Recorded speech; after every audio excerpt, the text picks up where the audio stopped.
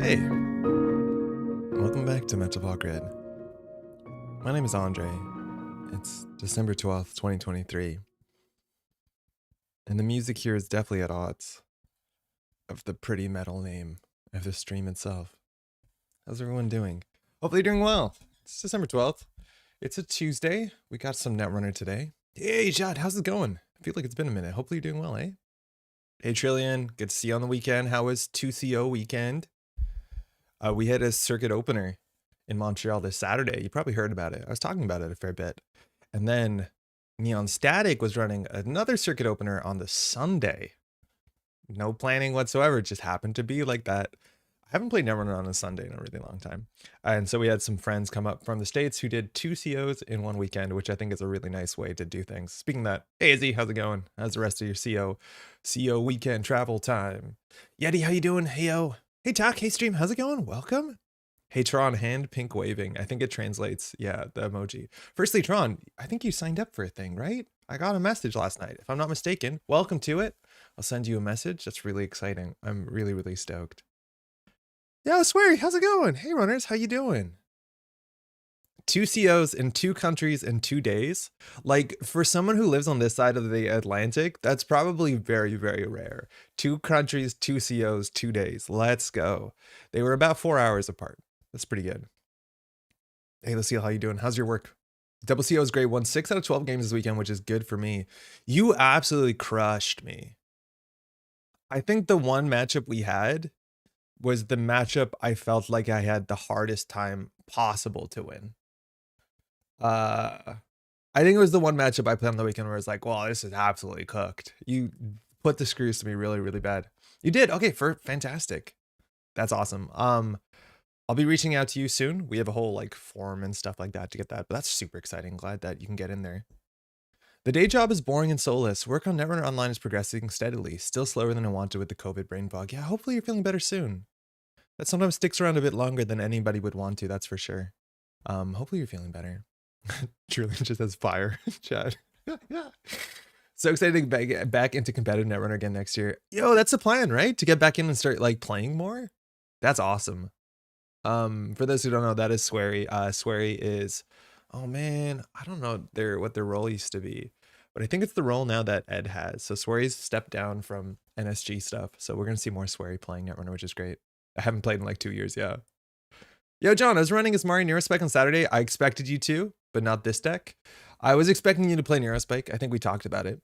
I had to play around it. VP of Engagement. Thank you. Yeah. That's a title now that the cook has, right? That Ed? Yeah, Ed's new role. Fantastic. Yeah. I don't think we've ever met in person, Sweary, but we met at Worlds this like, a couple months ago. It's really nice to meet you. Maybe I'll have the confidence to queue up on stream Thursdays now. Maybe not while I work. Come on. It's lunchtime, right? Speaking of it, John, also, we didn't play, but well done on the weekend as well. We had our SEO. We'll talk about it as much as you want to talk about it. We'll talk about it a bit more on Thursday because Pat should be joining us, and Pat won that CO. I played against Pat. He called me out on the deck list. I died on turn 2. I don't think that's a likely outcome. Wait a second. Is this? This room is just very blue because the windows are open. Likewise, surprised we hadn't met. Yeah, it's kind of the ocean. The ocean kind of does that, doesn't it? Well, we had a Neurospike list that was the deck list yesterday or last week. And I don't think we've really ever seen this where the 2 back-to-back deck lists of the week are like the same deck in terms of like they fundamentally set out to do the same thing. So we mentioned this one when we talked about the deck list last week. And last week, mind you, the combo in this deck is you play Re-Education and you give the runner no cards in hand. And then, or 2 cards in hand at minimum, and then you'd kill them with a Neurospike, which was what the deck was doing last week, right?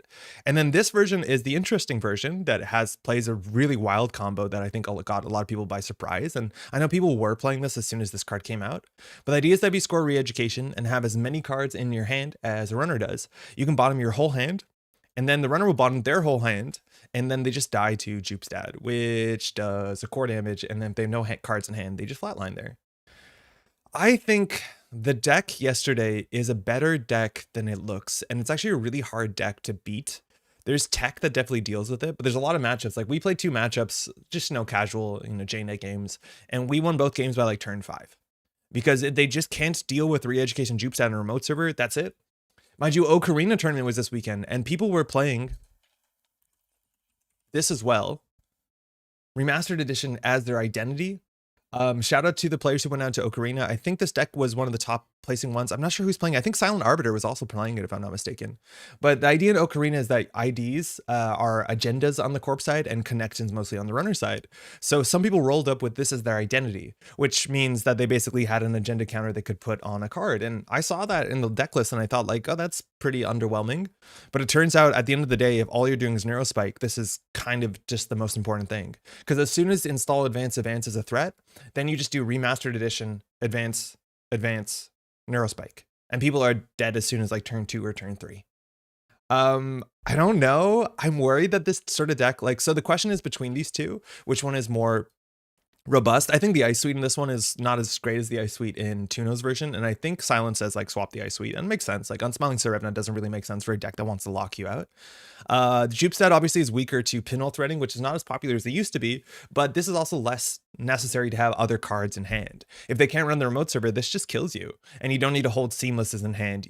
Seamlesses helps, but you don't need to hold Neurospikes in hand. So I'm not sure which one is more consistent. And then at the end of the day, nobody besides started to see it on the weekend. People are not running a Mad Dash, so like trying to win against this agenda suite is really, really difficult. When again, we did a whole video on this. I hope people have seen this video. I need to promote it a bit more. But to win against this agenda suite, it requires about 20 accesses, and even then, you need Bologna credits.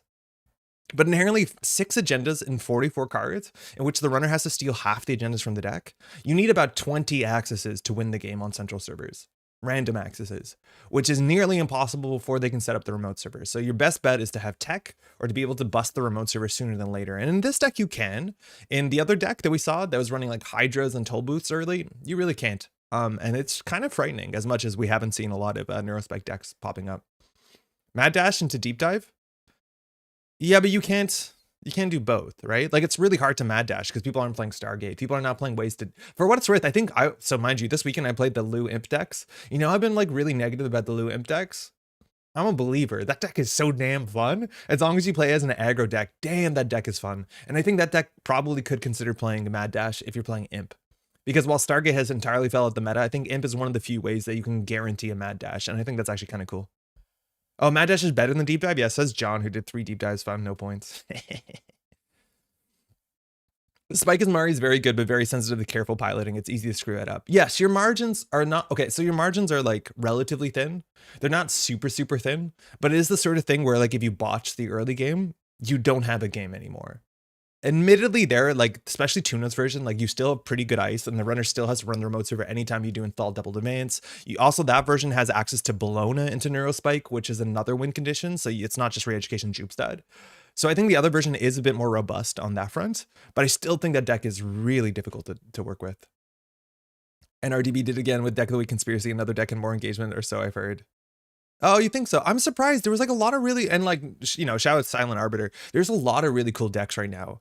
I think I need to give a huge shout out firstly to, I think QTM is doing the coolest thing. I wish I had more time to like make content specifically on this sort of stuff, but QTM has been going through and basically countdown to 2024, just about every day has been publishing a deck from QTM's, like, I would say slush fund. Like there's sort of like back files of interesting deck ideas that they haven't published that they were testing or trying or brought to events. So Izzy came in 5th at COS playing this Mercury deck, which is really wild. It's cool to finally get this posted. We've been kind of ribbing Izzy for not getting that out. Shout out to Izzy in chat.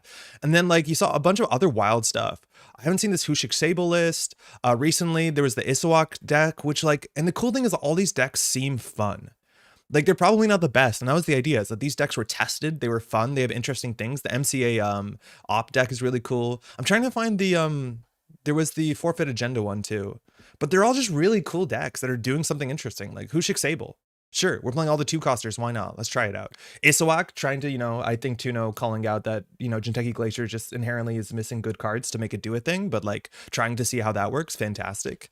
The MCA Austerity Policy combo deck is really cool. The idea that you can score out a Kimberlite field and then use Tucana to get any ice from your deck, so you're always guaranteed to get something killed at the right credit cost, is so cool. And Austerity is a nice way to do it, and it's a really good card, mind you, in Op. We played a whole bunch of Austerity kill combo decks with Op right when Op came out because it was busted with Drago. There's just like a flood of really cool decks coming out. I think the one also we didn't shout out was the whole Christmas stuff. Who posted that? It was like in the, I want to say Warwick CO, that people went and they all played this sort of themed kind of holiday sort of decks, and there was an ESA deck that has this like ridiculous long write up. I can't find it. Where did it go? Did I miss it? Let me catch up on chat. Silent Arbiter ran Device to Trust. Oh yeah, D, shout out for winning the event if I'm not mistaken. Okay, so but there was other people playing that one. I'm not too hot on the Device to Trust hype, but I get it. ESA, and then like what was it? It was the 88 miles per hour card. Flux. Hey Spark, I feel like the Hippo Mech and Marrow are the answers to so many kill decks, but no one plays them. Meta knowledge is so needed to tech as a runner. Yeah, it's just like they're really rough in a lot of other matches. Like playing Marrow as your console, I don't know. And at the end of the day, it's totally worth noting that all of these decks can still kill you even if you have hand size. It's just slightly harder. So the idea for that, then they just do predictive planogram, click 1, and then they have 9 cards in hand and you still die. Like people are killing runners that have like double Stone Chip Chart Room as Asmari. Like you can do it. It just makes it slightly harder. But at the end of the day, if you inherently can't trash the combo pieces from hand, or you can't contest the remote server, it almost doesn't matter how much hand size you have. It just makes it slightly trickier. And then the corp has to play smarter. Because like the play is there, open with 6 cards in hand, planogram, you're up on 9 cards in hand, and then you just score out, right? Then you do seamless whatever. And then they still die even if they have 8 cards in hand. It's really, really tricky. I don't think hand size solves it. It buys you time, but it doesn't win you the matchup. This is one of the decks that led to me being on Mad Dash this weekend. Yeah, I think that makes sense. I just tried to skip ahead to gameplay. To you still watching VODs? No, Yeti! Yeah. I think the version can win games easier, but it's way more fragile. It's way easier to pilot. We'll just fall apart. Yeah, maybe. Neurospec is harder to pilot, but you can still scrape out some games. I think so. QTM Countdown to 2024 has been amazing. It's been really, really good. If you search Countdown to 24, the decklist names, you should find them all. Oh, that's a really smart idea. I think it's absolutely so charming. So decklist name. The Metropole Grid will be shutting down for the holidays. We'll be gone for about 2 weeks at this weekend. Now that means that we have another stream on Thursday. And then I don't know whether I have time to put another video together before I have to go on holidays because we're leaving sooner than later. So I'll let you know sooner, probably by Thursday at a minimum, but there's a chance that we'll do a really, really long stream on Friday and we'll stream through like most of the day, like from the morning until the, ooh, just hit something, until the late afternoon. There's a chance we'll do that. I'm not sure. Maybe my time will be better spent like getting a video recorded and edited together to get something on the channel for next week. Mind you, we just put out our tier list review, which I think turned out really well with Jeff. It's just on the channel, came out on Monday, but I'm not sure. But I'll let you know on Thursday. If you want to subscribe and hit the notify button, you'll figure out when we go live because you get the notification. But we are going to probably be doing something else this week in lieu because we'll be gone for about 2 weeks. So we'll find out. Warwick. C-Rose posted the S at Zoe, hope to do the R+. Oh, super cool. Yeah, so these are cool. These are really, really cool.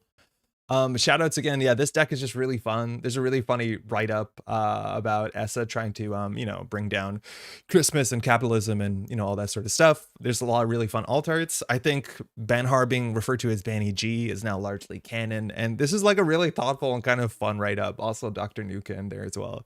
But this is really great, and like apparently the CO here, there's a lot of these, you know, themed cards, and people are out there doing cool stuff. It's a really cool write-up. I thought this would be Decklist of the Week. That's all right. Go check it out. Links to this, I'll hopefully put all these in the description. All right. Here we go. So, today, hey Eric, how's it going? How's the stream yesterday? I got to watch the first game on the VOD. Monday nights are hard. Hopefully y'all had fun. So, first thing I want to do today. Oh, actually, can I ask y'all a question? If I go to my decks, I used to have a problem where I was locked on deck slots. I had about like 600 deck slots, and now suddenly I have 1,700. I didn't do anything. Did this happen to everyone, or did this happen to me? What happened? Because I used to have a problem that I was deleting deck lists, and now I don't have that issue. I don't know if this is like content creator privilege or not, but like something happened. I published something that just number went up an immense amount. I don't know why. Hey friendo. Hey Jai, how's it going? NRDB update triple slots. Oh, cool. So it was an update. It was globally tripled. Okay. So whatever my number of deck slots was went up 3x. Okay. You have 804, which is a lot more than I used to have. Okay, that makes sense. So you probably used to have about 300. 250. Let's say that math. How's it going, Pete? I still have 600 slots. Did you used to have 200 slots? So much fun. Runner deck stole the show. We played the ESA deck you were just showing. Oh, super cool. Really, really cool. I asked for you to have my slots as Christmas gift. D, that's what I thought it was. And I was kind of like beating around the bush. Thank you so much. I'll get you next year. We'll trade the slots back and forth. So this is an archetype that I played at the beginning of, I think when Op came out just about, or actually no, sorry, when, yeah, I guess Parhelion came out. I'm not actually really sure what came out in Midnight Sun or Parhelion, unfortunately. But this is sort of archetype that I wanted to bring on the weekend. Unfortunately didn't, because I forgot that Maddie was playing. My partner, she was playing the Lady Killer deck, so she had my copies of CityWorks Project. We don't have a printer. I didn't want a proxy. I played something else. But this is the sort of deck archetype that technically got a small bit of support in the set, as much as I'm not playing any of the new cards. But I think it's a deck archetype that I've tried before on the channel to some pretty okay success, but I've seen nobody else play and I've seen nobody else iterate it. And I think this is the sort of like weird damage-based op decks, and we've seen a whole bunch of different damage-based op decks, and this is the strange damage-based op decks that are trying to do burst damage all at once. It's not an acid deck. It cares about things in a remote server. Again, we did a whole deck dive on this, so you might have seen this combo before, but the main idea is that if we ever fast advance out an Azief protocol, we have to trash an installed card. So as long as we trash a 4-cost card, of which we have many, mind you, back in the day when we put this deck list, we had Mouseless as well, which made a lot of sense for the deck. We can pull out a Vera, and then Vera will fire, because Vera sees the Azief being scored. Which means technically every time we score out an Azief, as long as we have a 4-cost Resin on the table, the Azief does 3 damage. And not only 3 damage, but damage that inherently plays around... Actually, no, Vera doesn't play around Steelskin, right? No, it doesn't. Regardless. Sort of does if they only have 2 cards in hand, because then you flatline them. So that's a really cool thing, is that their fast advance Aziefs do 3 damage is kind of pretty wild.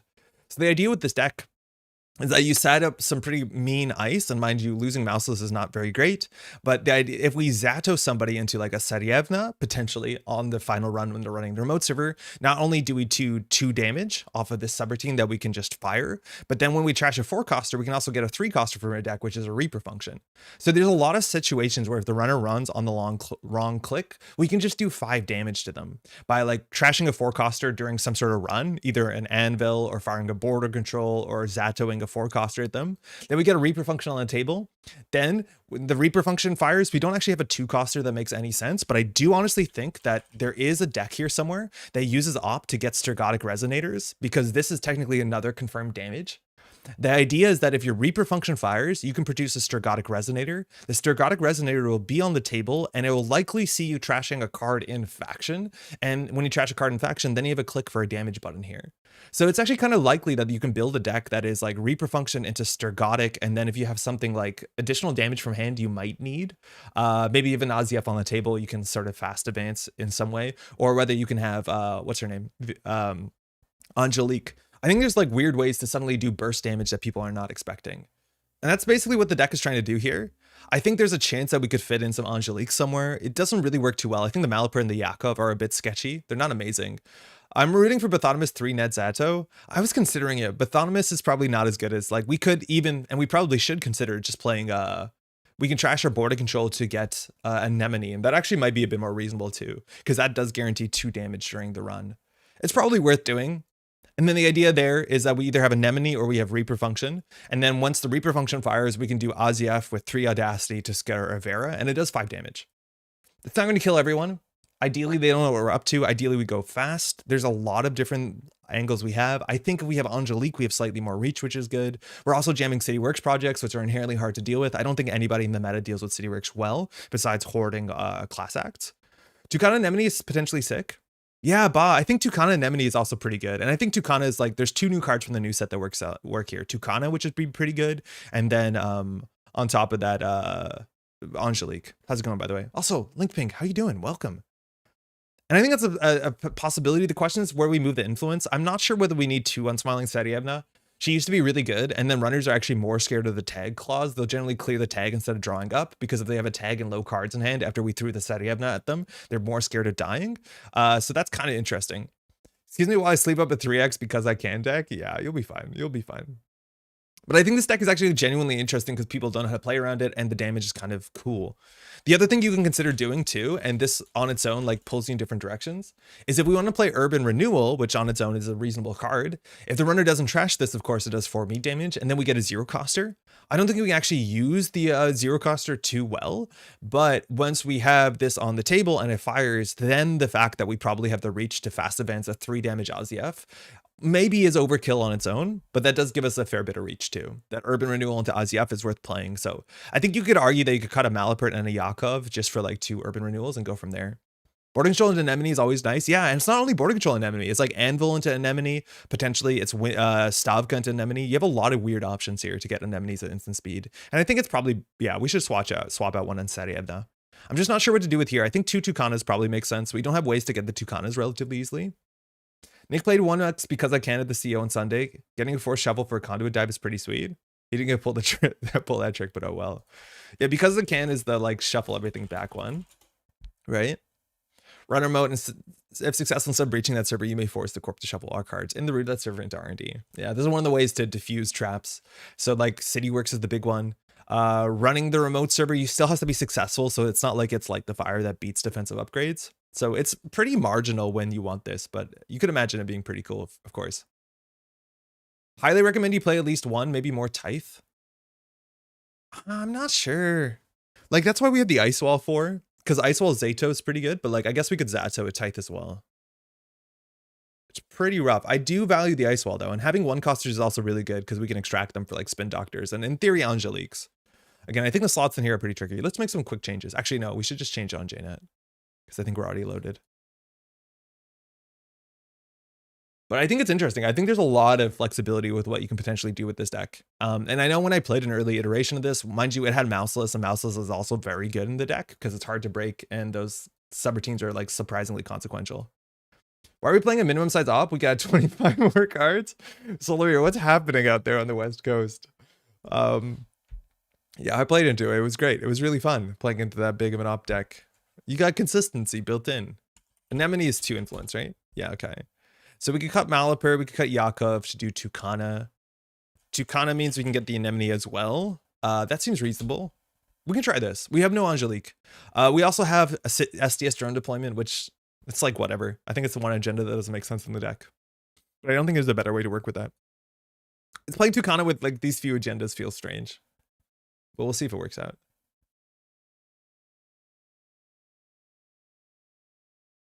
I mean, somebody's winning COs with Giant Op, so something's working right on that front. I think the Giant Op deck is unfortunately better than it looks. The whole like upgrade mad deck. Let's please just quietly ignore the existence of 70+ Op deck. I genuinely think it's probably a bit better than it looks.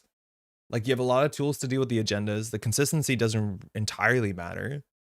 Like we have so many ways to get the cards that we need at instant speed, like Gaslight. Let's try this. 74 card up, get on my level.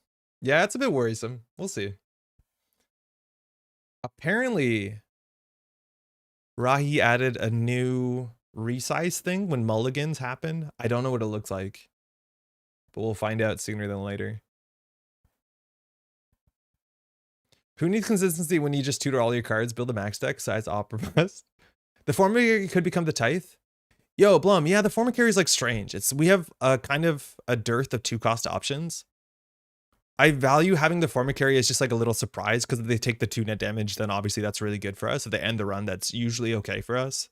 It's not the most exciting op card because obviously if you pull it resed, it's kind of trash. I could see that change for sure. I think Formicary is not a brilliant card in this deck. We have no like Formicary tricks. Besides, it's just kind of being annoying. And then the runner sometimes like, I'm committed to this run. I should take the 2 damage. Well, prove me wrong. Yeah, we'll see. I don't think I will, but new feature showcase. Yeah, I have no idea what it does.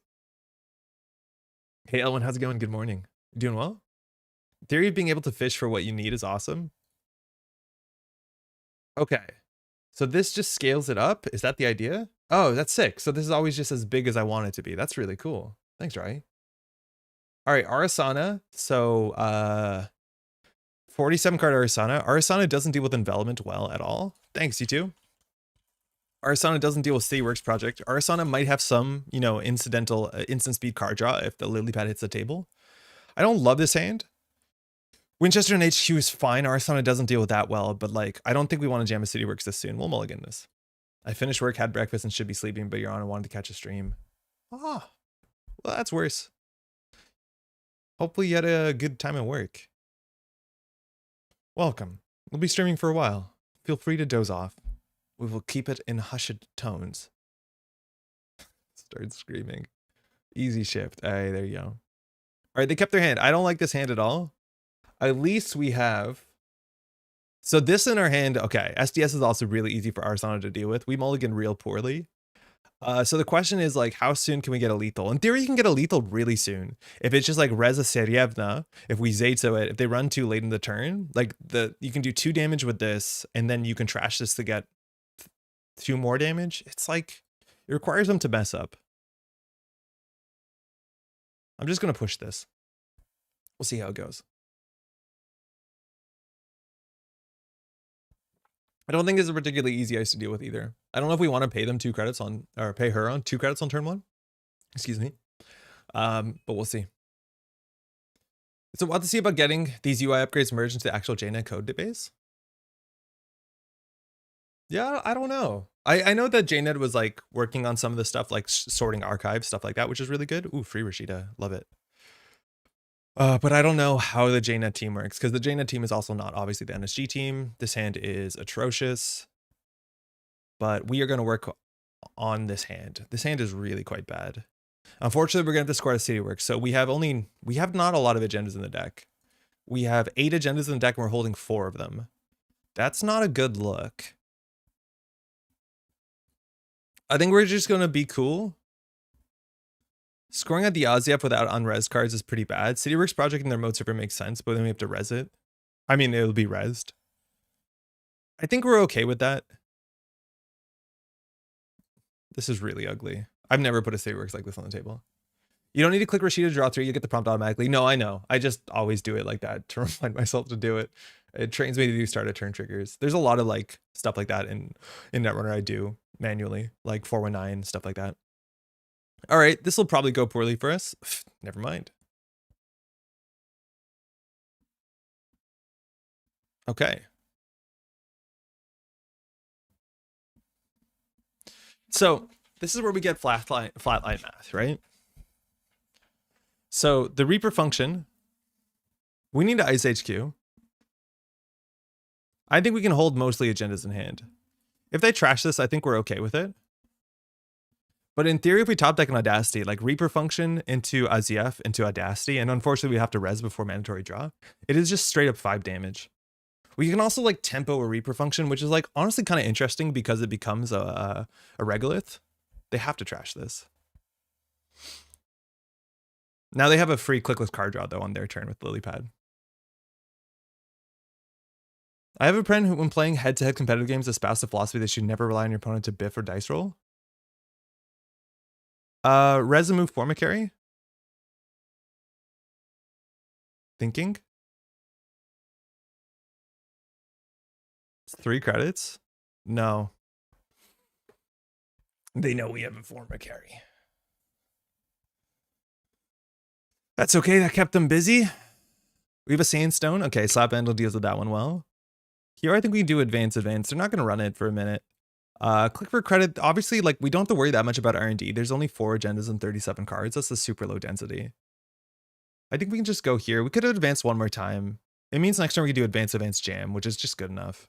But over advancing this is probably for the best. Now they have to run R&D every turn. Yeah, that's really good for them. They only have 1 card in hand though, right? Res and move Formicary? No, you're doing good here, little friend. Ah, they got above the law. Okay, there's only 3 agendas and 36 cards. They have 3 cards in hand. If they have an agenda or a program on the top of the deck, they could draw. We have Stavka. We're on 8 credits. We res development for 5. They can't break it. We'll push the Aziev. We need to res something. We can always res the Zayto, but ideally Aziev trashes a 4-coster. I think if they let us res the development, we'll Aziev it. My comment's response to you saying if op played wrong, you'd get your kill.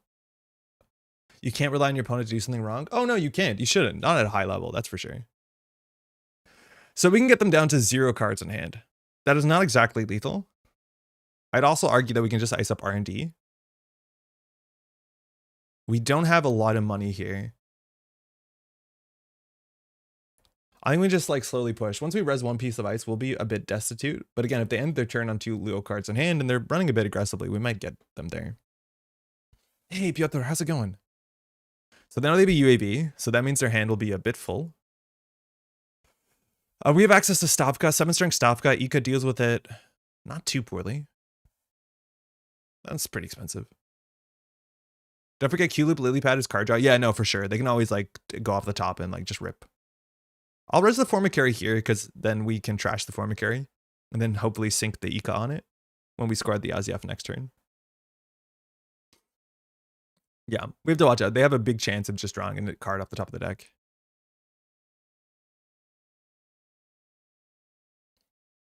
Yeah, all good. Is this Rig Shooty Zata Ob or throw at ETRs? It's what did they hit? They hit the stop guy. It is Kill Ob. So they have 5 cards in hand. There's 2 agendas and 33 cards. The problem with agenda flood too is right. Like if you draw agendas, you're not drawing into your economy or cool things. So they're like, this is not looking good.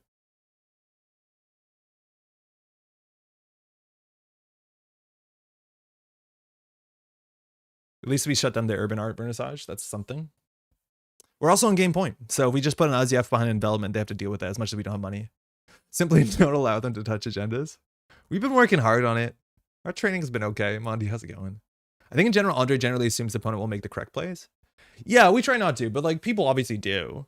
Like people, you win, like, you know, there's a lot of games on our channel for better or for worse where the opponent like makes a mistake or they don't have the deck list because, you know, and then they don't do the right thing. We don't have to res here. We need our money and like there's only 2 agendas and 32 cards. Wait, 1, 2, 3, 4, 5, 6. Yeah, there's 2 agendas and 32 cards. Like this is super wild. Wouldn't you like to have a little Tithe right now? I don't think so. I think the Ice Wall is better. I think the Ice Wall generally is better than a Tithe. Here, maybe. I'm not sure. I don't think it's obvious. We really need an Extract here or a Regolith off the top. They saw the top card though. If it's a Regolith, they probably would have drawn it. They're not firing Prognostic a lot either. Oh, this is cool. The Formicary was a Tithe, he would have Azef and just Spin Doctor and fixed our hand. Yeah. But okay, so we can't raise this. The question, we raise the Sadievna. If we do, we're on 0 credits. We try not to be on 0 credits as much as possible. Just top deck Audacity. You're right, top deck Audacity wins. And we have 3 in the deck, right? Like top deck Audacity is actually very, very likely to be a winning line here. They could always like clot off the top rope. But we'll see.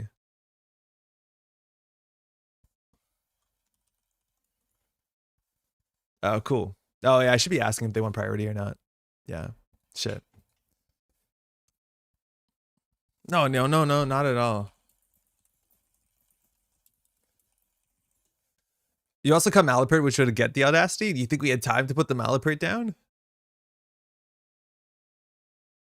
I don't know if they can deal in development. The problem is I don't know if we can deal with having money.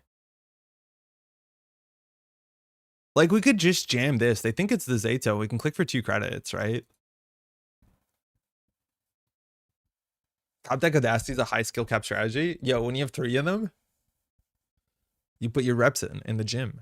You're now like really good at it. So they think it's the Zato, right? Like they saw the Zato and we put the Aziaf in.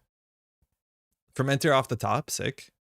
Lilypad draw. I miss Prognostic Arson. It seems really fun. I know it's really fun. Unfortunately, we res the envelopment. The only way we win is top deck Audacity. They're not gonna run this because they think it's the Zato. Fuck.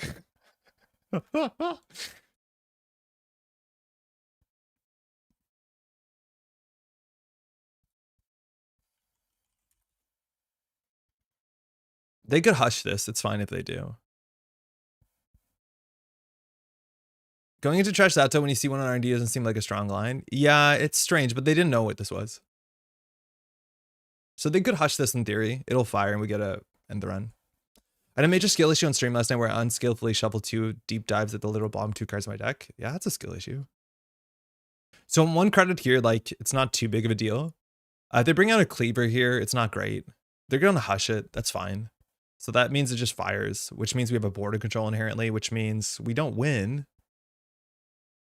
But now they have Simulchip, SMC, Clot.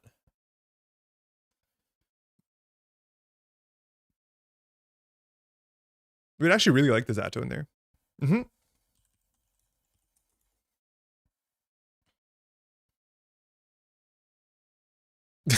Oh, sorry. Come on back.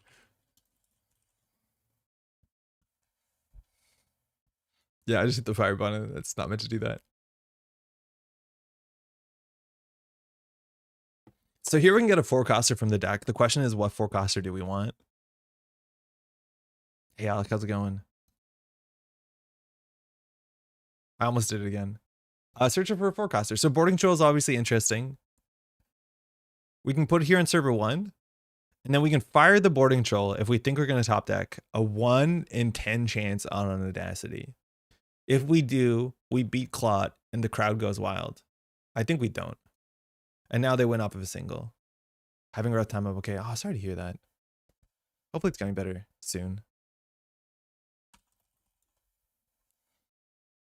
Yeah, if we put the Zato in there, we'd be pretty happy. Because border control Zato server is actually genuinely kind of difficult for our opponent to deal with. Slot Vandal Sandstone, pretty good. Won it. Okay, good. Okay. Good. So here we need them to pop their Simulchip. So I think we can do credit. Unfortunately, extract the ice wall. I think we extract the ice wall for please no Audacity. Well, you don't have Claude, don't you? So we'll do Spin Doctor in server 1. This will let us fix our hand. We have Audacity. Okay, we'll keep the 1 agenda we care about. We'll get rid of the Tucana because it's the low value trash cost. It's easy for them to trash in essentials.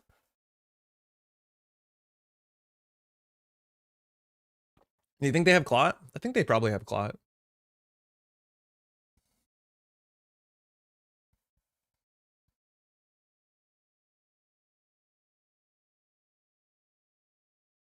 Angle shooting, no Clot. I know, I'm not sure. I think they might have Clot.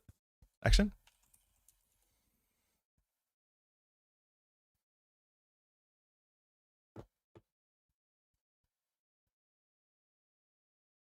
Oh, well, where's the Sandstone here? We don't actually need more than 6 credits. Slot Bendel on this is fine. They make a lot of money off of it they draw. In theory, they could like run R&D, shuffle, Spin Doctor, run back, but there's so few agendas in the deck, it actually, like, it doesn't help us that much. There's only, what, 1 agenda? 1, 2, 3, 4, 5, 6. There's 2 agendas in 26. Fuck. Shit. Okay. It's not good. And now we possibly should Spin Doctor.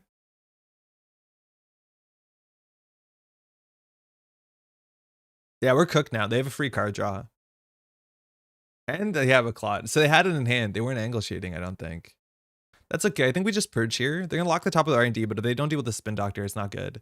If we purge here, we have Noma Virus in the deck. So it's like, it's genuinely hard to win. I think that we'd be better off actually just jamming a CityWorks project. The thing with CityWorks project is like, they can get a lot of cards in their hand. The question is whether they can deal with Sarievna sooner than later. So I could argue we could purge here. In terms of Simulchips, we've seen, this is the second one. So what are our other options? If we purge, it slows down the fermenter, but we don't really need money. But like, she doesn't need money. Stavka is kind of reasonable as well. We could put Stavka on R&D. We can trash this ice here. I don't think it's going to be relevant. I think that's also fine. Setting up a Zato is also pretty good. You're out of 3-2s, so this Audacity is now a seamless. Oh yeah, you're right. We're totally out of 3-2s. We have to win on a 5-3. Yeah. So we actually have to have a remote server. That's a bummer.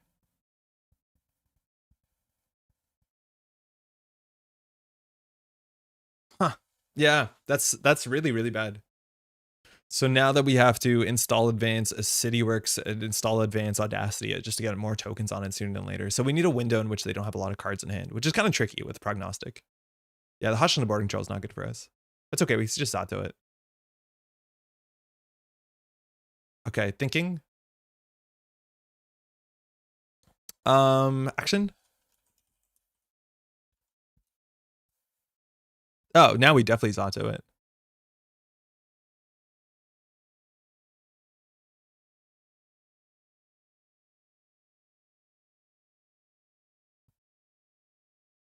Install a 3-coster for my deck. Yeah, what do we got? You can't Zato it, I don't think. Why not? Oh, you're right. The ice gets it. Yeah.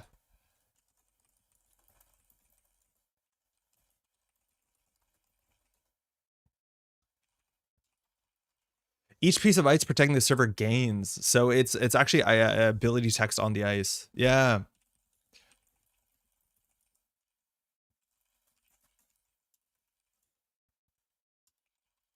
That's rough.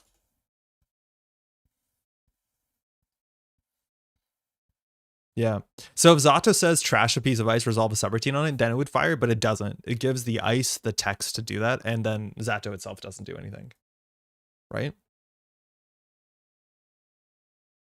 I should beat Zato so it adds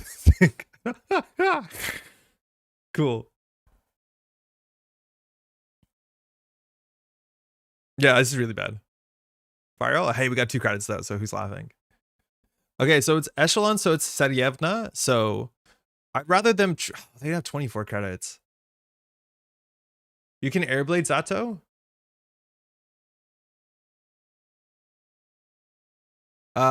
When the runner encounters this, I assume so, yeah. Because it's a one encounters text, right? Okay, it's so Jover. It's bad. It's really, really bad.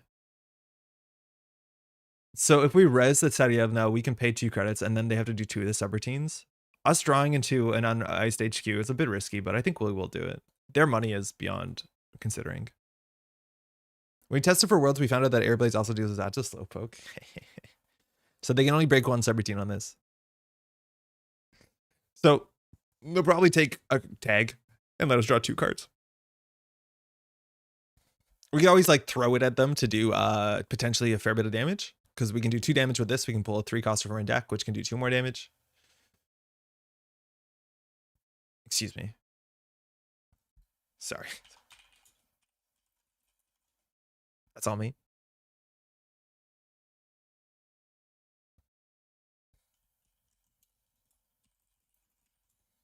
Found out last night that Airblade's a sweet Starlit Night tech. It's really good into Starlit Night. I think if you're playing Tag Me, it's like one of the best ways to deal with Starlit Night. For sure. So they broke the net damage. Cool. Makes sense. They saw that we're trying to hurt them. So they took, draw 2 cards. Yeah, open HQ. There's no, drawing that's a bit, whatever. Oh, hold on. Whoa, whoa, whoa, sorry. So we'll put back the agenda. That seems important. And then what else goes back in? We have one more Reaper function in the deck. Another Zato's kind of important. I don't think they can deal with it that well. They can't juggle Hush forever. I think we'll do another Zato. Have we gone over what the words on your hoodie mean? Oh yeah, it means Dead by Daylight. It's from the game Dead by Daylight. It's meant to be a spooky enough stream here, but no, our household. My partner works on Dead by Daylight, so we have a whole bunch of these. I just swap out Fueno for Airblades in my Thunder Art Gallery deck. It's cool. So now they're running HQ makes sense. They're going to clear the tag. Nice. So ideally we extract this nonsense. Winchester on HQ is going to be good. It's hard for them to break it. We don't have a huge reason to drag them into HQ. Envelopment on the remote server is still hard for them. If we purge here, the problem is, again, we're out of 3/2. So like the purge itself doesn't do anything. I think we just actually manually trash our own border control, as perverse as that is, because it denies them the Hush and the Slap Vandal and the Urban Art Vernissage. You hate to see it, but also like you're gone now. This could like attract attention onto HQ, which I'm generally okay with. But we didn't build the board. Fire border control trash the Hush? We can't because it's hushed. You should have a scoreboard for you to tell each time you answer the Dead by Daylight question. We don't answer that much, and I'm not like, if you ask the question you think someone asked it before, it's totally fine.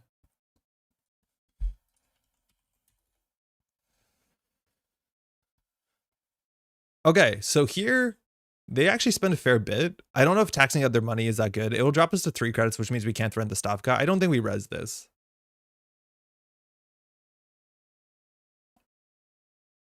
They don't have a turbine yet. We're okay with it. I don't think much of our ice is weak to turbine besides the envelopment, which is only as weak as, I guess, Cleaver hitting the table. Eventually they run out of cards. That's when we get them.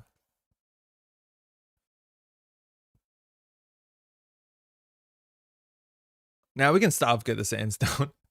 All right, so we Stavka the Sandstone. We don't have run in the deck. It'll just be 7 strength, which costs them 3, 6, 7, 8. That's half their money. In terms of their finances, they've played 2 end testing, all the dirty laundries, 2 sure gambles. No action here either, yeah.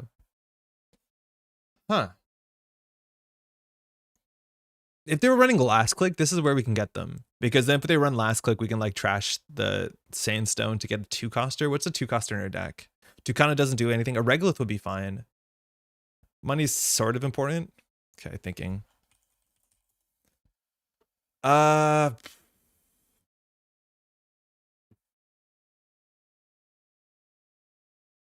Starlin's ability makes her unbreakable for the run. Could be silly with ganked.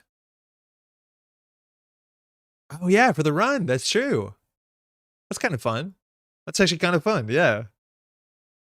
I don't think we res this. There's 3 agendas in 24. We'll take the 1 and 8. Definitely not ragging anyone for not having heard. I've heard your answer at least 5 or 6 times though. Every time I wear the hoodie, but that's good. It's advertising for the game. Cubon, okay. We're so cooked. Half of them would just trade for the Simon chip here anyways, not very good. No, it's not amazing, but it would force them to spend more resources, which I'm okay with. It's not going to win on the spot, right? Like Simon chip is one of the best answers, but it's good.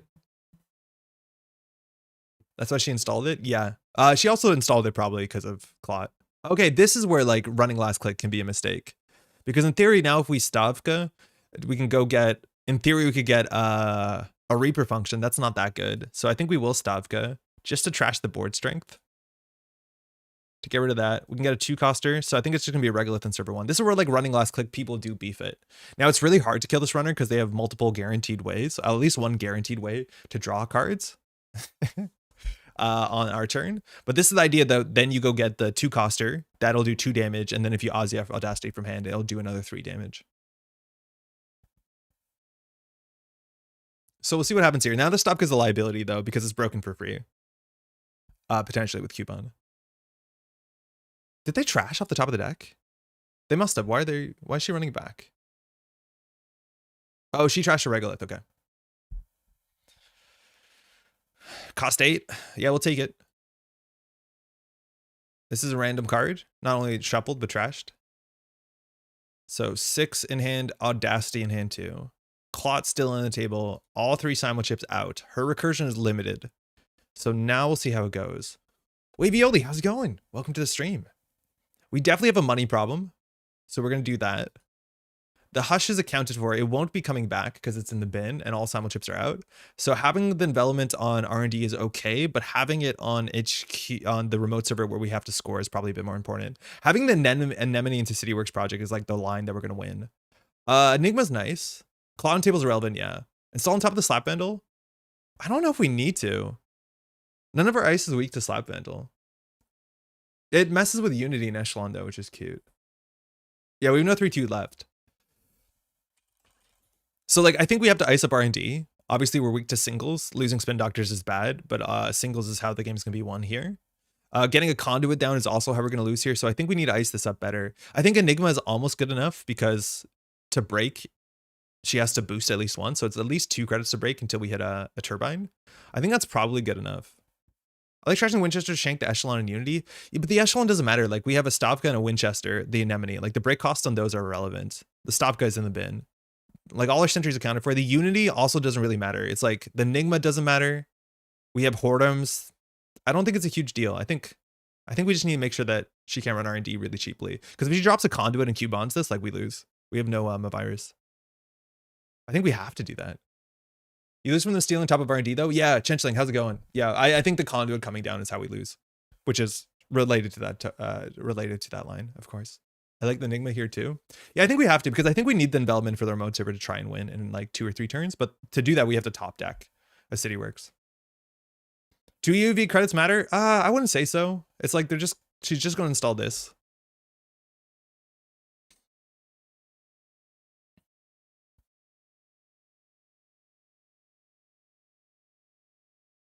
Like, this is okay. Kago Slab also. What's up? Right, she pays 3 for that. Like, that's expensive. Enigma's really good into Unity until a turbine comes down. And then stop gets 2 more credits, right? So there's no more Q bonds. This is, oh, now there'll be a Q bond. Yeah. So now trashing the Stavka is more important because this is a free break and we don't want the Q bond to go back to hand. Oh, wait. Oh, conduit for the top deck. Ah! Oh, we were cooked anyways. Good game. I just said conduit. Yeah, I think we lose to the conduit. Like, imagine we don't have an ice there. She just goes conduit. Well, you can't win from there. I was worried about that. Yo, I couldn't do anything. We could not do anything in that game. We drew just about every agenda. Thanks to the game. I always run last click to play around Enigma. Yeah, I know. And that's why I like Enigma in the deck, because it encourages you to do that, which is like obviously so good with border control and all our other nonsense. Yeah, we drew really poorly. That's not an easy matchup. We'll throw it back for sure. I don't think the deck is cooked. Oh, I hit the wrong button. There's the right button. There's a better button even. Let's give this another shot. Hey, it's Iron Fox. Oh no, Iron Fox is gonna absolutely imp through us. Oh, that's gonna be bad. Oh, it's Sable. Fantastic. Sort of.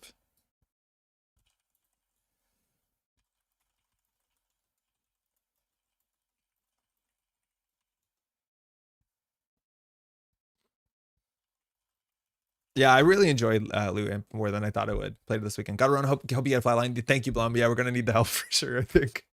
Sable's not the hardest to flatline. Class acts are hard. A lot of people are running 3, but that's the best we got. So we have 2 ice in our hand. Again, we have 8 ice in our deck. Drawing 2 in our hand is not great. We need to keep Sable out of Central. Anvil's really hard for criminals to deal with just on Central servers, but I want to mulligan this hand because this is not great.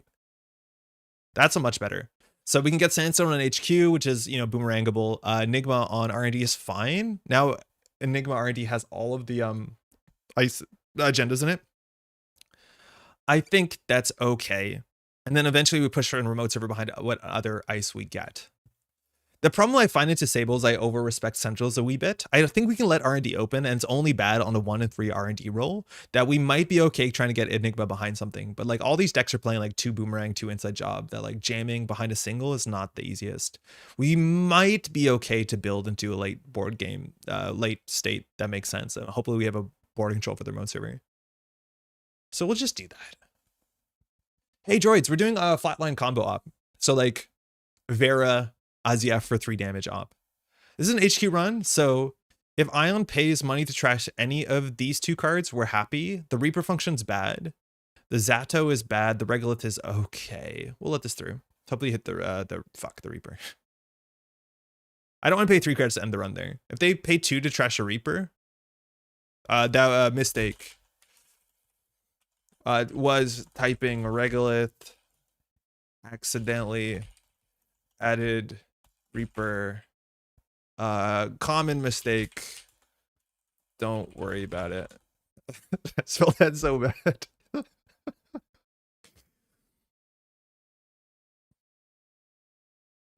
That I can. Yeah, so now the cat's out of the bag. The idea is that they run last click, board control gets Reaper, and then we can Aziaf from hand, and that does 5 damage. That's the idea. So they're going to be a bit more cautious because they saw this. Obviously, cat's out of the bag. Even if we have a 4-coster res, again, Aziaf into Audacity does 3 damage, which is kind of sick. I think here we can put out a Regolith and just empty it. And if they trash it, they trash it. If they don't, they don't. So on that turn, we started on 6. We ended on 10. It's not amazing, but we forced them to do something, and we don't really have ice to protect this.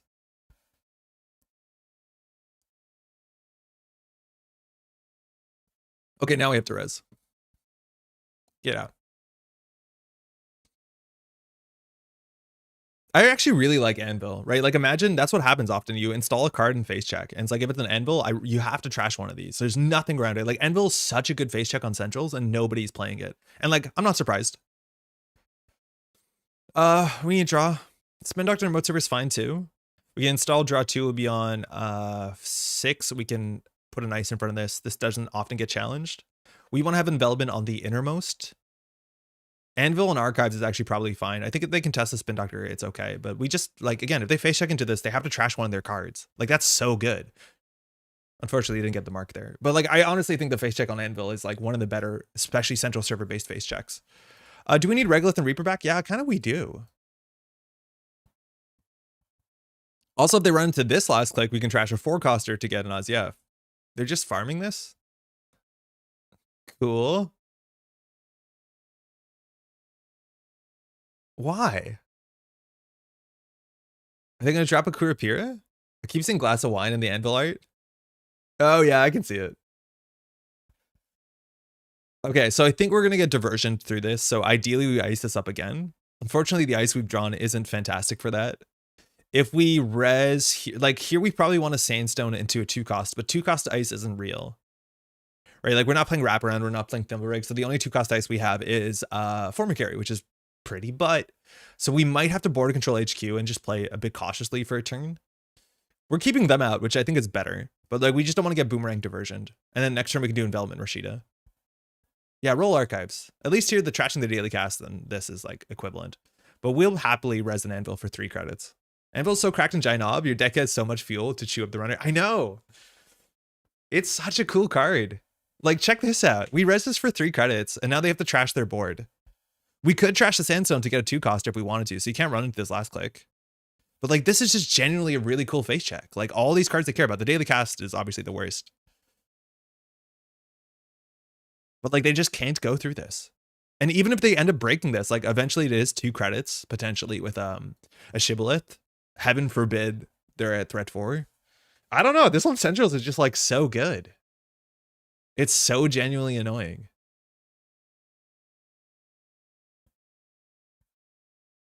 And yeah, you don't want it on a remote server. Earthrise, look, we're keeping them down. This is important. Okay, obviously they're keeping us down. So we might have to do a really bad extract here. So like we can do install envelopment, install ice wall extract. That's pretty bad. I think we just do ice wall Rashida. If we get this res, we can always just extract it for your Spin Doctor. But if they inside job this, whatever, it's fine. They're being careful. Cards in hand matter. Archives of the mark. Hey, Vadim. Hello. Cheers to you from St. Petersburg community. First time catch your stream. Welcome. Hopefully you're doing well. Yeah, it's a nice wall. We're lucky we're not paying a lot for this. Terrible idea. Big Ag Infusion with Anvil and force a run to hit Anvil until the entire rig is dead. Why do people not play? Yeah, no worries. Mavirus into ping. Right, the idea is that the runner runs last click, you just res a Mavirus and you ping the runner, and then you just, you know, ruin their board state. This is unfortunate because you need money to trash whatever's in this remote server. Here they're getting money, but they can't trash the Rashida. Like, you want at least 1 credit here. This can't be correct. Because you're not expecting there to be an agenda behind a single ice, you're expecting it to be at a minimum a Rashida. Which, you need 1 credit here. We're doing just dandy. Jad is the local hero for his world trips and playing Crown servers with you. Jad says the St. Petersburg's meta is like pretty cool. So I'm glad that y'all have a really good scene out there. That's fantastic. Yeah, it was really nice to meet Jad. Dang. Yeah, I think if they just click for a credit there, like that's what you expect it to be. Accessing with 0 credits just obviously turns off all the possibilities. Run here. Enigma res is not fantastic. It's nice that it's again a 3-cost res or 2-cost slot is kind of butt. But we have to res it because all the agendas are there. Ping is only 2 influence. Yeah, right? And like you're playing Mavirus anyways. Run armed acid protection to find the anvil. You mean secure and protect, right?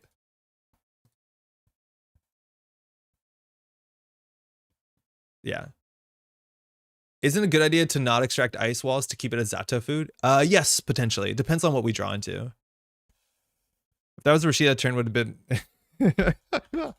trying to keep it with the rest of the world, but yeah, we're pretty competitively. Yeah, no, that's really cool. So here, we want to get another Rashida on the table. We have 3 Audacities. Those are useless. You can only play 1. But we got Audacity above the law with this hand. It's not the worst idea. Getting rid of the Earthrise Hotel to stop 4 card draw is pretty reasonable. I think we'd rather wait until they put down like a twinning. But with the Swift, I think they're actually more likely to be a deep dive deck, which is good that we have at least a border control and a central. Arguably here, if we hit the second Rashida, we might flood up pretty ugly. So I think we can consider this and just say like, good luck. But we just don't have enough money here because we haven't extracted and we are scared to play hedge fund. This is where I feel like I play too slow against criminals. Obviously, like it seems like they're struggling, like they're really going out of their way to try and find a play. That Kurapira is not amazing. I think we have to res this. That's fine. Now they can run HQ. That might have been an overextension.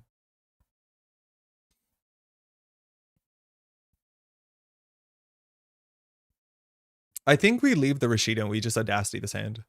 Oh, we don't have a credit, excuse me. But yeah, notice just cooked 3 credits. Our credit is totally done. It's so cool. Here they can run HQ. Like we're 34 cards, so we have 15 cards in. You assume that there's at least 2 agendas in hand. Extracting the Ice Wall is probably looking good idea. Yeah, now we'll extract the Ice Wall. I can get us a Spin Doctor, which is really good. So it means that we can repair the Rashida. Yeah, this is a good run. Going down to 0 here is not fantastic. They have to respect Stavka, mind you, and we only have 1 in the deck. We probably should have more than 1. I was going to ask you, how'd you get the name of the cards to show like that? Yo, Warlock, this is a plugin that Rahi made for Firefox. It's called Cyber Feeder, and it gives you a lot of control to, again, control what JNet looks like. So I'll show you up here. It's only for Firefox, but it's sick. It's called Cyber Feeder, and it just gives you abilities to like change what things look like. So the numbers being bigger, the text over it, the res animation. There's a lot of really good stuff it does. I'm a huge fan of it. Is there a Regolith? There is a Regolith, but I don't know what 3-coster we want to trash. Okay. So they're down to 2 credits, which is good. We have a Regolith, which is good. We can get rid of this Ice Wall. It's also awesome. Thank you. Yeah, it's sick. It's really, really good. It makes watching so much better. I wish everybody who did JNet streaming does this. I think like the fact that you can tell what this ice is, obviously if you're getting stream sniped, that's not great, but it's just a huge, huge benefit for everyone. Mandatory. Okay. So we could, in theory, throw out this whole hand. We shouldn't do that. People should use Firefox either way. I don't know enough to why that's like a smart thing to do. I just have been using Firefox, and since my more tech-savvy brother taught me to use Firefox many, many moons ago. All right, so we have to get rid of 4 cards. We're going to discard Audacity. So ideally, we play 3 cards. So we can get rid of the Ice Wall for a 0-coster. This is where like getting rid of the Ice Wall to get Angelique in the server kind of makes sense. I think we need a 6-credit play here. I think this Sandstone is also probably not amazing, but then we're weak to border control. No, it's not that bad. We just don't want to let them farm this. So maybe Zato is really good into criminals, but not because we have program destruction, because we've end the runs.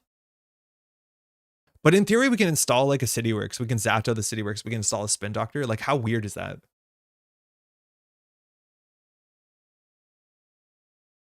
I think that's weird. HQ is a server they can run. I think they have to be. Yeah, let's do it. Server 3. I've never extracted an agenda. Legal play. Spin Doctor. End turn. Get rid of Audacity. You don't need more of those. Bye, agenda.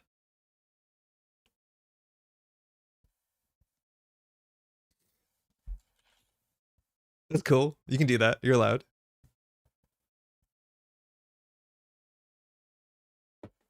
Come find out what has my anvil. What's behind my anvil? A nice tall glass of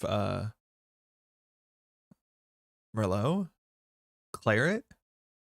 It's basically using dredge work with additional steps. Yeah. It's a really bad dredge work. I remember people using to intentionally overwrite their agendas. Yes. Yeah, a lot of times you do that. Install an agenda on top of it, install a Spin Doctor on top of it. That's also like a totally fine play. There's no way you think you can punitive when class act exists. What class act? I don't see it. Class act. Firefox is a competition to Chromium-based browsers, and competition is good for us users. I agree with that. Yeah, it looks like we're trying to punitive, that's for sure. Like, Ion clearly saw damage. Unfortunately, we leaked the information. No credits here. Border control's gonna fire. That's sick. Get out. Res for 2, nice. Now they know that they can run HQ as much as you don't want to do a last click because then we can get a Reaper function. This is where like things can be really lethal. If you run into the border control last click, we go get a Reaper function in their remote server, and then we Audacity as yeah, if we trash a forecaster, we get a Vera. We actually might want to consider fast advancing this hand just so we can get Vera on the table anyways to take out like a diversion or a breaker from hand. Like Vera can be just game winning on the basis that runners have breakers in hand. Does this deck play a virus? No, it doesn't. Its influence is tied up into like hurting the runner. Like it actually might have been right to border control there to pop to get the virus. I mean to get the anemone. Oh, class act in hand. You know what? I think now we go and we hunt breakers. Like I've not done this before, but for real, we have to trash a forecaster though. It might honestly be correct to score the Azyaf, trashing this border control, to go get a Vera, and then use the Vera to search through 8 cards and damage the one breaker. Because I think if we trash the singleton breaker, we probably win the game. If we trash a decoder, they can't get through this. Boomerang, mind you, does it. Inside Job does it. But like trashing the one of breakers seems really important. You think we go for it? It's like such a wild line. I'm going to go for it. This is like the play that we make for content. I don't think it's the good play, but I think it's the fun play. So do new remote, advance, Audacity. We'll score this. We have to trash a card. We'll trash this. We'll search a 3-coster. We'll get Vera. We'll put her in a new remote server. Vera fires, so we can use her to search their hand for a card. So backstitching, boomerang, daily cast, deep dive, dirty laundry, inside job, mutual favor, pinhole threading. So no actual breakers, but getting rid of the deep dive seems important, especially after we got rid of our border control. That will do 2 damage, so they lost backstitching and daily casts. Okay, whatever. So they don't have the breaker. They have a mutual favor, though. But that's how you score out these to do 3 damage. Unfortunately, we lost the border control. We probably could have got rid of the... Yeah, we should have got rid of the anvil, let's be honest. At least they rolled archives. The scroll fix features working production? I don't think I realized that there was a fix there. That's really cool. Shibboleth is down? That's okay. What can you do? Break anvil? So hold on. We can make this unbreakable. So we'll res this because we want to get information first. And then we will continue to counter ice. We will trash another card. We'll get rid of this envelopment that's not doing anything. We'll get a forecaster. We'll get a border control. We'll put it on HQ. And now this fires. So they trash one of the installed cards. Is it better to do the Azyaf damage first and then Vera? In that situation, talk 100% yes. 100% you're right. We should have done it in the other order. Yeah, that's a really good call. Because if we're trying to like kill them, we want to like play around it where we want to dodge the steel skins. But you're right. We should have done the damage first and then pick the best option of what's left. Yeah. So now they have to be worried about punitive, right? We also could have put the border control on archives. Like that's a cool thing about Anvil is they can get the border control there and we can end the run, which like would have stopped the dirty laundry. That actually might have been correct. We've used op, so we have to spin doctor. We can feed them a City Works project and then they could die to punitive. I guess we'll just get the agendas back.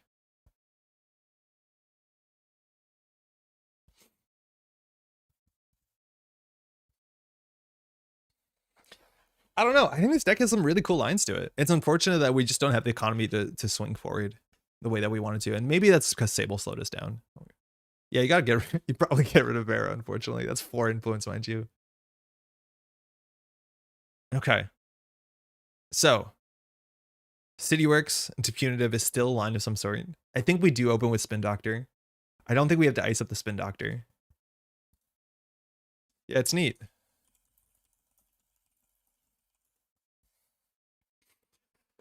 Okay. Vera has a bad res to trash ratio. No, she's even. Could be worse.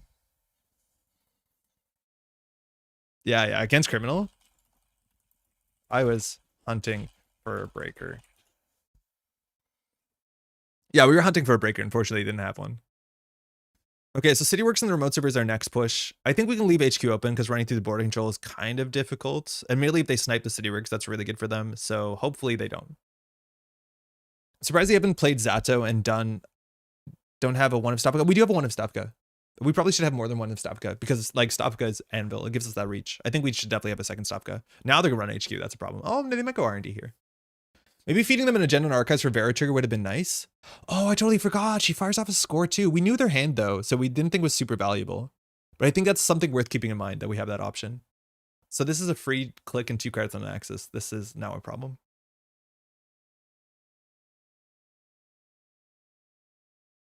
Yeah, Ned Dead, how's it going? They see something here they're not happy about. I don't know what it is. Yeah, it's like Vera seems like she'd be part of some sort of weird NBN horizontal deck where you play a lot of the, because NBN has like a whole bunch of 2-1 agendas, except no one's playing it. Yeah, this is an issue. This is a 50-50 that really matters. That being said,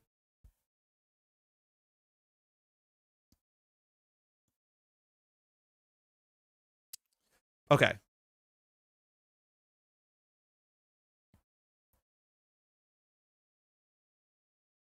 So we have a bunch of options here. If we pop the border control, we can go get an anemone. We can throw out the City Works project from our hand, and then they can't steal it.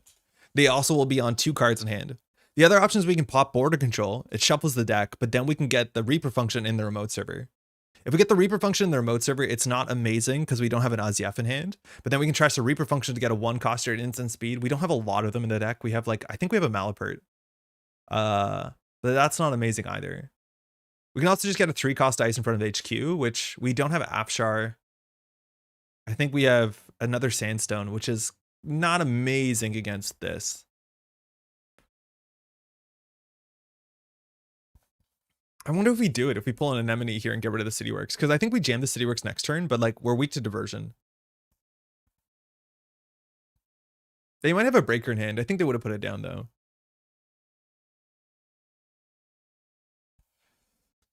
The other option too is like we could Spin Doctor to get the Vera back in, and then if they do a 50-50, Vera will be on the table. And then if they steal the City Works project, we get to see their hand. That's also kind of neat.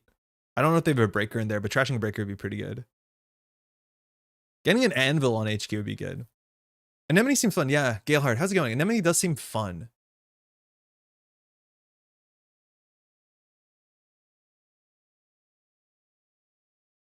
Reaper function's cool too, though. Like, this is where we should maybe play Sturgotic in the deck, because Sturgotic is basically 3 damage if they don't trash the Reaper, and I think that's kind of neat. I think Sturgotic is a more interesting card than it looks. Because most decks aren't splashing a lot of low influence cards. Admittedly, there's a fair bit of neutral cards in the criminal deck, but you're very likely to hit something. HQ. Get rid of the City Works. We got a Boomerang and a Pinhole. Pretty good. And now running through this is pretty deadly. They can't run last click. Cool. So we'll put back in the agenda and an Audacity. Ideally, Vera back in would be cool too.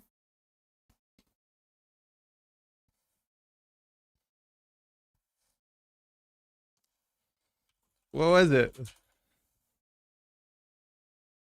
She in the mode server is pretty sick. Stavka. Nice. I think we just do this. Cool. I thought we were going to jam City Works this turn. Me too, but it was a 50-50, and if we lose City Works on Centrals, we're in a really bad spot. Admittedly, Shibboleth is threat 4. But yeah, I don't want to lose the 50-50 there. They might not have gone back though if we just got any 3-cost dice or put something in the remote server that they have to deal with. Like if they think they have to deal with a Reaper, like that's where the line is really cool. Like imagine you trash a Reaper, you go get a Maryland from the deck, and then after you get a Maryland from the deck, then you jam the City Works. So they're 2 cards fewer, and then you have the City Works on the table. Like that might have been the line. It's less exciting than Anemone, but if we go for a Reaper and then they don't run the Reaper, then the Reaper fires, we get some sort of value 2-coster, and then we jam the City Works. Like that's really cool. Unfortunately, the server does cost them some credits. They could bypass one of these. Our envelopments are both spoken for. Oh no, there's one more in the deck, but envelopment's now terrible into Kurapira. So it might actually be right to border control here. Do we need the boarding control to keep the remote server to be interesting? This can get us a 3-coster. They have 2 clicks left. So the 3-costers we can get. This is so tricky. What 3-costers can we get?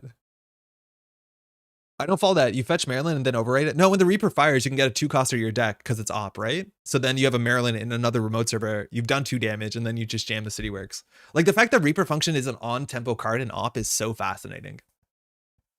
Yeah, you just put it anywhere else, right? So we get a 3-coster from our deck. What are our options? Enigma's spoken for. There's no 3-cost sentries. It would be another. Oh, we only have 1 Sandstone in the deck? What's going on? It would be a Reaper function that we have to put on the table. So then they have to decide to come back here, get the Reaper. Zato? I don't think we want to rip up this board yet for Zato. I think we let them get in here. Yeah, the problem with Zato is like we then use our boarding control and then use Zato. And then if they run back, we basically have to wipe the whole server just so they don't deal with the Rashida. But Zato is the good 3-coster, you're right. Even getting a 2-kana on top of something is really fun. But maybe we need more anemones. I reckon we need another anemone. I'm not sure if the Saturday of that is worth it anymore. Because 2-kana anemone is really good. This is where you don't run last click, right? And they're not. But now we can make this unbreakable.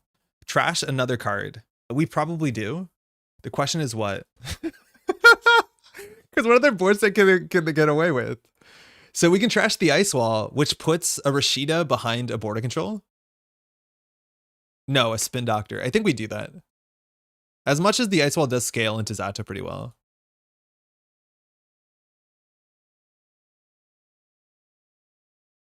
I've made a terrible mistake. They're all accounted for. That's fine. So they have to trash one of their things, mind you. This thing is pretty rude. Which things can they trash? There goes their console. We have to watch out. They are a deep dive deck. This is still going to cost them some money. Oh, actually, it's just Cheswa. And they get their money back. There's a lot of agendas. There's 7 and 24, though. The density on R&D is massive. And anytime op fires, the density on R&D goes higher and higher. But they don't have a lot of money here. In terms of econ, they've played all 2 Bravados. Only 1 Sure Gamble, 2 Daily Cast on Dirty Laundry. So they still have a lot of money in their deck.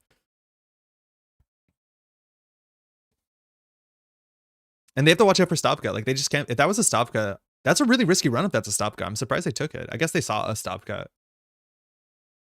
It's a Zato. Okay. So we could still get diversioned. I think the Sable deck might not be on diversion.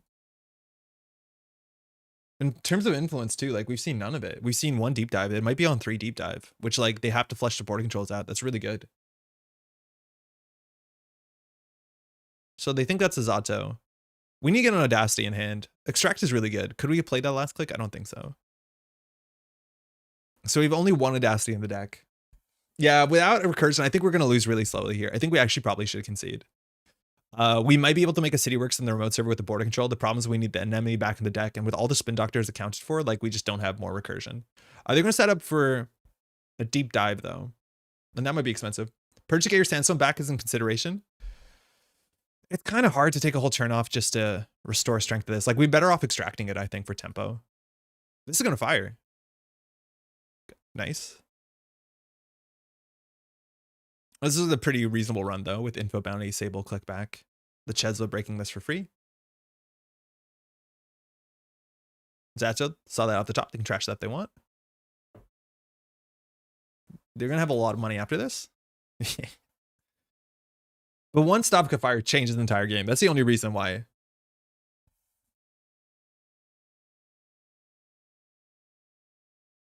Yeah, totally.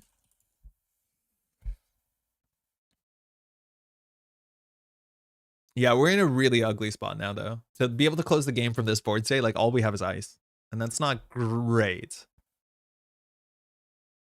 Back stitching? Okay, that's cool. That gives them some comfort to like run into Stavka. Oh, hey, we have an Audacity. Now, what's the most heinous thing we can do with border control? I genuinely think we extract the Sandstone to get a half, what's it called? Formicary. They can't deal with damage too easily. Yeah, R&D, mind you, is there's 7 agendas and 20. It's like really, really high. I wonder if this is Eli's Hushik Sable. Was Eli on Deep Dive?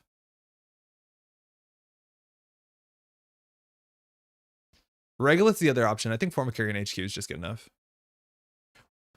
We might see like Estabrados, but I think the backstitching is taking that slot. Drawing here is a bit cursed. That's an interesting. If they steal the Chesel, we'll draw once more. Yeah, that's fine.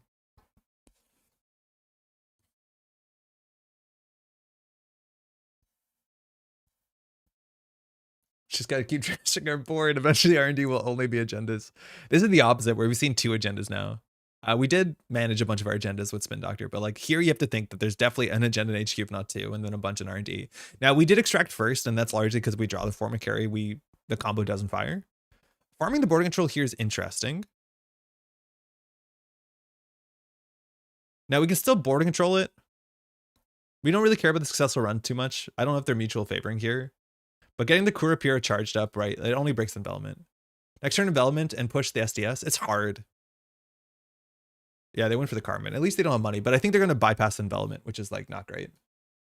At that point, though, that we can jam, you're right. I think we do it. We do envelopment SDS advance. Next turn, we audacity it. Because they can only bypass it once. An inside job messes this up really bad, though. But at the end of the day, if they steal this or not, it's the same for us. And if we can trash their Kurapira, we're in an okay spot as much as we have no barriers on centrals.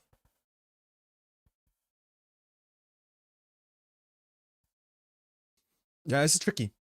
This is tricky. They might know that running R&D, like they can deep dive and win. We also haven't seen any click gainers yet. Like we haven't seen Hannah. Yeah, this is bad. This is really bad. We probably should have played around this. So I don't think we res. I think we border control them.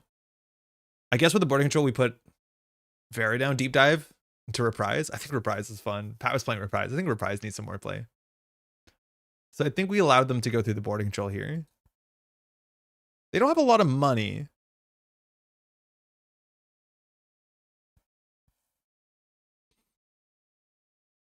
I don't know if there's better play. No, I don't mind the play. So if we pop a border control, I don't know what 3-costers we have. I think we have a Zato. That actually might do it. I think we have a Zato. Yeah. I think it's fine. We could do a Reaper function as well, which is a bit scary because they don't have a lot of money. So then they have to deal with this server and they have to deal with... I think we'll do the Zato. If they Zato, though, they still have 4 clicks left because this is Swift. So they can't trash the Zato that easily. And now they have to be worried about Stavka. If we do the Reaper function, they have to deal with the Reaper function. This is the hard choice. I think we'll do the Zato.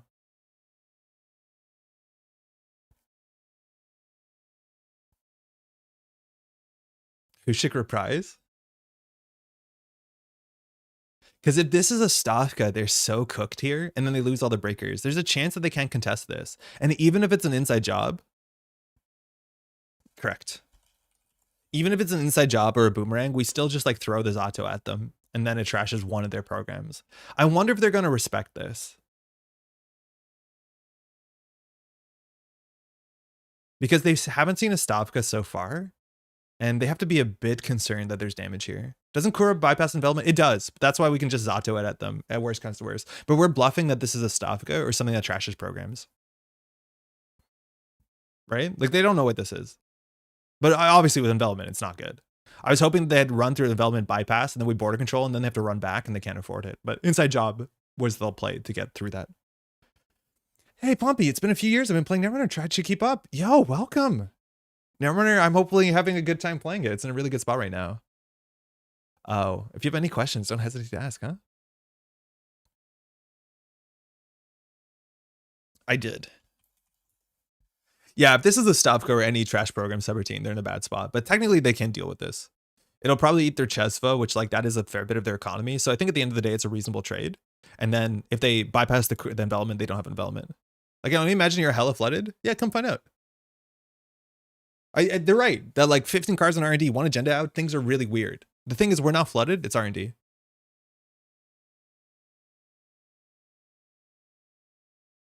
Is a hell idea to come back to the game. Yeah, it's really fun.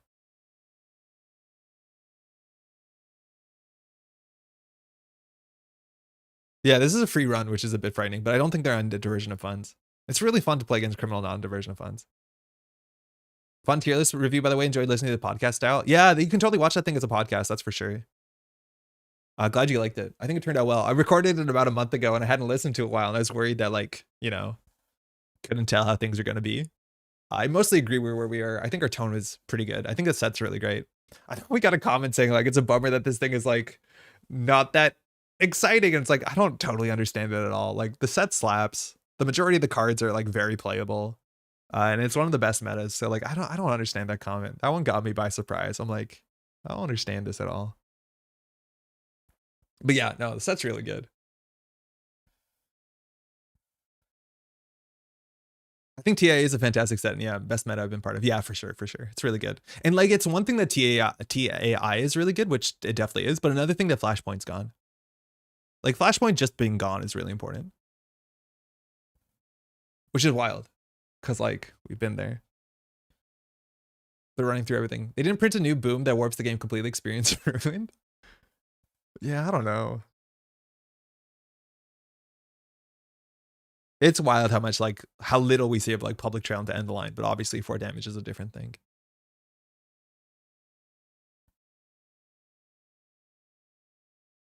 Or they're running through the options. They're stewing. They're figuring this one out. Because they have no idea what the read is on our agenda suite, right? Like, the SDS here is annoying for them. I don't want to believe you to Dastiny of 5-3. We're probably going to top deck an agenda, so Dastiny of 5-3 is, like, kind of rough.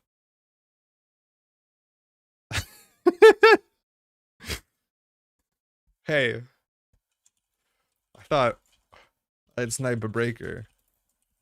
That seemed cool.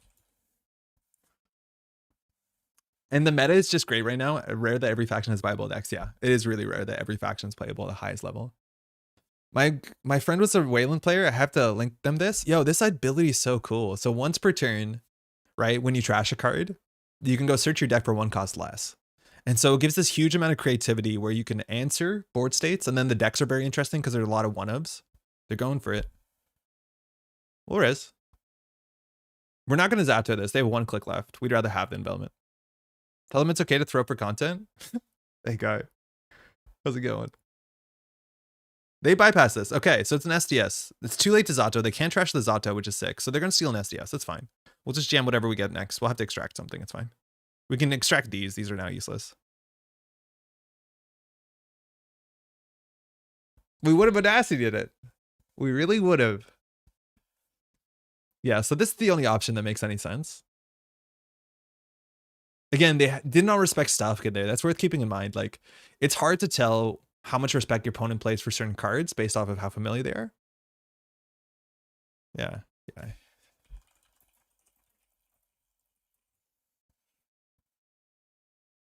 They have backup? You think they have backup breakers? If they didn't see Audacity from HQ, they might not have run it. Yeah, they might not have. So they trashed the Cheswood. That makes sense. So now running Centrals is a bit more annoying. We're going to top deck an agenda. Yeah, we're going to top deck an agenda. So if we trash this, unfortunately, we have to trash one of our cards. We can get rid of envelopment to get a border control. All our border controls are accounted for. This is where things get a bit rough. But we have to start doing some damage to them. Our Vera is in the bin. We can trash to get a 2-coster, which is not good. We need to sort by cost now. I mean, I'm vibing a little. I think they're in a good spot, right? Like, 1 deep dive wins the game. 3 spins through sheet, 3 borders out. Yeah, things are looking okay. Here, what can we do? This is our last Zato, so we need it. I wonder if we just, like, install as Yef behind this ice. And credit. I'm not going to sort by cost. Come on. I'm kidding. Rahi, if I can actually ask for one thing, if it's possible, is that, you know, when you have a card that has, like, power counters on virus counters, it goes right here on the top of the art. To me, that's the part of that people used to identify the card.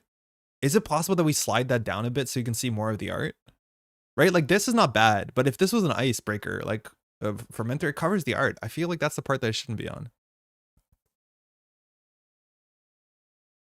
Like, you can't read the text. Admittedly, strength is here, but most of the ones that have power counters on it don't have strength that's relevant. That's not exactly true. Okay, so we can just Aziev extract.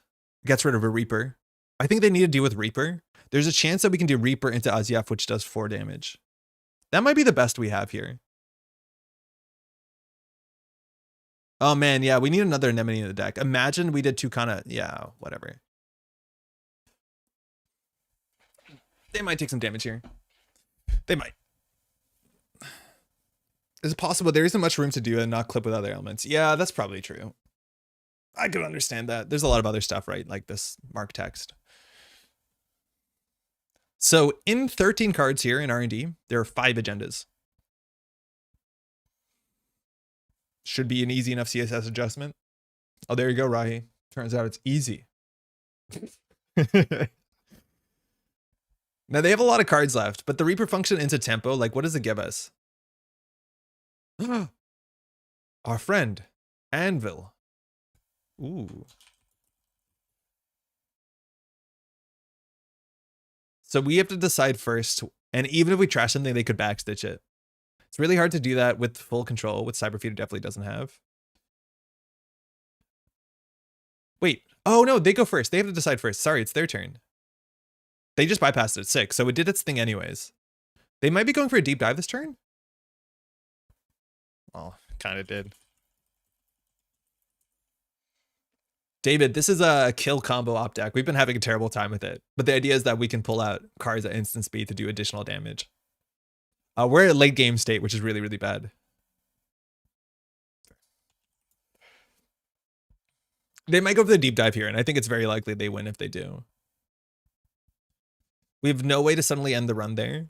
Now, if they do overextend and somehow miss, they might not have enough cards in hand where Reaper does 2 and then Aziev does 2. That would be the best case scenario. Oh, shit. Okay. Here we can consider Zatoing. I don't know if we have any 4-costers left in the deck. The easiest method of making strength box smaller and moving the counters down a bit. Oh, man. We're absolutely getting stomped. Like, there's no way out of this. I think they have to really make a mistake for us to win, which is not a good spot to be in. That's obvious. So if we trash this envelopment with Zato, we can get a 4-coster for our deck. I don't know what 4-costers are left in our deck. Board controls, all accounted for. So we have a Winchester. All our anvils are accounted for. We have a Hordem, maybe? No, we don't even have a Hordem because we're on anvil. So it'd be just getting a Winchester. We have 2 Winchesters in the deck. Even putting Winchester on this remote server is like not unreasonable. I think we will do it. Oh, wait, no, we can't. Oh, we literally can't. Shit. Look at the new cards, but I gotta go soon. Oh no, yo, check it out. It's all on Netrunner DB. Sorry if I'm not highlighting all the reasonable cards we care about. I've been getting pretty soft at that skill. You have a Stavka? Yeah, but we don't want to res the Stavka. We want to surprise him with a Stavka. Ideally, the power/virus counters would be centered over the text box. Yeah, that's what I'm saying. But then the problem is you run into this like where the numbers matter. Like Audrey has strength, and then you want to lower those. The easiest method is making the strength box smaller and moving the counters down a bit. Yeah, that's hard. Yeah, I think they do have to. We're not getting inside job here. Yeah, click for credits. So they probably have a class act in hand. So this is the only way that we can win.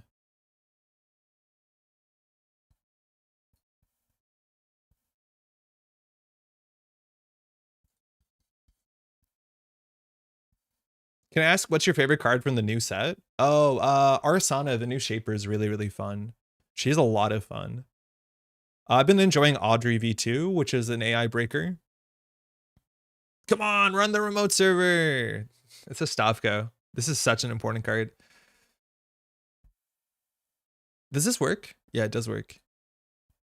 I think those are some of my favorites. Toucan is also one of my favorite cards. It's very, very fun. Keeping a strength as small as possible while still readable in the way is solving it on NRO, but it's a pretty sizable chunk of the layout to do properly. The amount of effort they spend like dealing with Anvil is really fun.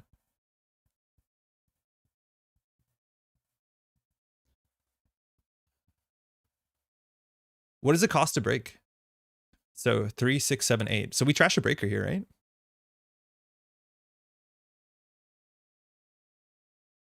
And we can get a Reaper function on the table. I think we're short on credits, but we almost have it. So if we trash this, res the Stavka, we have to trash something. We can trash a resed card, so we can trash like the Anemone potentially. We're gonna trash the Kurapira, I think, but the problem with the Kurapira is that like none of our centrals actually care about many breakers. Like Enigma's the only breaker that really matters, but we need to win on the remote server. So here we can trash the Stavka. Ideally want to get something that does damage. So I think we trash the Stavka to trash a 4-coster. We get rid of the Anvil on R&D. No, we get rid of the Anvil in Archives. It's not doing that much.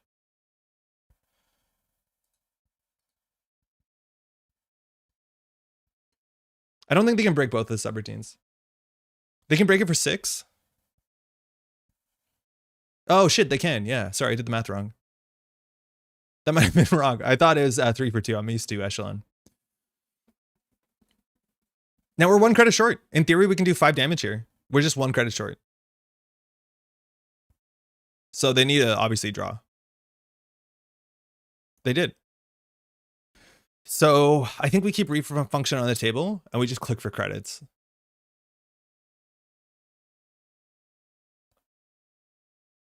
Huh. Audrey seems something that would cause what could be super fun. It's really fun. It's quite fun.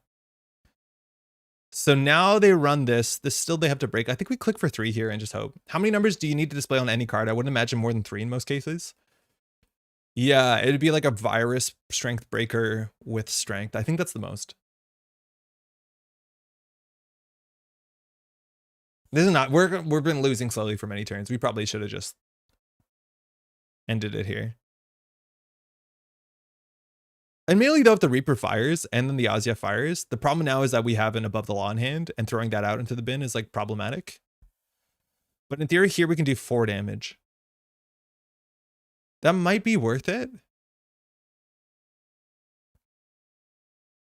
The Chukana, the envelopment now is cooked, which is not good. I think it's probably worth it. Oh, wow, we have a Regolith, right.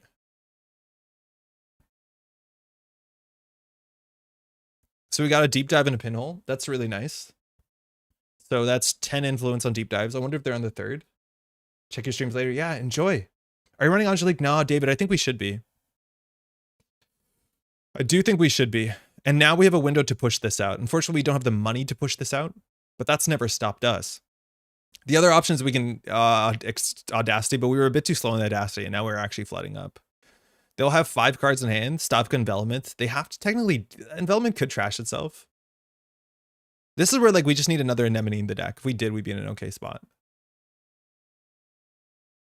Yikes. Whatever, it's safer here than anywhere else. The ability to fire her from HQ helps a lot. Oh, we can't. Oh, technically we can. We are at threat 3. Yeah, you can. I think Sturgotic Angelique has some really good lines. Hey, Andre, how's it going? We're playing like a damage combo op. It's not been going well. We played this one like very early in one of the earlier seasons, and we haven't been having a good time. Runner card, probably something like strength, counter, half run. Oh, that's true. Yeah, cards can get marked with like half run.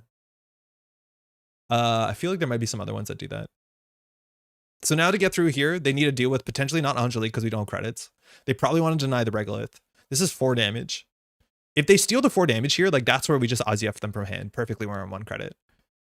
And again, that's where like having tricks. We're like running this is hard because then we can pull out an Anemone, yada, yada, yada. Admittedly, we don't have the credits to threaten all of that though. Yeah, I think we can tune this deck, but I think Angeliques make a lot of sense.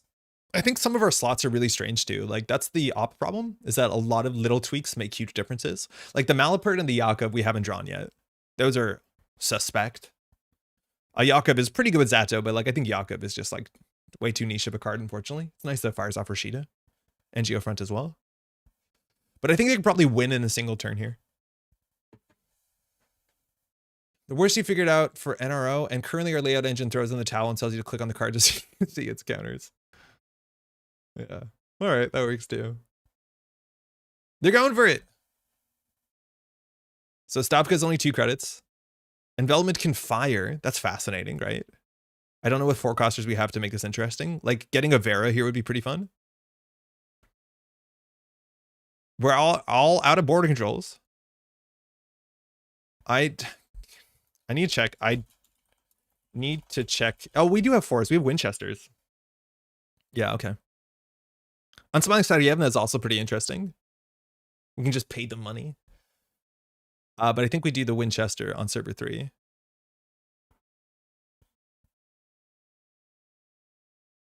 We need a scoring remote. This on a remote server is like fine. The subroutines do matter. I started experimenting with MIC and op. I kind of like MIC and op. It's really fun. I think that's a cool ability.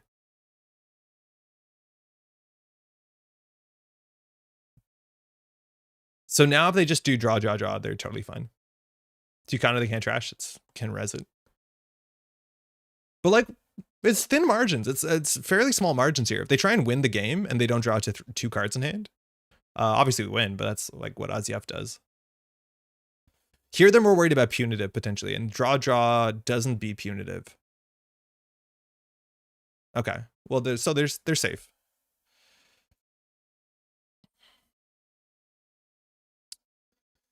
Okay.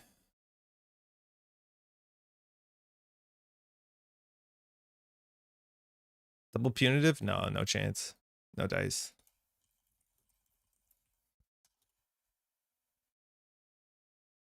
All right, games and remote server. Let's go.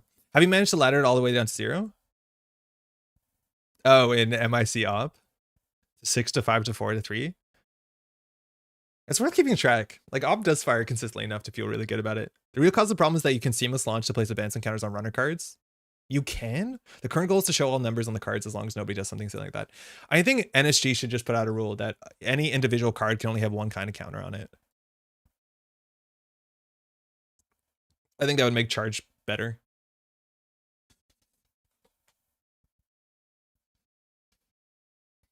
Nah, you good? No apologies necessary.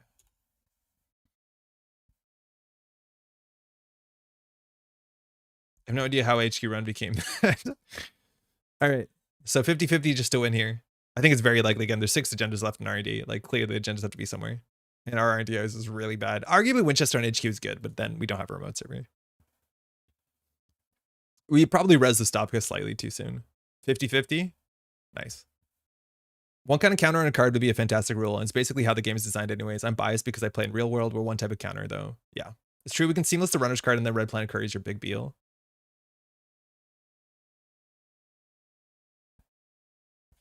I don't want to go because the answer is clearly an HQ and R&D. It's very clearly, and like even firing at the Tucan is a liability for us. Like we probably just op it. Sorry, we SDF it.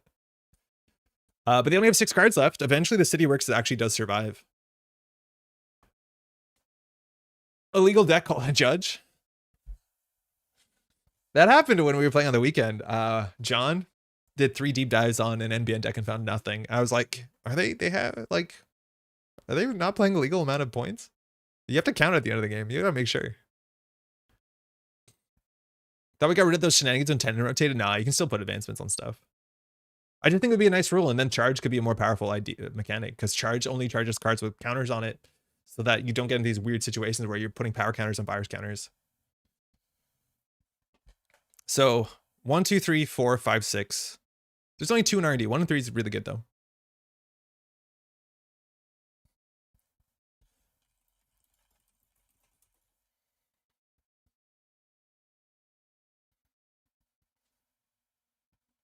Are they not a deep diver? They are, Solomir. They are a deep diver. However, we've trashed 2 of them, and they just don't have the money to do it. But we've trashed 2 deep dives already. I'm assuming they're on 3 deep dives. We've seen no other influence. A lot of people like that 3 deep dive deck. I think it's fine. It may be one. Yeah. I think they're on 3. I don't know. That's we would have seen a buy advance by here likely. So it's more likely they have 1 big influence card in hand. Unless they're on like Katurga Breakout. Which is fine too with deep dive deck. It's a flexible card. You can play it as a way to recover and play around damage on a deep dive turn. That's nice. Works with Swift. But here, like, they should have confidence enough to run HQ because it's a 50-50 to win the game. And I think the math is very telling. that the win has to be in central servers. It's a 1 and 3 on R&D, 1 and 2 in HQ. Oh, they're going for the deep dive this turn, I think? No, maybe not. Trash another card? I don't think we do. They can't really break this anyways.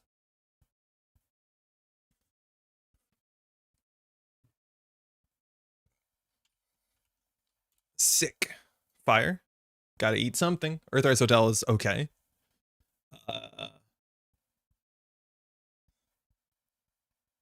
Then they can't break the Enigma, yeah. Yeah. Can take it back. They gained information that we didn't trash, but that's fine.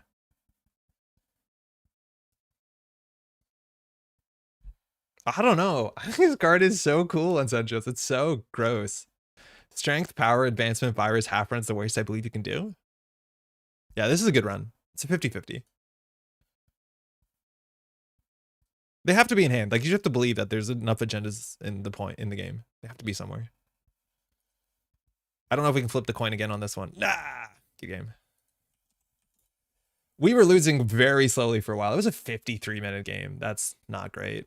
I think we have to do a better job at setting up situations where the runner cannot interact with us favorably. Yeah, that wins too. Yeah, I'm in a really rough spot with that recursion. I can't. I think like audacing for the as you have to hit a breaker probably wasn't the line. I think we have to set up something a bit more lethal, but it's really, really hard. Only one counter wouldn't break anything besides pheromones, right? Oh, it's pheromones. I can't believe the game has to be designed around pheromones. It's so rough. Because pheromones is the virus counter that has credits on it. Yeah. Thanks for the game. Yep. 2 agendas on top of the deck. That's also going to be the worst for us because we're going to draw those. Hey, catch your end. Okay, this archetype definitely needs some help. I think we're gonna do something else because those games were long, and so we don't have to watch that over and over again. I think the other thing we wanted to do today in terms of deadly tides is we want to try some like Thule stuff. Because I know Santa has been grinding Thule damage, that barf deck, and I know he's been tuning it. And I think that deck is really interesting because it's powerful. It has some unfair interactions, and people just don't know how to play around it because nobody's playing it besides one player. And so it's like cleaning up because I think inherently it's really good, but it's the sort of matchup where making the right decisions and respecting the right cards is super important, and people just don't have enough experience into the deck. So I'll show you what sort of the deck is because one of them got published, and I think there's some like really wild interactions that deck can capitalize on in and outside of that deck that I think are absolutely fantastic. I think we want to start here, right? What's it called? Tracing. This card is actually fine. Distributed Tracing, when it came out, seemed really rough because, mind you, 3 credits and 2 clicks is a lot of money. That's for sure. But I think a really big thing here is that runners, when this card came out, just about everyone was placking no free lunch because no free lunch was so important because Drago was also out and Drago was everywhere. So having a way to incidentally clear a tag and instant speed was one of the most important things you did when building a runner deck back in the day when Drago was around. So having the weird, not really well thought out HB tag card didn't make any sense. And now we're beyond Drago, and so a lot of decks are not playing no free lunch. It's very rare you find to no free lunch, which means Distributed Tracing is a guaranteed tag into most board states. Hey, Ion, why are we looking at ban cards? Is that op not disgusting enough? Oh, hey, Ion, good games. I didn't realize it was y'all. Thanks for the game. I'm a big fan of Barf Thule, me too. I think it's really cool. I think the obelisk needs some deadlier red ice and ganked. I don't know if I want to do ganked because the problem I have with ganked, I do think you want 2 anemones. I think you want Angelique as well because you have so many cool options. And then you do play Tithe because then you can like Zato a Tithe into an Angelique. Like I think you have to do more weird ways to like make the runner misplay, which is really good. So why this card? Well, the big thing here is that we have very potent punishment with End the Line. And we saw End the Line see good play at the highest level competitive play because End the Line does 4 meat damage for a single tag. And that alone is enough. Now you can't do double End the Line. And that's one of the big issues with Distributed Tracing is the double. So you play more than half than your turn to Distributed Tracing, and then you play End the Line. But luckily we actually have some tag punishment in faction. And that's where End the Line saw play back in the day, combined with things like Mindscaping at Worlds. So you have a Mindscaping to do a small bit of damage and then End the Line to do the lethal final damage, which is the way you want to be delivering like fatal damage anyways, because if an Anarch holds Steel Skin Scarrings in their hand, you're in a pretty good spot. But we have this in faction, which is really good. What's it called? What's the one where you kind of run out of breath? Hypoxia. So Hypoxia is actually pretty reasonable. because Hypoxia is single tag punishment, and it gives a runner a core damage. So already they're on smaller hand size, and we're playing a core damage deck. So the less hand size they have, if they're on 2 core damage, they die to a single end of line. Distribute to end of line. That's it. The game's over. But then also they get a fewer click on their next turn, which is not bad. And this removes itself from the game, which is at least a bit healthy. So we have a combo here that even if we have, in theory, 4 clicks, we can do distributed tracing into Hypoxia into end the line. Now the question is, how do we have 4 clicks? And I don't think the deck can really afford to do biotic labor, but luckily we have a whole bunch of really cool ways to get extra clicks to do weird combos, not score out, but to do combos. So for instance, if you have Bass Chiraboga on the table, and the runner doesn't trash this, you can get an extra click on your turn, and that's fine. I think that probably does work. Again, the deck is predicated on assets because of another card we'll talk about. But I think the big card here that is so good, mind you, because we haven't talked about Thule yet, is MCA Austerity. MCA Austerity policy is exactly what you want to be doing. Anytime you click this, it builds this threat that on an upcoming turn, you can fire this. And mind you, firing this on the turn gives you a lot of clicks, which means you can score an agenda from hand. And I'd argue that the biggest threat of this card is not scoring an agenda from hand, is having enough clicks that you can do distributed tracing into end of line into Hypoxia. Like, that is a big thing. I was recently watching, Bridgman did a stream and he was playing against Santa, and like the MC Austerity policy was on the table. And the question was like, I think we're okay with that. If they score an agenda, it's fine. But then Finn stole an agenda and didn't close the game on that turn. And then it was a 5-click turn, which was just like distributed tracing into damage, into damage, into damage. And like realizing that you can use this to just get a lot of clicks on a turn, which is the big thing distributed tracing suffers against, makes us such a potent combo card, let alone protects the whole table, because at the end of the day, we're Thule. And this is the idea, is like everything that the runner does to interact with us costs them a click and 2 credits, which slows them down. So it's harder for them to deal with MCA Austerity. It's harder for them to get set up. It's harder for them to draw, and all this stuff kind of like piles on top of itself. Then another big card is Riot Suppression, right? So this card saw no play, and now it's really good in Thule, especially with Assets Thule. So you only play it if the runner has trashed a corp card on the last turn, and the deck has a lot of trashables. The runner either suffers a core damage, which for you is fine, because as soon as they have 3 cards in hand, we have a really unfair combo. And if they don't, they get -3 allotted clicks for the following turn. Remove this operation from the game. Really good that text is there. That's really important, because you play this on click 1, and if the runner goes down to 1 click on their turn, let alone they're not able to interact with you favorably, but the deck is also running Oppo Research. And that is a problem, because if you oppo someone either with false lead, without false lead, on threat 0 and threat 3, they suddenly can't clear all the tags. And if they can't clear all the tags because they lost the clicks to this, you're in a really bad spot. I think this card is so important. Immediately once the corp plays 2 of these, you kind of don't have to respect that much. The deck also doesn't have a lot of money, so like being imp and trashing their stuff is probably right most of the time. I haven't played into the deck enough, but there's a lot of really cool stuff there. And then of course you have cards like Hendrik, which is really strong at protecting all your assets, like MC Austerity.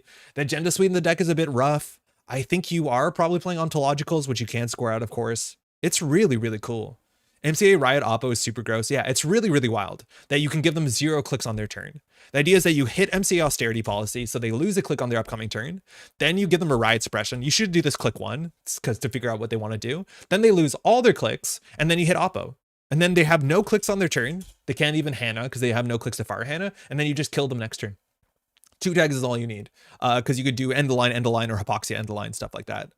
Now, the list, I think we're going to find it, that Santa posted. I think he brought it to COS and went undefeated. And it's a really cool deck. It's really hard to play around. And I know Santa won the event at PAX recently, PAX Unplugged in Philly.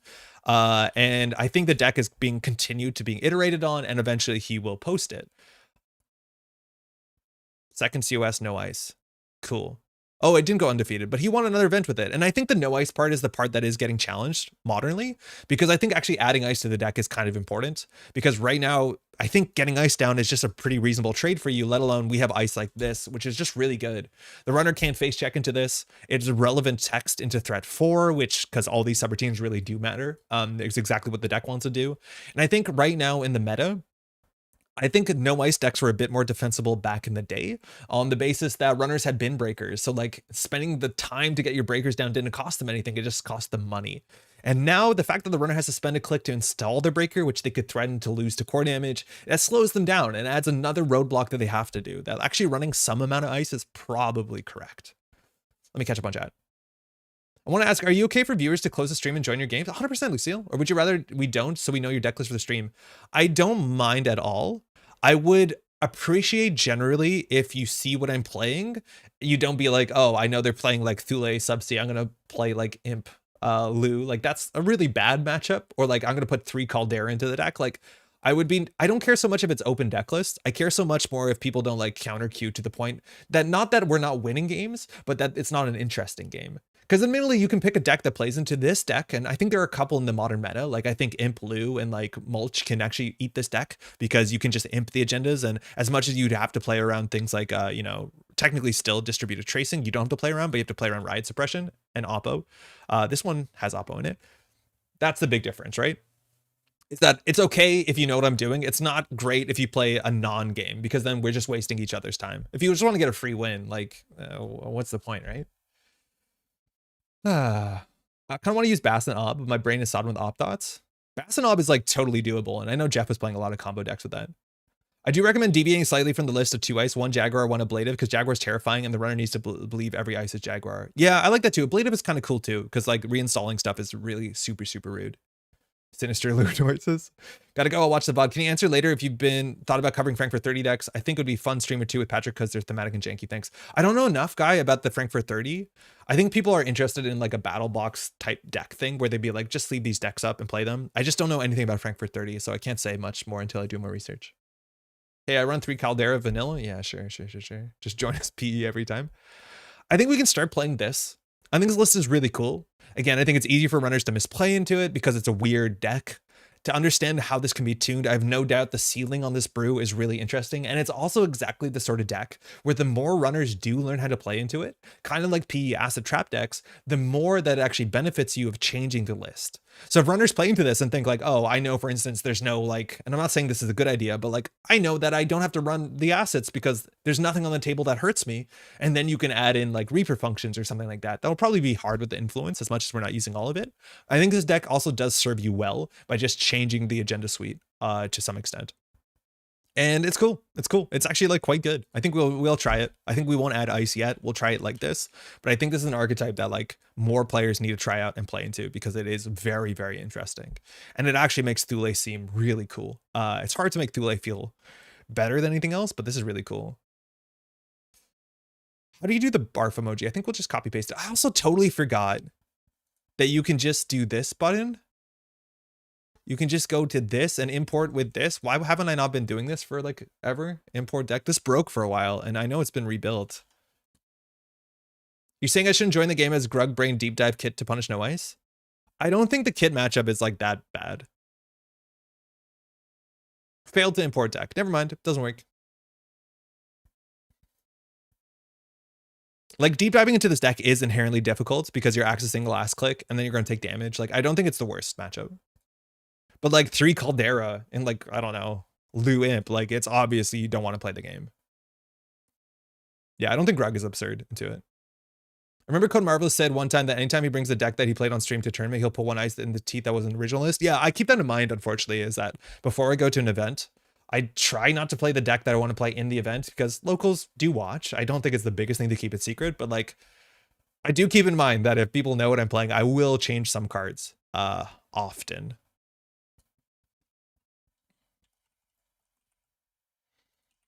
But like at the end of the day, I'm a big believer that if the list is good, okay, it's not always true, but there's a lot of lists in Netrunner that are good even if your opponent knows the deck list. And I like to play those decks more often than I like to play ones that require secrecy to be functional. The last op deck we played on the stream for the last 2 games is in the second camp, which is like the sort of thing I don't love bringing to an event.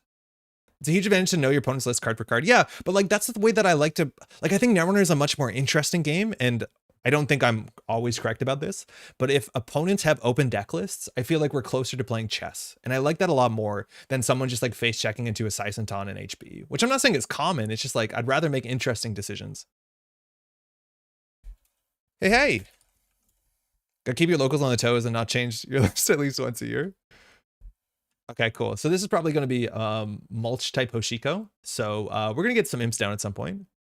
Izzy played this. She came up to our event, played Ossel. This is a list I played against Senta. Oh, super cool. Apparently I watched 99 hours of your channel live on Twitch in 2023. Yo, that's sick. That's a lot. That's actually a lot, right? Yeah, that has to be, right? Like we stream maybe, well, now we stream twice a week.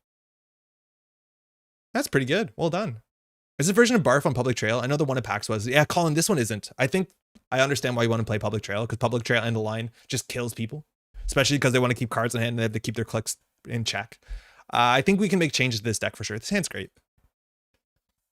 Mind you, Gaslight we didn't talk about. Super important card because most of our kill options are very high influence and we don't have that many of them. I wonder if we can put Wage Breakers down on click 1. It's a bit expensive. I think we can.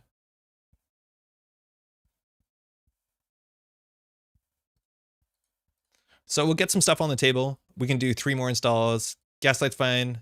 This is fine. It's either the Maryland or the Rashida. I think we'd rather have the Maryland, but I think Gaslight's actually less important than just getting our money up here.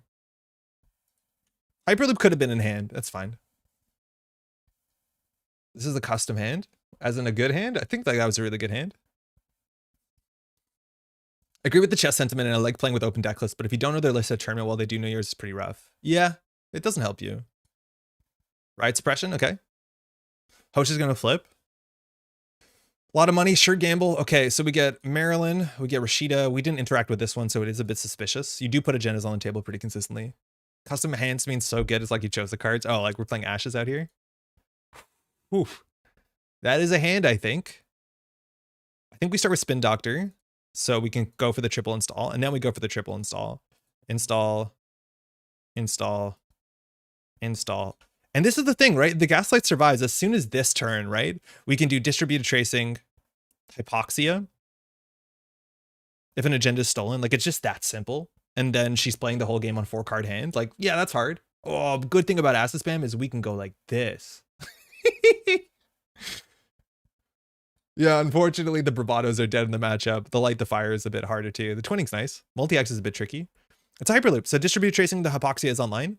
In theory, if the Gaslight survives, so here she has to spend a click and 2 credits, and she does. So there's a huge tempo swing on this thing. She pays 2 clicks at 3 credits. We gain, and 2 credits, we gain 3. We win. That's it. Game over. This is how simple this is. Res Gaslight, start a turn.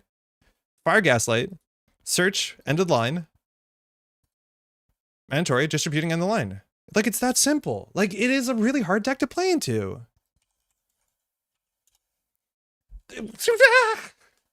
Like, you need to always keep 4 cards in hand. And that's why Public Trail is also super important. Because if she doesn't steal an agenda, we just do Public Trail.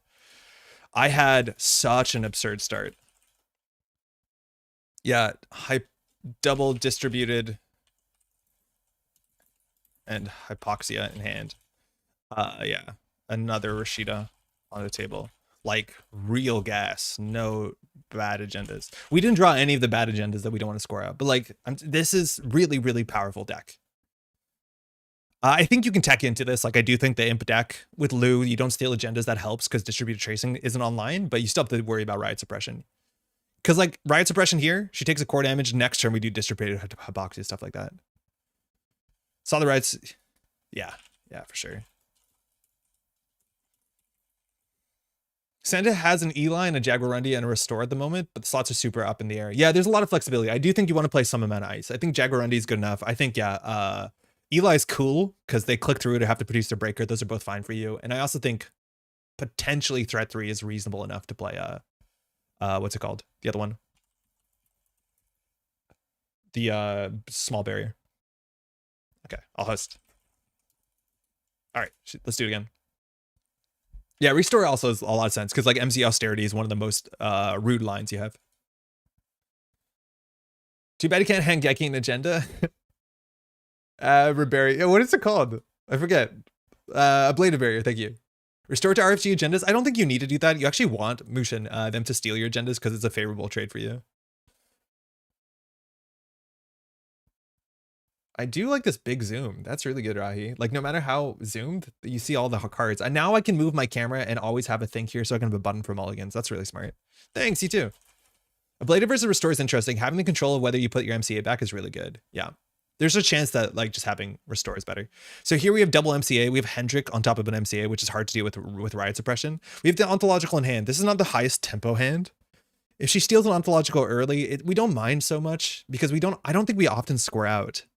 I think we could consider mulliganing this, but our turn would be like MCA, hit MCA, put Hendrik on top of it. So if she wants to trash it, we're almost guaranteed something good to happen to us with Riot Suppression, but we don't have the hand to capitalize on Riot Suppression. Yeah, I don't know if this is great. That's fine.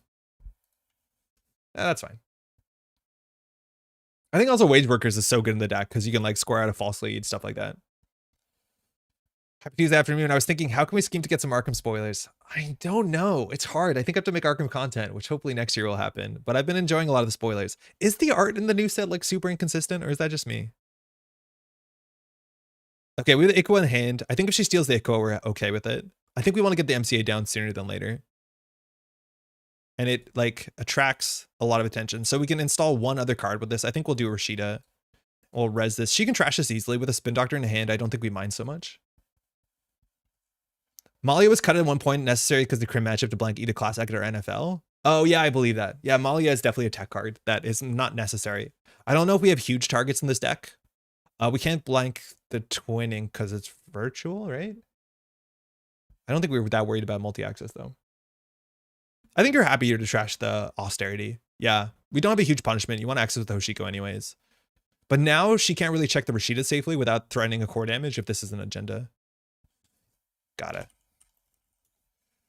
Yeah, cool. So at least we get Rashida. Not the best trade. And that's where like icing that up obviously makes it a bit different. Okay, so we've distributed Tracing and Hypoxia. We have a Malia, which is nice too. So I think here we can do like the triple slam. I think even 3 Wage Workers makes a lot of sense for the deck. I'd rather install MCA Rashida Maryland turn 1. I agree. I think hitting the MCA there was not worth the click trade because she can deal with it without a lot of cards in hand and not have to worry about the punishment. I think that's totally right. I think we did throw this out. And it didn't slow her down that much because she wants to access on this turn specifically. I agree with that. I don't think it's fantastic. All right, so we have a Gaslight on the table. So in theory, we can do distributed tracing into end of line if she steals an agenda and doesn't have 4 cards in hand. Spin to draw wage. It's only 2 and 40. I don't think it's a great pull.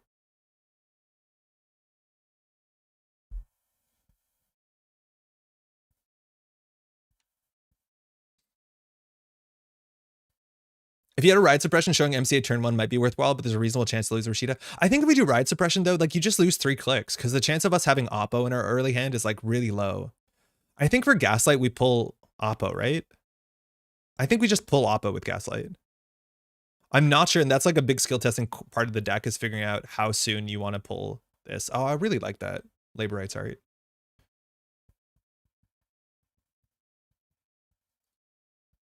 Okay, so here now we'll do Spin Doctor, and we'll spam out some more stuff. Okay, False Lead is great. There's no good line about that. We can put False Lead on the table. We can put Hendrik on the table. We could also put the False Lead on top of the Hendrik. I think that's fine too. And no matter what happens, we don't have a ride suppression. I don't know whether we go horizontal or we stack. I think we go horizontal. It's only 2. Yeah, there's only 2. Hey, Pat, how's it going? Congrats for the weekend. Spin Doctor, challenging that. She has enough money. We will remove that from the game. So we'll put back an Austerity because we don't have the recursion to pull it. And I think we'll pull back the Gaslights, one of the more important cards in our deck. Scoring out a False Lead is huge again, because if she ever runs on a weird timing, we can end to do distributed into hard-hitting news. Or sorry, into end of line. She has no clicks left. Here, if she hits the Ikwa, she can choose not to steal it.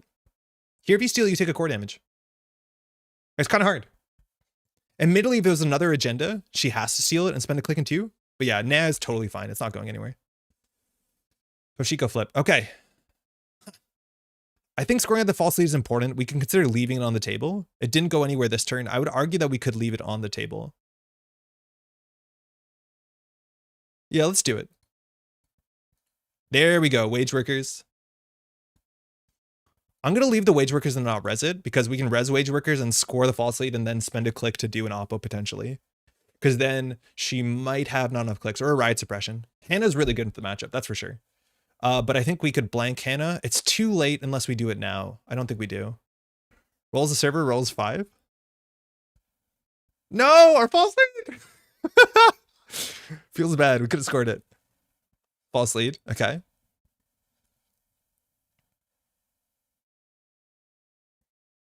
Greasing's also super questionable because Econ's obviously light, but most runners don't want to trash this, so it's really hard to tell if it should actually be there. Yeah, Greasing the Palm seems like such an extra card. This Spin Doctor, I think she can trash. I don't think we need those cards. I think her spending 2 credits and especially trashing a card turns, well, not that Oppo isn't online here. Okay, thinking. So she has 5 cards in hand. We can start with the ride suppression, see what she does. Then we can do distributed tracing, but then that's not... Doubles don't work with wage workers, right? We can all agree on that. We can pull another ride suppression. That's probably correct. And then we just do oppo last click. We just don't have the kill in hand. But we could do ride suppression, oppo. That's not great because we don't have the kill. We could do ride suppression. Shit. We probably just do distributed hypoxia here, right? I think if we do distributed hypoxia, she's on 4 cards in hand, and that's challenging.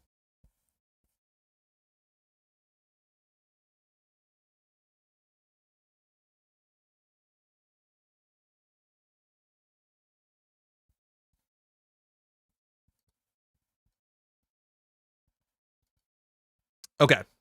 So we have to figure out what to do this. Malia wheels. I think we don't have to do it now. She just trashes it, but it's good to do for sure. I think it's the best target we're getting in the deck. Okay, so the question is, how do we get out of here? So we can do 3 of the same click. We have to play 3 events. So our events that we want to play this turn are either distributed tracing, which means we won't get a wage workers at all. Mind you. We can do distributed tracing, and then we can get hypoxia that does 1 core damage, puts our in 4. That is frightening. Yeah, I'm not sure. The other option is we do oppo. The thing is we don't have public trail. She would still pay 8 for it. But if we do ride suppression, and then we can do oppo, she'll have 2 tags. She'll have 1 click. Yeah, this is where having a biotic in hand would be good. Cletus needs RLC biotic to get WW value. Yeah, right? Like, we just make it a full combo deck. Yeah, I honestly don't know. I think we do just like distribute into, but distribute is so important because it's our win condition. Yeah, we're all struggling. And this is where like you just need to get reps into the deck to figure out what the lines are. Because ride suppression gives her a choice. And so whatever they pick, right? Like we can capitalize on it. If they take the core damage, then we can't do distributing oppo. Huh. Yo, Santa, how's it going? Yeah, we're figuring it out. So we have online both distributed tracing and oppo. We have wage workers on the table. How do we play this here? Like, I think we just do distributed tracing into hypoxia. Because I think ride suppression into oppo, depending on how they go, maybe that's worth it. Ride first click always, but then we can't do distributed hypoxia. You think that's fine? All right, let's see what happens. Okay, so they took 1 core damage while we spend a click. That's nice. So then the question is, what do we do here? Distributed tracing gives a trace, so then we could just do credit oppo. I don't think that's fantastic. That's not great. Yeah, fair. Fair. This is where I don't like this. You want to be threatening riot? Yeah, that's the thing, is we're not. So we could have pulled another riot instead of the end of line. That would have been correct. I think riot would have been better because we just pulled with wage work with gaslight. We pulled the end of the line. I wonder if we just put the Ikwa on the table on top of the Hendrik. Because now we've distributed tracing into hypoxia, which will put them on 3 hand size, and then like we can win cleanly in a couple turns. The question here is we have an ugly turn here. Yeah, I think grabbing the end of the line might have been wrong. I think having the double riot is like the real threat. I'd rather double riot here for sure, because double riot into oppo is like kind of frightening. Because then they float a tag, and we blank Hannah. Yeah, that would have been really good. Yeah, that seems really cool. Yeah, okay, so we had double riot here. That would have been fine. So we have to keep that in mind. So how do we play out of this? Again, I think getting the Ikwa on the table doesn't really matter. We have 1 spin doctor out, 1 in archives. Unfortunately, we have to like draw here. I think we just install this. Like, this is not great, but it's okay. I don't want to Malia the Hannah until a turn that it matters, because she just trashes Malia.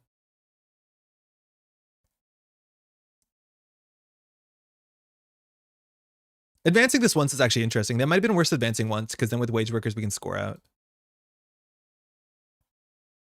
But now if she ever steals an agenda, we do distributed hypoxia, and that's pretty sick.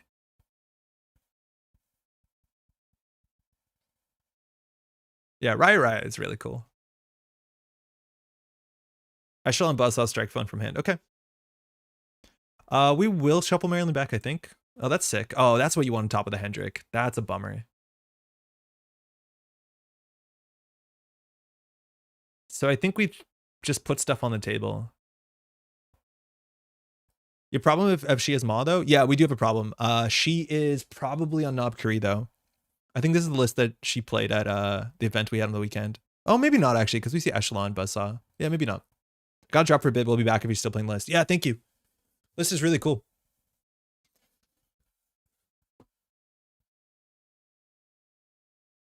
Yeah, lots of fun. I believe it. I think this is a very, very cool deck. And like this is the sort of thing where like you give your opponent choices, but they have to figure out exactly what the right choices are, which like feels like Jintech AP. Except people know how to play against this less. All right. Gonna ignore it. That's cool. That means we can do distributed hypoxia end the line. You actually can't ignore this forever. Maybe they're dirty laundering it now. Just going archives. Cool. Don't want to hit an agenda last click. Makes sense. So ideally we would love to ice this up. The matchup against Lou is almost unwinnable. I could believe that being very hard. So here we can score at an Ikoa. I don't think we really want to. That's not a good top deck. I don't think we res the wage workers. I think we just do advance credit. They might try to win all in one turn. Triple credit MCA. It's not amazing because when we reveal what the wage workers is, but we get minor value from it. Like ideally here we score the Ikoa and then we MCA next turn. Because like if they see a wage workers here, they should trash it. Oh, Spin's a really good top deck.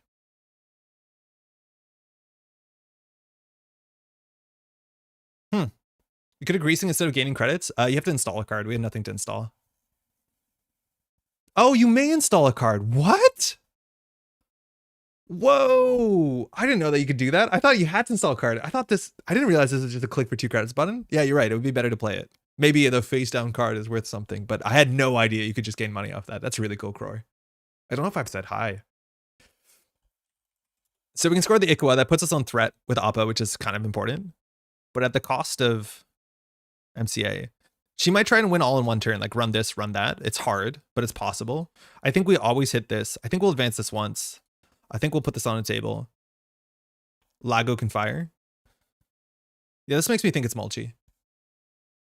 It's okay, I haven't said hi. I should be asleep. Insomnia strikes. Hopefully you're sleeping okay. Turn the stream off. Need that silence. I didn't know Deadly Tide was a game, but of course YouTube does and thinks that's what we're playing. It's Ian, because I set that up myself. Deadly Tide is a game that we had as kids. It came on like 4 CDs. It's pretty wild. But it is a real game. It was like, not an FMV game, but it was like this on-rail shooter that looked gorgeous because it was always like pre-rendered video that you just played a shooter on top of, which is really interesting. I guess that goes down, huh? Or not. So they're not stealing, they're not trashing. So in theory, we have to score out.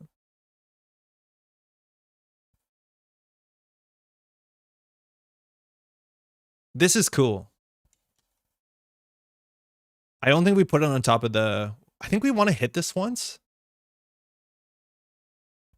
Why you didn't go wild with the MCA? Because we have no way to use the MCA clicks. I don't think we need the Nico on the table.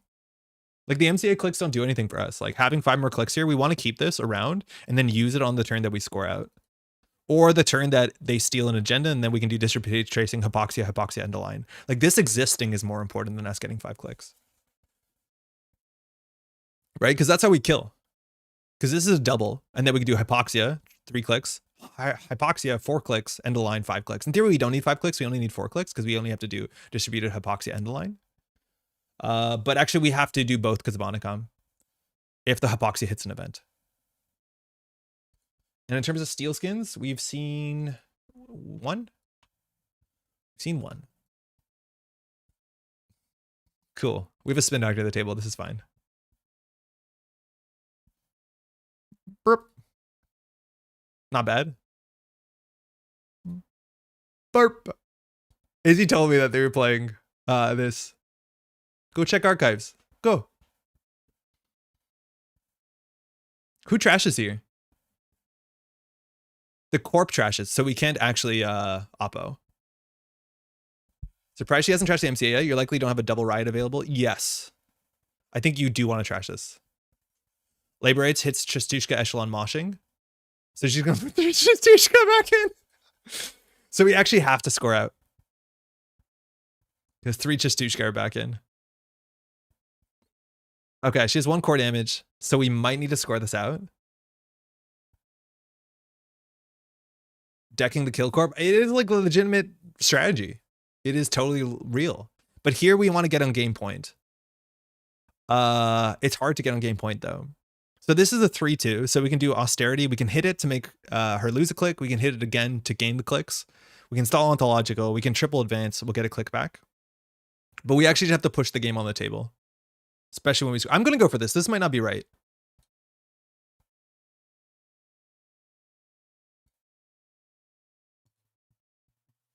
Lagu could hit it. Oh, it didn't. That was a hit. It's just Chestushka.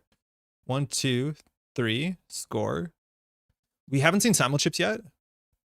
So this probably isn't moshing. We have a click left, which is really ugly. I don't want to show the spin doctor. Oh, sorry. Sorry.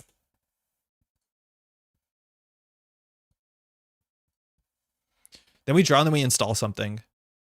I think we just install this. If they don't run this, we win next turn. We don't have a lot of money though, which is an issue. Huh. 2 clicks left. We need 3 credits here. We have a spin doctor. What do we need in our hand to win? I think we need this hand. YOLO. It's hard to check archives. Lamau. Stop. Get out. Oh, wait, hold on. Yeah, I think we have to Malia the what's it called?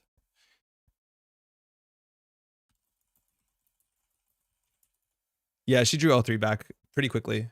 Because when she has 1 click left, we will Malia. Because I think the only way we lose is this.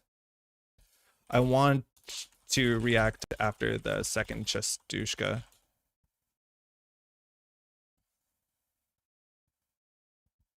Because we need to react when she has 1 click left.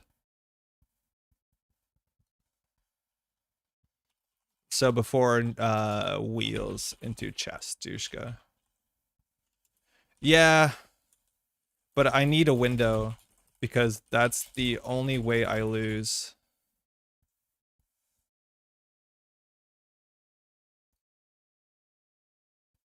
Can you still Malia before she takes her last click? We need a Malia before she has the window to hit the bike. So in theory, she should have just hit the bike first. Right? Like this is a bit unfortunate.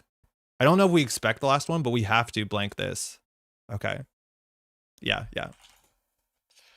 So now if she wants a Chestushka, she can't check archives. So this is the fork that we need. It's really rough there because that's a hard rewind. We didn't have the window to react to it. It's hard to play around the one of Malia, but here it's like if you Chestushka, you lose the game on the table.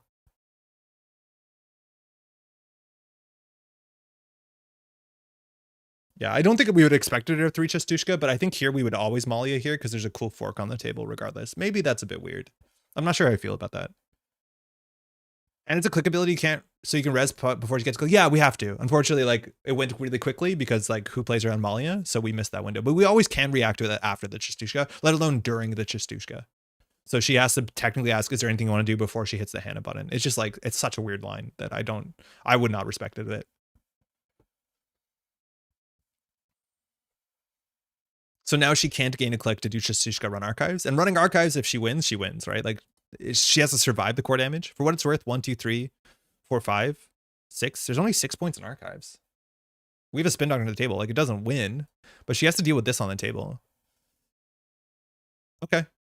We win the game. We got the last spin doctor. Who knew Molly was in standard? That's an external exclusive card. It sees good play and it's always a tech card in a fair bit of standard decks. So we'll take back the points.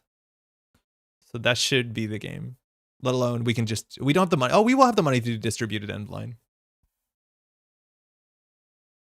While it being even worse than Clan Vengeance, paid ability that doesn't relevant, the runner might not even know. Yeah, it's a really hard one to play around.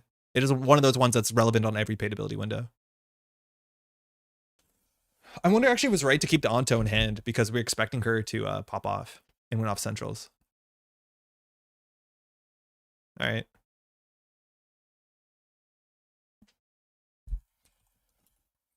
Yeah, that's a really ugly rewind, let's be honest. Yeah, yeah, totally. Yeah, I think so. The only way you lose is on the table. So I need to have... Yeah, right? That's wild. No ISIL will definitely not help. I think like the Chistushkas in like regular Anarch is awesome. It's really fun. It's hard to deal with it for sure. Especially when they don't expect a bunch of them to come in one turn. That's really, really cool. But yeah, it's a hard line there. Like if you check archives, like here we die, she dies to distribute into end the line. Let alone we could do double hypoxia. Actually, not necessarily. Hey, let's go. I always feel terrible asking to rewind too, because you often gain information. I wouldn't feel too bad about it because if you gain information because the fact that your opponent played unfortunately too fast, and again, I think everyone misplays into Malia. Like I obviously steamroll through Malia. Like you shouldn't. That's why I think you should be a bit more careful, but before you do anything, is like, do you want to ask? And it's just hard. It's hard. But technically, the judging should be on your side if you go fast. It's just that is one of the few ugly times where like priority really matters. Mind you, when you play against Arsana, be careful. But you should just ask before you res. Hard paidability windows are the only solution to this, and I'm curious to see how bad it feels. That's what we're starting with Netrunner Online. Yeah, it's tricky. It's tricky. Like the sort of pass priority button, like they have a magic. Like I'm all right. Arsana could be a cool matchup. We're not the weakest to conduit, and on top of that, we just simply don't have ice. So like the only card that they can install for value is like Eco over and over again. I've been thinking Maya to have popped at the start of turn slipped my mind. Yeah, entirely, Izzy. We're talking about that. Good game, by the way. Is that if you pop it, click one, we definitely don't react to it. It's a really weird thing to play around, and I think Malia isn't in the list that you played at PAX. But yeah, if you click at turn one, it's the safest by a mile. I wonder if you win there, because we had a spin doctor to the table. It'll still be close. It's all about like you have to hit an the problem is like checking last click is you can't steal the Iquas too. So it's really tricky. This hand is like, okay, we have spin doctor. We have a triple install here. That's pretty nice. Yeah, we'll keep it.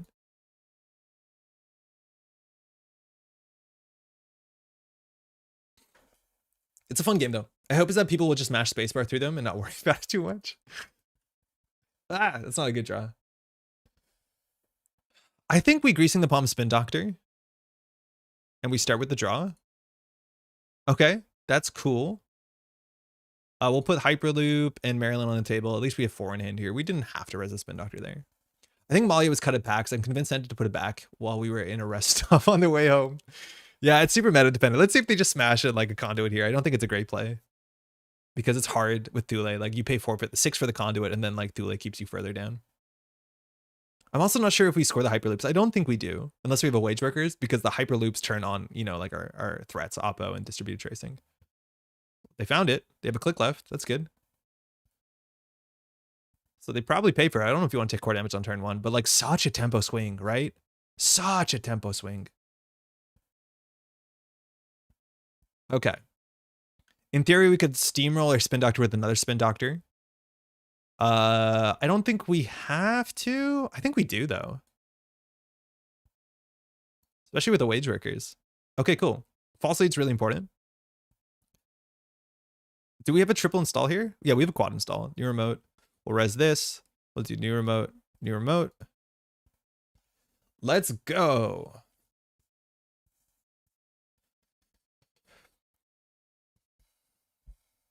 Oppo, we want to Oppo where we have a way to capitalize on it. Just giving them 2 tags here, like they clear the tags. I think it's more important, John, that we Oppo when we actually have a way to threaten the win condition.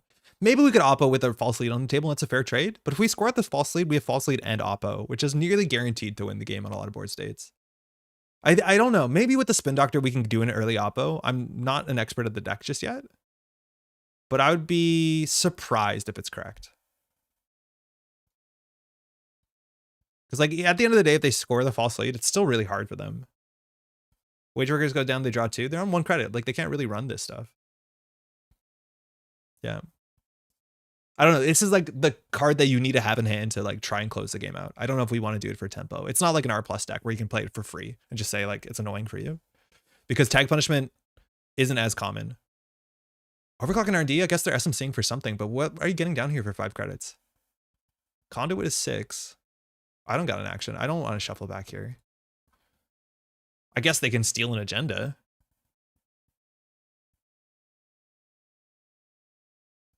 SMC for Imp, it'd be sick. It'd be really sick.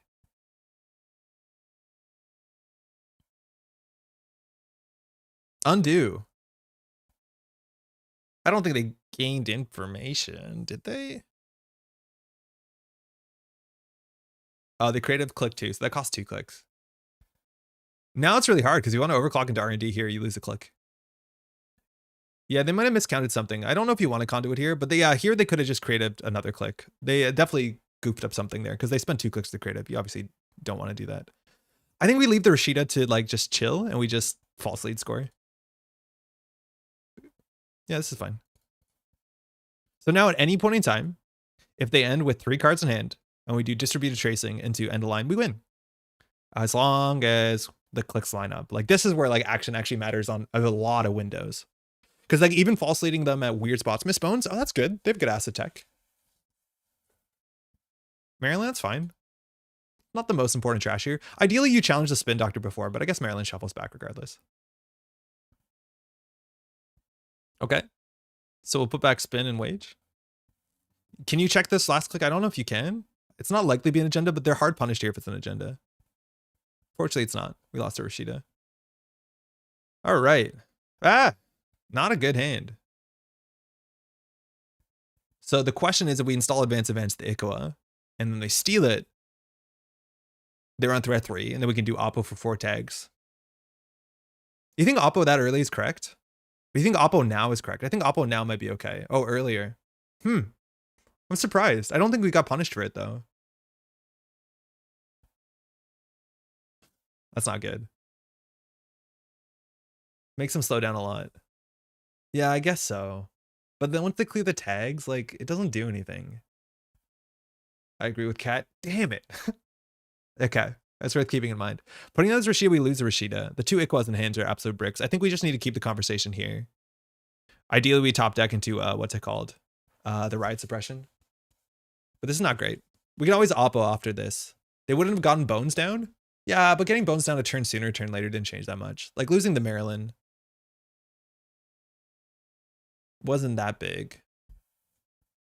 They're overclocking centrals. I wonder if this is a conduit. If they drop a conduit, we're super happy with this. Like they're accessing with 3 cards in hand, no clicks left. And they're not checking the table. Like anything they steal does a core damage. Let's see a conduit. Yeah. Multi-access into Thule is really difficult. We can lose to it, but it's really difficult. And mind you, Miss Bones doesn't work on centrals. So they saw wage workers. Okay. So we have a lot of agendas in hand. There's no way around that. They didn't steal our trash. I think we put 3 agendas on the table, 3 cards on the table, right? Oh no, not this deck. What are you come on, it's fun. I don't know what to do last click. I don't think we res the wage workers. Here we have to discard one. What are we discarding? I think the Ikawa? That's tricky. I think the Ikawa. Mind you, with false lead, right? Like you can do some wild stuff where you just do Oppo and then you win, right? Like if they don't run this table next, we just win next turn. We score the false lead, we do double false lead. Oh no, because they have to run for Oppo. Never mind. So in 2 turns we can just win, because Gaslight just pulls our kill card. Ideally, they just like slam R&D, but I think we're happy with that. Like we know where 8 points are of the remaining 18. Yeah, this is fine for us. If they hit 2 agendas here, it's pretty ugly for them. Gaslight shuffles though, that's a bit of a liability.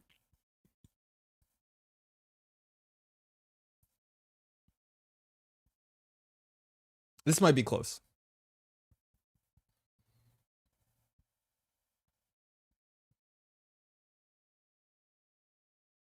Okay, creative. So we will gaslight.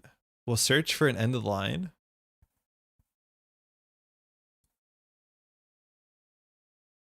Okay, we have that. We'll res wage workers. We'll do triple score. So now they have no turn left. We'll put this into a new remote server. So I think now we do oppo research. And then we just do false lead. We do, so we need 3, 6, 7 credits. So the Nico needs to survive here. I think we can get rid of distributed tracing now. We have to survive this turn.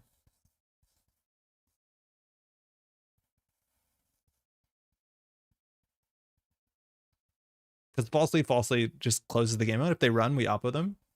So they've run. So now we just do, well, it depends how many cards they have in hand, right? Because this only reaches, if they take a core damage, is different. This does 5 damage. Cool. Miss Bones has been good. So they install a card here, they lose. If they conduit R&D, they probably lose too, because they end up taking damage. Okay, 5 cards in hand. Good. That's interesting. So we oppo them. They have no turn. So I don't think we do.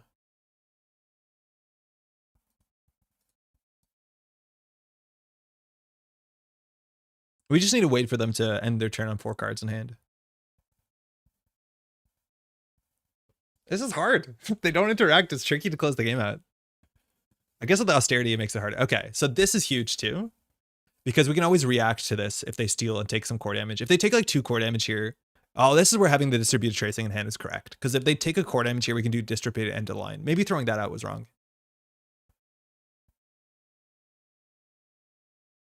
We might have to action. So they trash Rashid off the top. Trash a gaslight. Hey, Samar, I'm doing good. How are you doing? They had 2 clicks left here. I think with 2 false leads, the oppo is just better than tracing. I think it is, but there's a chance we could have won right there. Like maybe that's results oriented, because you're right. Oppo is more important because we have 2 false lead. But if they like they haven't seen an agenda here. If they steal something here, they're very likely to go to 2 low cards in hand. They also could just win off the conduit. Like purging is not unreasonable.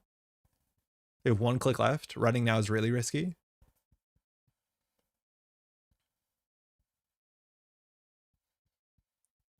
Credit, 5 cards in hand. They're figuring it out. Oh, this is cool. This is important. Pretty hard to win off conduit, 6 points in HQ archives. Yeah. So they only have no clicks next turn. They have literally no clicks next turn because we hit the austerity. So that means we don't have enough damage in hand. Is that barf Thule? Yeah, it is. We got unbarfed. They cleaned up the board. They have no turn here. It's very fun. We have a wage workers. I think we purge here. Can you false lead if the runner has 1 click left? No, because it's lose 2 if able. They actually changed the text on NSG. It says if the runner has 2 or more clicks remaining, they lose 2. The NSG, the FFG text was the runner loses 2 clicks if able. So they need to have at least 2 or more. You can't do it on 1. It's really important to keep in mind. All right, well, just try and win. This is weird. Yeah, you can only false lead when they have 2 or more. Yeah, the NSG text is way more obvious than the FFG one, which the FFG one is pretty ugly. Do we purge? They're trashing it, but they have too many cards in hand. We're struggling to close the game out. We just need another hypoxia.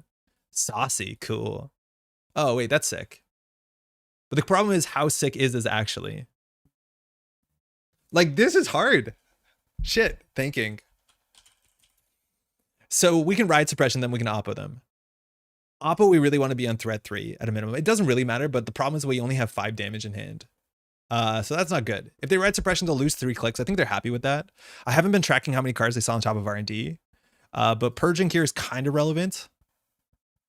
We can throw out a card. The ride suppression is okay. It's not the most important card in our hand. And I think they'll just lose 3 clicks. Purge wage workers doesn't work. I think we purge here.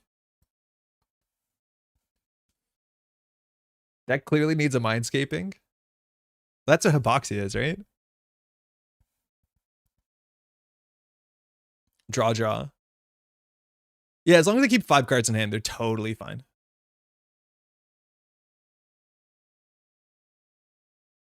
Maybe if they have too little money, we can maybe get them where like we oppo, it have to be a big oppo. We can't really afford 7 because mind you, the combo costs 7.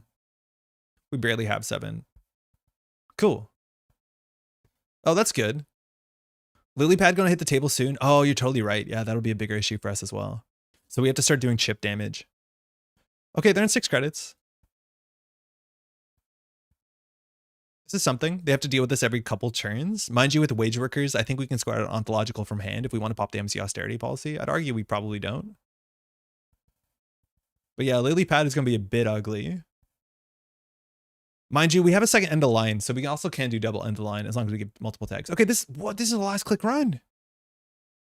This is super risky. If they take a single core damage here, we win. If they find an agenda that's not an MCA, yeah, it's a false lead. I think we win here.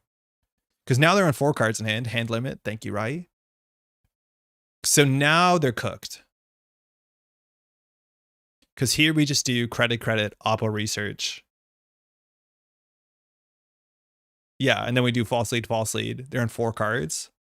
So we go 6, 7, 8. We play the oppo, we're on 6, and then we just do end of line hypoxia. Yeah, we win. And then I'll take an action. So then we false lead. They have no turn. They have 4 cards in hand. They have no way to clicklessly draw. And then we start with the hypoxia to play around the imaginary. Oh, umbrella. It's so cool. And then we end the line. Whew. That was hard. That was generally hard. They did a good job keeping us down early. I wonder if the tempo oppo is important because we wouldn't be able to close the game there. Silly hand limit indicator secret, my favorite feature. It's so cute. Hard to play Trojan. Oh yeah, for sure. I have no ways. Yeah, Ika's the only nice one there. It's funny too because their hand was full of cards they couldn't play. Oh, they're on Cookbook, Tranquilizer, Palangi. Their deck looks really cool. What the heck is this? Saucy, Palangi, Tranquilizer, Cookbook, Umbrella? It looks really cool. Yeah, that cards in hand, that actually looked like a fascinating deck. I'd be excited to see more of that.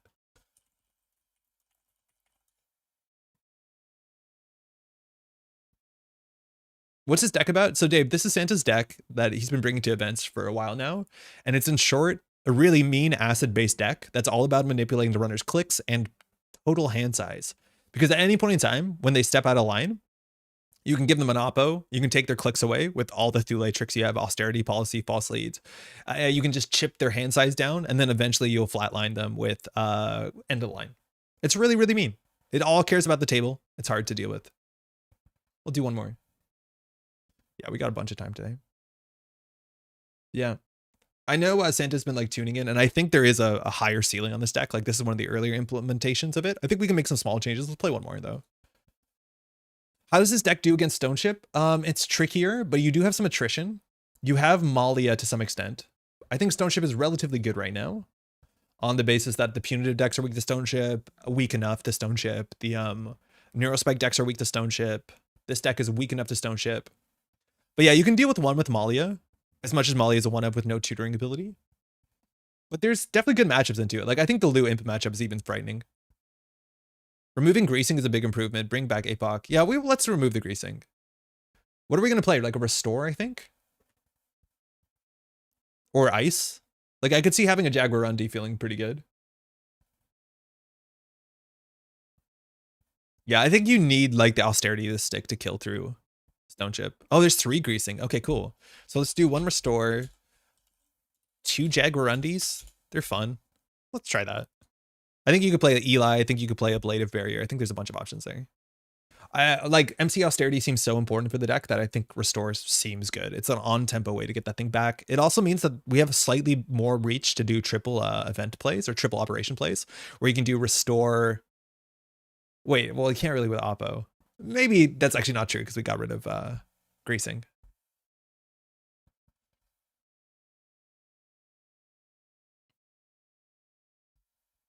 John Cena's here.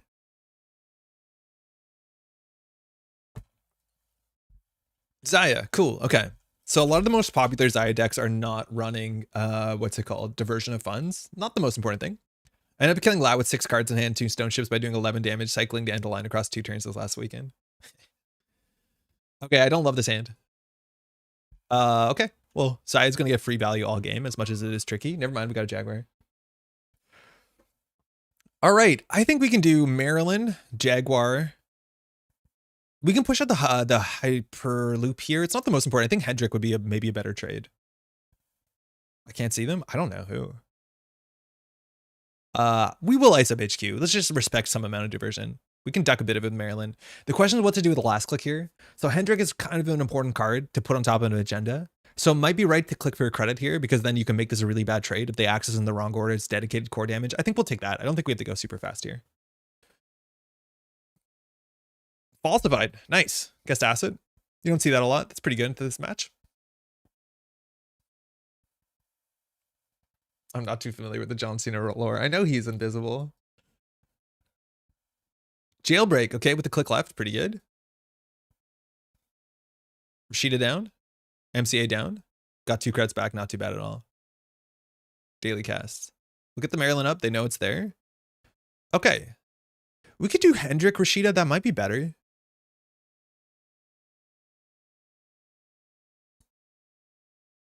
Let's try that. I've been trying 3X, but typically have found I don't actually res it, mostly just a deterrent. Yeah, I think people have to respect this. They don't want to just like face check into Jaguar. Regardless of what it is, like it is interesting. It forces out another thing that they have to deal with. I like that, right? Without bin breakers, ice is actually something you have to worry about. I don't know if I love Gatekeeper. Gatekeeper's interesting. Okay, now with the Rashida fires, we might get a distributed tracing. Are we only on 2 distributed tracing? Yes. All right, huge tempo swing. Bravado last click. Holy crap, that's aggressive. Oh, Jaguar, get him. Rawr. Nice. We got our core damage. That is a really risky last click run. And here too, if they hit an agenda, they take 2 core damage this turn. They have a tag. Like this is really easy for us to punish them. I don't think you want to run last click, especially into core damage. Okay, so we're gonna trash. I don't think we trash the. Yeah, money matters. We should trash the daily cast. We did flood up though. Ontologicals, we want to wait a bit. I think we hypoxia. We trash daily cast. We install wage workers. Okay, this is now a 2/2. Like imagine we didn't have an ice here. Like this does become a problem. Actually, Nico is probably more important. I think we put the MC on top of the Hendrick. I think we don't ice or Hendrick the Nico. They know this is an upgrade.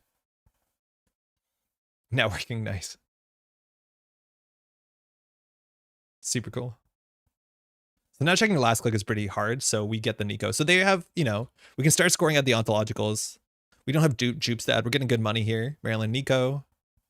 I think, do we just score these out to get these out of hand? Like, it doesn't really help us on threat 3, but these are 2/2s, right? Stall advance. Yeah, they're 2/2s. Like, that's fine. We're not doing that much else this turn. It speeds the game up.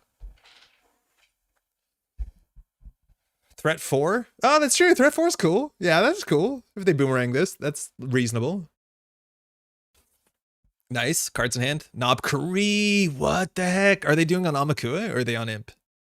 I typically always put out the Hendrick and empty remotes, and when they're sweeping remotes, it's huge for them to hit one. Yeah, it is a huge tempo hit. They unfortunately know it. It is what it is, considering we did it. Yeah, now we're gonna put that on top. I think we're gonna go rush threat 4. The other options we can do install. Nah, whatever. This is fine. We're gonna have a lot of cards in our hand next turn because of the Nico that we could probably do the triple install with the wage workers. I'm worried about this. It looks like it's Amakua Contaminate. That's fine. We're on threat 4. That's the only ice. Oof. Jaguar Rundy threat 4 text mattering when they're running counters ice, give them a tag. So now they also have to break 2 subroutines. That's actually super noteworthy, is that like this actually is more taxing because then they can't clear the tag. Hey, no worries.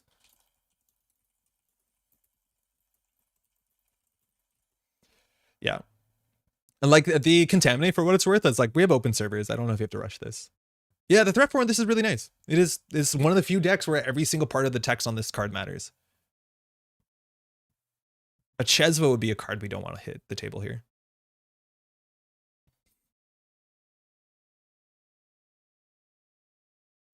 Okay, so we can consider riot suppressioning. I think we want to wait until we have 2 riot suppressions. Them having fewer clicks on this turn doesn't really matter. The other thing that you can do is you can, like, with an austerity on the table, you can riot suppression, and then if they lose 3 clicks, you can austerity policy to lose the 4th click, and then you can just install an agenda on the table. Oh, Asmund, super cool. Nico for the card. Oh, I think the opponent's playing Eric's Zaya deck. Oh, from like canisters. Interesting. The room in the deck for Nightmare Archives, it's like people play around it. I don't know if it's needed. But I know the first time I played around this, I played around Nightmare Archives, and like, yeah, it's just not there. It's weird. Okay, so we can ice up R&D, which is nice. Having this on the remote server is fine too, but this is just genuinely really taxing. I think we want to get the austerity on top of the Hendrik. We can get the wage workers down. They don't have a lot of money. I think that's fine. And then we'll get the gaslight down so we can pull a win condition. Yeah, let's do it. So we'll do new remote server. We'll res. So we're gonna go for the triple install. So then we'll put the Jaguar on R&D. We'll put the austerity in server 2. No gaslight this turn, that's fine. We'll res this so they have a 3-click turn. So now it's really hard to take the riot suppression 3 clicks because then if not, you know, it's a problem for them because we can just take their whole turn. And here they lose to distributed tracing into end of line. Triple install click MCA looks solid. Yeah, it looks really good here. Especially with the riot suppression, like MCA riot, it's sick. Cut greasing added 3x ice, also added 1x public trail, replacing one of the gaslights. That's the main changes. Oh, because you have an influence floating, yeah. I think public trail is underplayed. The same way that distributed tracing is underplayed. That's good. It's good. They die. Like, they die if we have a public trail. And obviously they died to distributed tracing, but it's easier. So here they take a tag and they have to break this for 2. Like, this is an expensive run. Oh, I guess they lose a click. That's cheaper, as much as it's scarier. Like here, they hit an agenda, they take a core damage. Because Zai gets the money after the run. Nice class act cycle. Gives them hand size. Pretty cool.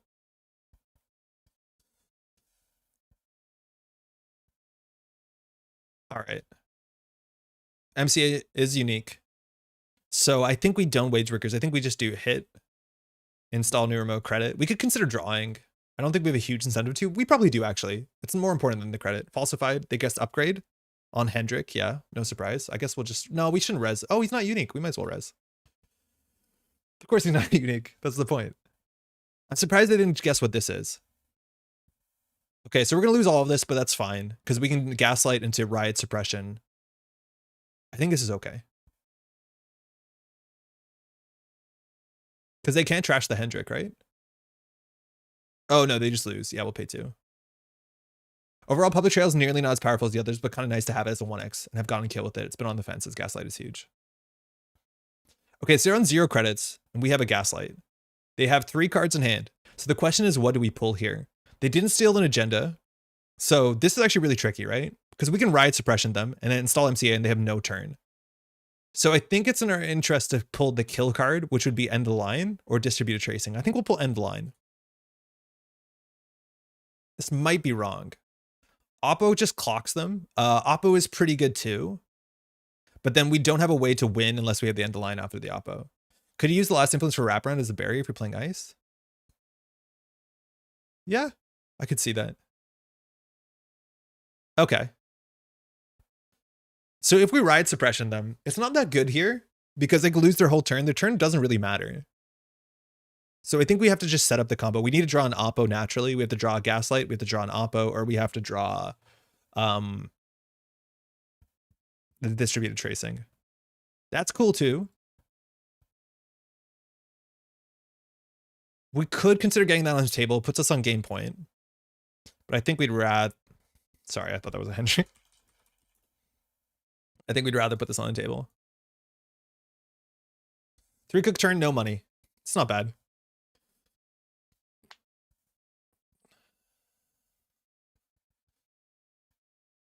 Again, 3 hand size. It's really, really tricky. 1 distributed tracing and the game is over. Acacia? That's okay. We have no reason of purging. Okay, so now they just have to steal the false lead and we win.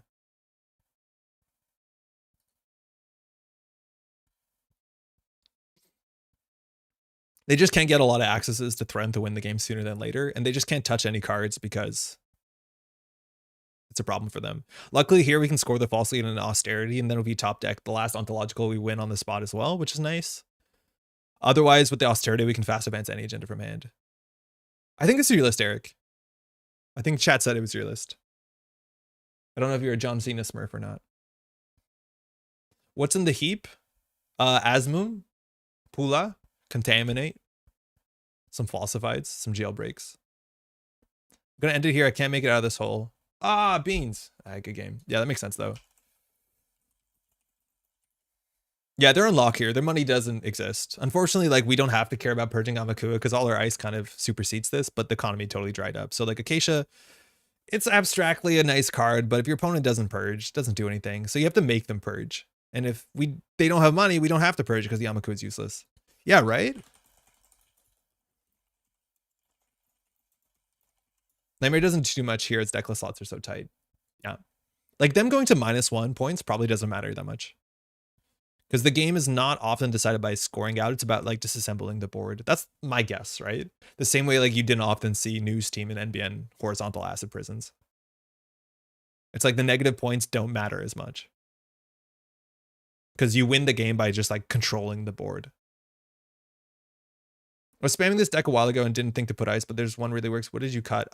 This is Santa who put the deck together. Cut the 3 greasings for 3 ice. We cut the 3 greasings for 2 ice and restore.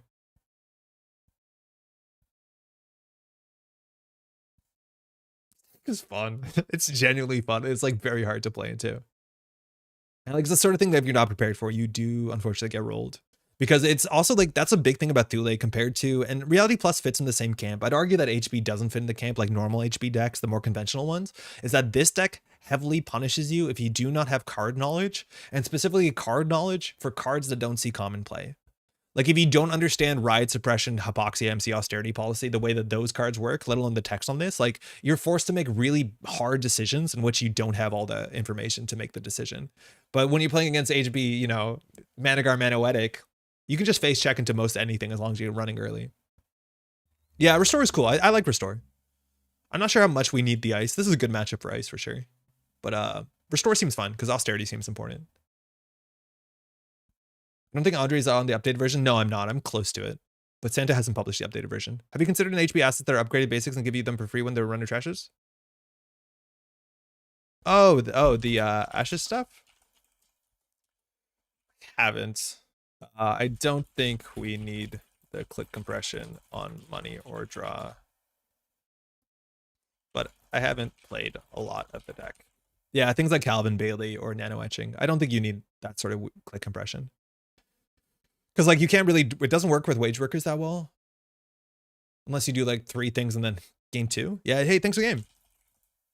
I'd be surprised. Just Jaguar, no Blade of, yeah, we're just on double Jaguar because I want to play Jaguar because Jaguar is fun. And I have not really felt good about Jaguar in any deck, and this is the deck Jaguar would be good in. But I could see a Blade of being reasonable. We're hitting threat 3. It's like kind of hard. I found that you typically get enough MCA to create the forks that restore is probably not needed, but still fun. Okay, cool. I think in every game we played so far, the MCA has been like the most important line, but I think I'm also not playing it optimally. Hey, it's Odal.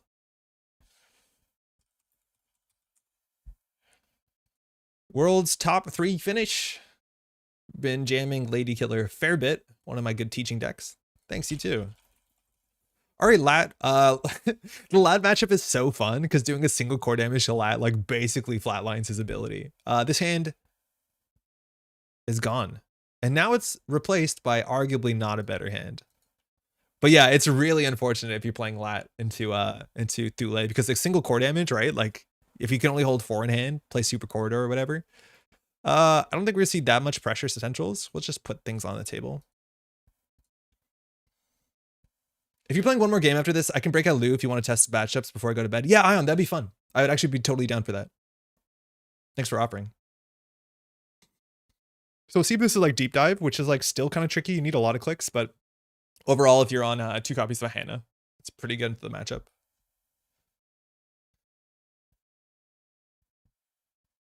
Hyperloop with a click left. You're definitely respecting it. Nice hit. Can't take the core damage turn 1. Yeah, Lua absolutely annihilates the deck. I believe it. I just want to see how it is. So we get a Gaslight here. He has 5 cards in hand. Genuinely, if we have the Hypoxia or the Distributed Tracing, I would have pulled the Hypoxia here. Peach Sean's in the bin, so this is definitely deep dive. Do we Gaslight for something? I think we Gaslight for double Riot.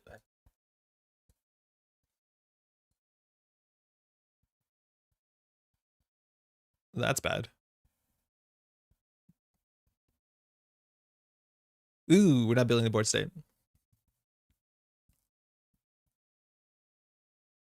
That's not good. That's a really ugly hand. We'll slow down a bit.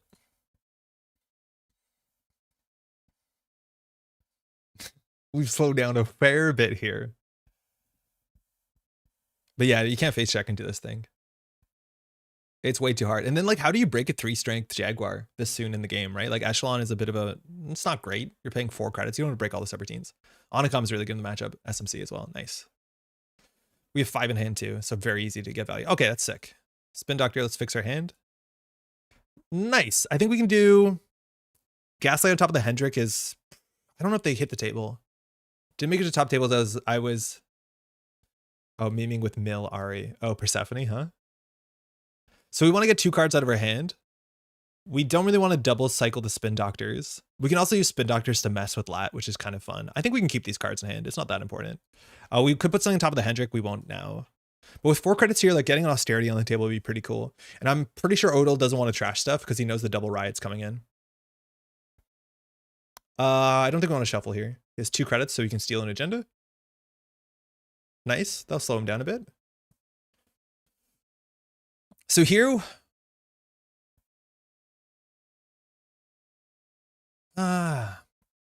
this is where, like, getting a core damage... getting a core damage would be really important if we get a Hypoxia down. So, like, doing... I think we Spin Doctor first to see what we can get access to. So, hold on. Okay. Oh, hold on, sorry.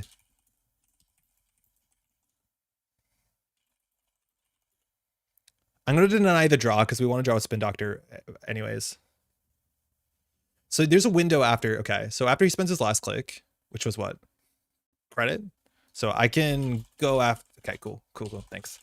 So I'm going to trash this Spin Doctor to res this Spin Doctor to get information because we want to draw into the card that gives them less. So here we have Oppo. So they didn't trash, so we can't do Riot Suppression into Oppo. The question is, what do we pull with Gaslight? I wanted to ideally draw into either one of the 3 Hypoxias or the Distributed Tracing.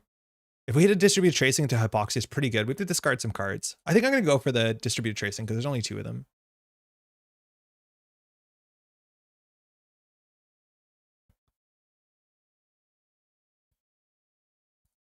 Shit, okay.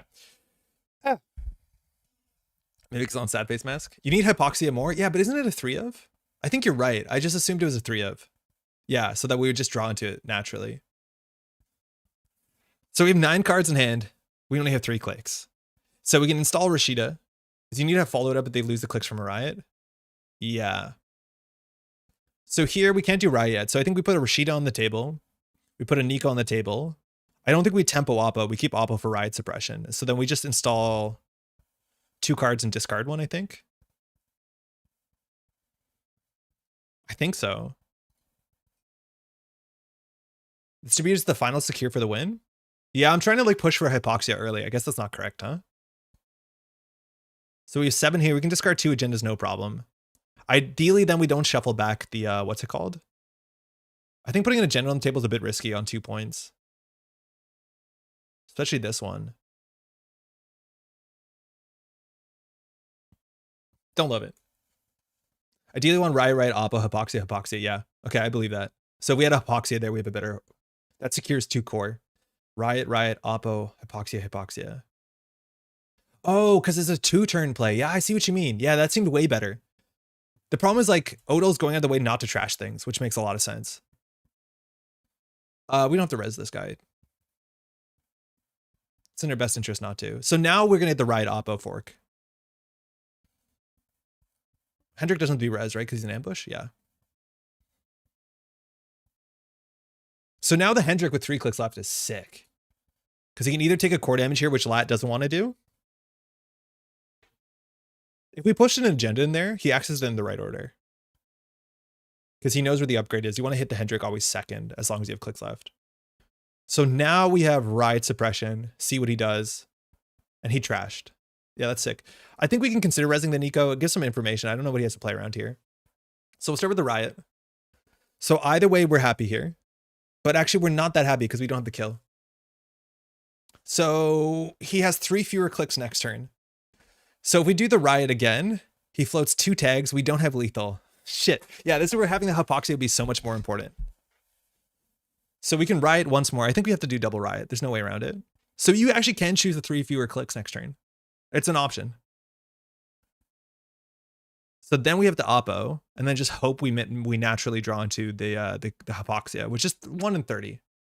Yeah, top deck Hypoxia. Yes, you can. Yeah. If this fails, we probably lose the whole game. And I think if we had a Hypoxia in hand here, we'd be super happy.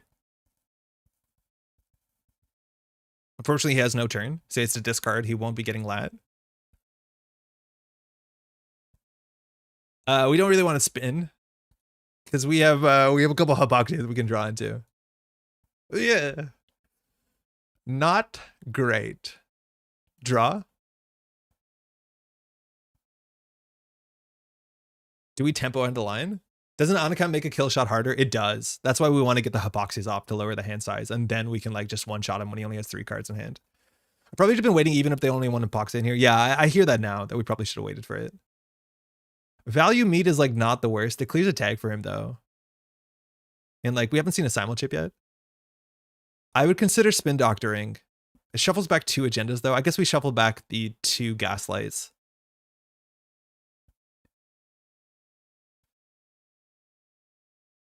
We'll do that. No, we didn't get it. Okay. Bummer.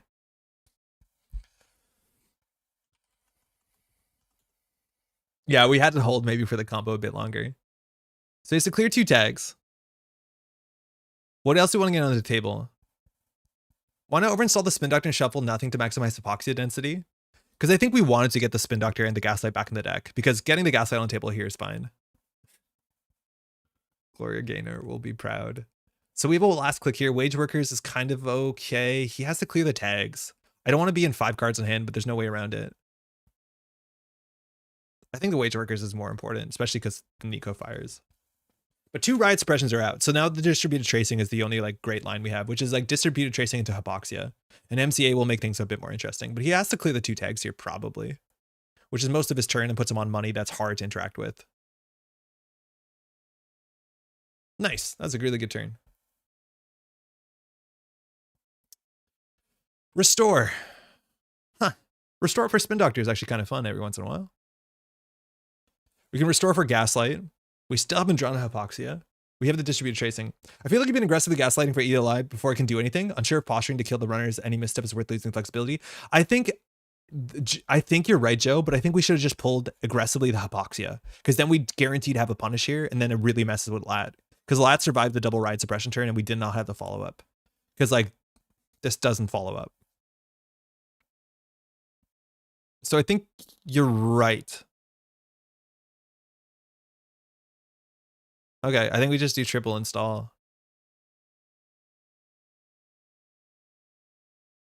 Do we have any incentive to put an agenda on the table? I think we have to. It's just scoring this out doesn't do anything. We could consider restoring for a Gaslight. That's fine. He doesn't have a huge amount of money to like deal with MCAs. I think this gets cards out of our hand too, which is fine. Let's try that. I don't know if we have to protect it with that. Mind you, this is a Hendrik. I usually leave Gaslights on board unless they're clearing. In that case, you either pull Hypoxia up or end the line. Yeah, I could see greeting it. I just don't have enough experience to understand like how safe things are or how unsafe they are. Buzzsaw's nice. Okay. I wonder if on 5 credits he can face check a Jaguar. Overclock with the click left. Oh, sick. So now he has 9 credits. So Gaslight connects. So I think we have a Hypoxia here very likely if he steals the Onto. So he has 9 credits thinking. So if his killer is Echelon, he pays 5 for the Echelon. Then he has to boost 6, 7, 8, 9, 10. So he's actually short. I think he's short.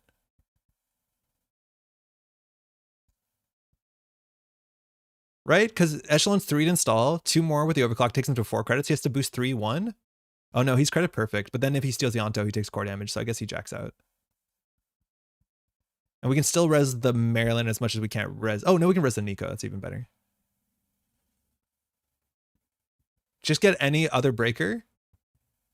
Yeah, but then the Jaguar fires, and then you take a core damage as lat, which is sad.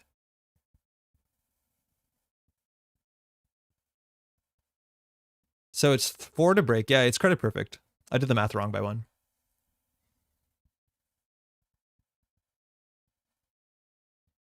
You go get another breaker? I guess if you can get your breaker for less than 3 credits, it works. But I don't think you can. I just don't know what breaker you get that's cheaper than boosting. So here he might jack out. If he hits the 1 and 3 in the ontological, he takes a core damage. And that's sick. Yeah, he jacks out. Very smart.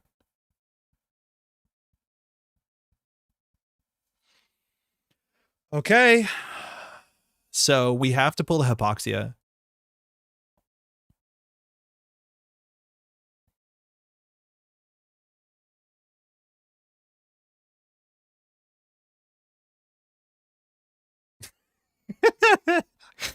Oh, when it rains, it pours. Okay. We could push the distributed tracing on top of the Hendrik. He knows access the Hendrik last though, but he doesn't have the money to really afford to do it. We can do triple credit install. I just don't think scoring the ontological does anything for our board state. I think we need to force him to touch it though. He'll be on game point then, and Ico has an issue. But at least then Jaguarandi's online. This is weird because I don't know how aggressive we want to score out. We can just let this cook here though. He might not know that we're not on Nightmare Archives. That's worth knowing something is you can probably pitch agendas into archives a bit more aggressively, which we are, using that because checking gets hard. I guess you just check the Spin Doctor. But on 1 credit here, like Lats, we haven't seen a Fermenter yet. I think this sort of like deep dive Lat deck is usually on like 2 Fermenters. Who knew Top Worlds player would play this match level? Yeah, like he's playing it good. No surprise. Look at this. Look at this guy. Look at this guy here. Okay, things have changed. Uh-oh. Fire all. I think it's worth it. Hitting a deep dive. Okay, so we can duck the Maryland. It's probably worth it. Hendrik is not worth resing. He knows what it is. But now he has a tag. Like, he has to clear the tag. Diversion light. Yeah, I've seen some shapers out there running like 2 diversions in it. Now you can't really check last click that easily. Okay, that wasn't that bad for us. I think overall that was good. We have a core damage. He's on 4 hand size. What? Oh, neat. Right. That works. So we can score this out to go down to 1.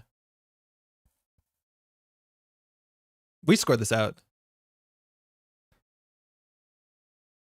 It's really funny that's on the table. It became a 3-2. Sick. Sick. Okay, cool. All right. I wonder if the diversion was worth it. I don't think it was. Yeah, this is looking better. Yeah, I don't think that diversion was worth it. That single core damage is really, really big. Because now, like, distributed Hypoxia puts him on 3 hand size, and then, like, distributed end the line wins the game. We have money on the table. Wage workers to deal with. He doesn't have the money to deal with the assets. Mind you, that's a lot of influence. So, like, that's influence for other things like Miss Bones or Hannah, potentially. And we got a deep dive out of hand, which is kind of sick. Stone Ship, that's hard to deal with. We need a Malia.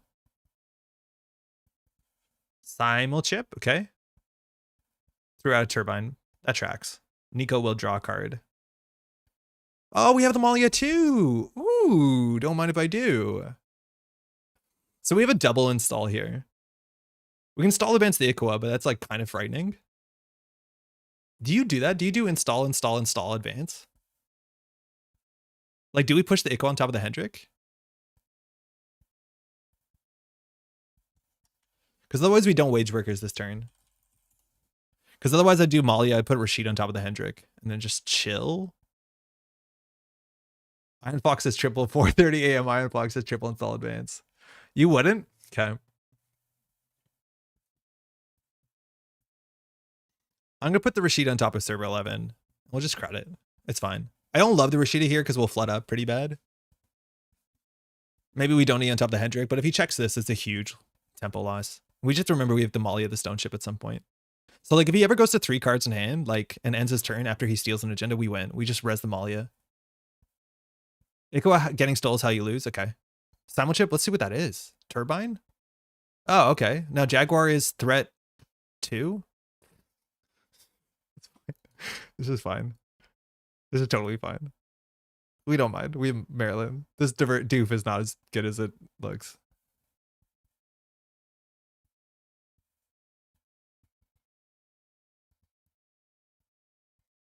Like this could be a 3-1, right? Like you have to worry that this is a false lead.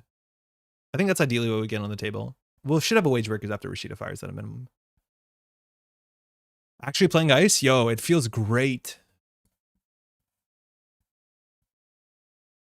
Oh, shout out also actually put up the Ocarina's all on his channel. Check that out. Okay, we have to play this cleanly. Could not be me. So MC Austerity on top of the Hendrik is really nice. That slows the clicks down. So we can do install, install, install. I think that's fine.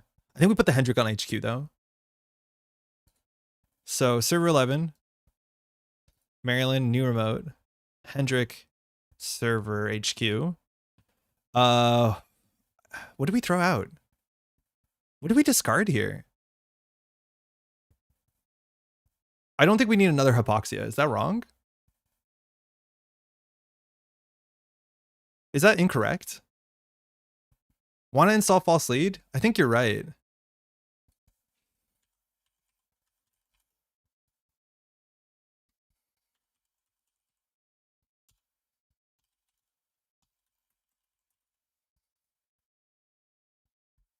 Yeah, it's just because we can't hit the austerity.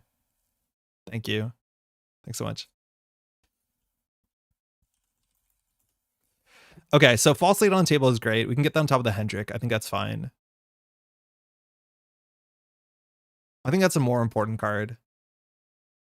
Austerity is okay. It's whatever. What happens to it? I think we throw out the Maryland. Yeah, the Maryland's way less important than resing this and firing it. Yeah, I don't know why I thought the Maryland would be more important. Even getting the false lead in a nice remote server is kind of relevant. All right, he cracked the Stone Ship. That's nice to know. I think he's trying to win off a deep dive, and Hendrik really messes that deep dive math up. Overclock Austerity. Cool. Oh, this server. Yeah, that's pretty bad for us, but at least we have distributed Hypoxia.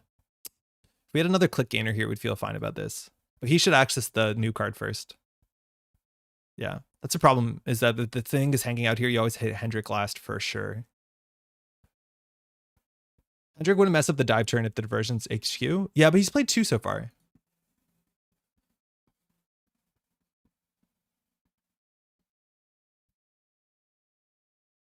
So here we do distributed tracing into Hypoxia, which puts him on 3 cards in hand. Mind you, he trashed. So he trashes out on 2 Onycoms. Okay. If we add another austerity token, we actually can win this turn. But we don't. Ooh, Gaslight. I think we just do distributed Hypoxia, don't we? Because then we win distributed end line on any board state. We hit SMC. Unfortunately, we didn't get an austerity trigger that turn, which would have been good. It's Odal. He's okay at the game. Yeah, he's been playing really well. Surprise. I don't think he's familiar with the archetype, though. He still also has to consider clearing the tag. But now if we have another distributor, which like hopefully this Gaslight gets us, we can, if he steals an agenda and doesn't win the game, we can just do end the line. And he needs Stone Ship, but then Stone Ship is beaten by Malia. Hooray, WW not being Jeeves. Yeah, this is one of the important ones where like the doubles or the purges, but the doubles mostly. Still worth playing an Eternal, that's for sure. Creative on 7, 3 cards in hand. All right.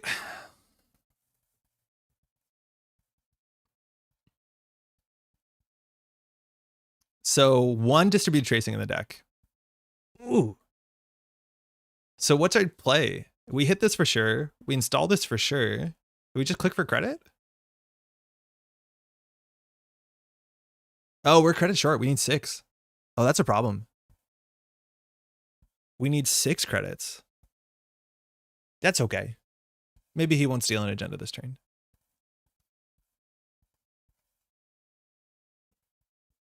$30 laundry. Mind you, there's 5 points in our archives here. We don't have any reason to res anything here. 2 cards in hand. Okay.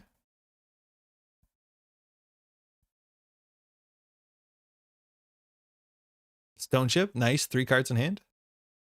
So here he like technically passed priority, but it's totally fine. We need him to steal an agenda, otherwise we have to win. I don't think we have to gaslight here. Max MCA credit distributed end of line. What's max? What's max? I don't think we gaslight here.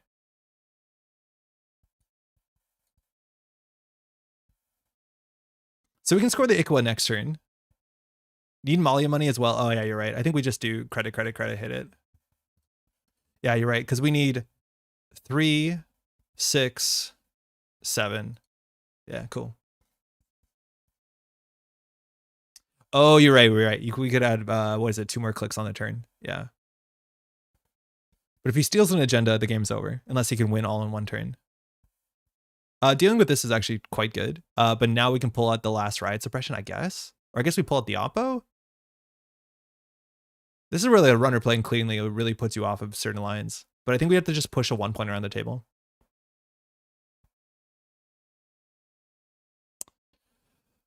Or we could oppo the heck out of him. That also seems pretty good. I think we do just triple credit oppo.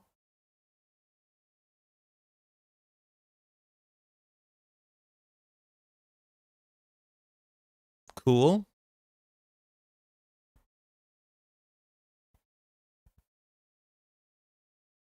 Install MCA, hit it, oppo. Oh, fuck off. You're right.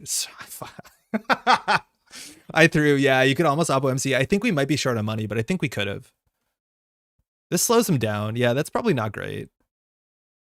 I think MCA oppo is probably the line there. Yeah, bummer. Yeah, I think we had the money to do it. Throwing for content? Okay, come on. Come on, come on. It's not that bad.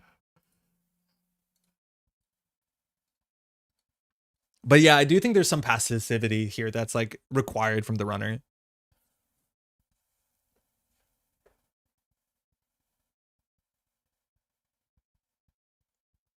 You could then molly the stone ship kill with the end line. Yeah, that was our line. So if he steals an agenda here, we don't win because we don't have money. Unless he hits a hyperloop. Oh, shit.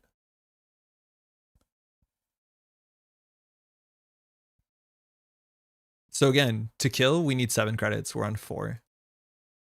And now he wins off an Ikua. This is a lot as a player currently learning the game, but it's absolutely fascinating. Yo, Jack, if you have any questions, don't hesitate to ask, eh? This is a weird matchup for sure. There's a lot of cards that are readers. With the Gems and Archives, how many are in R&D? 1, 2, 3, 4, 5, 6, 7, 8. So there's 8 in play. There's 4 in R&D. So it's a 1 in 3. And if he hits the Ikua, he just wins. So that's not good. So I think we have to spin Doctor back some stuff. I think we just do this. Install credit. Oh, we don't have enough money then. We need 7.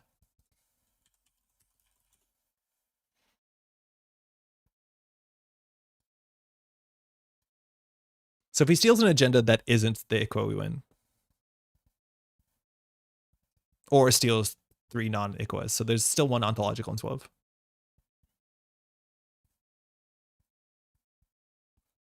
Yeah, I think we might have had an out there. I think credit's willing. Where we had to like basically give him not enough clicks. I had to duck out to meet with my lit mag students for the last, what I missed. We're playing like Barf Thule. Okay, we could win here. It's fun. He can also steal the Ikua because the game's over. Daily cast on 2 credits. Okay. Gaslight could pull for what here? Not riot suppression. Could pull for oppo. I think that's our line, is pulling for oppo eventually. Okay, so we hit this. Maybe we should have pulled it for oppo there. It's because, no, we just need more money. I think we just do triple credit MCA again. Oh, some of the lines are eluding me, that's for sure. If only Public Trail was in the deck. I agree. Yeah, Public Trail would have won the game. And I think Public Trail is probably worth it. It's this sort of ugly board state where Public Trail is like really, really, really worth it. Because like we just do Res Malia Public Trail on the line, the game's over.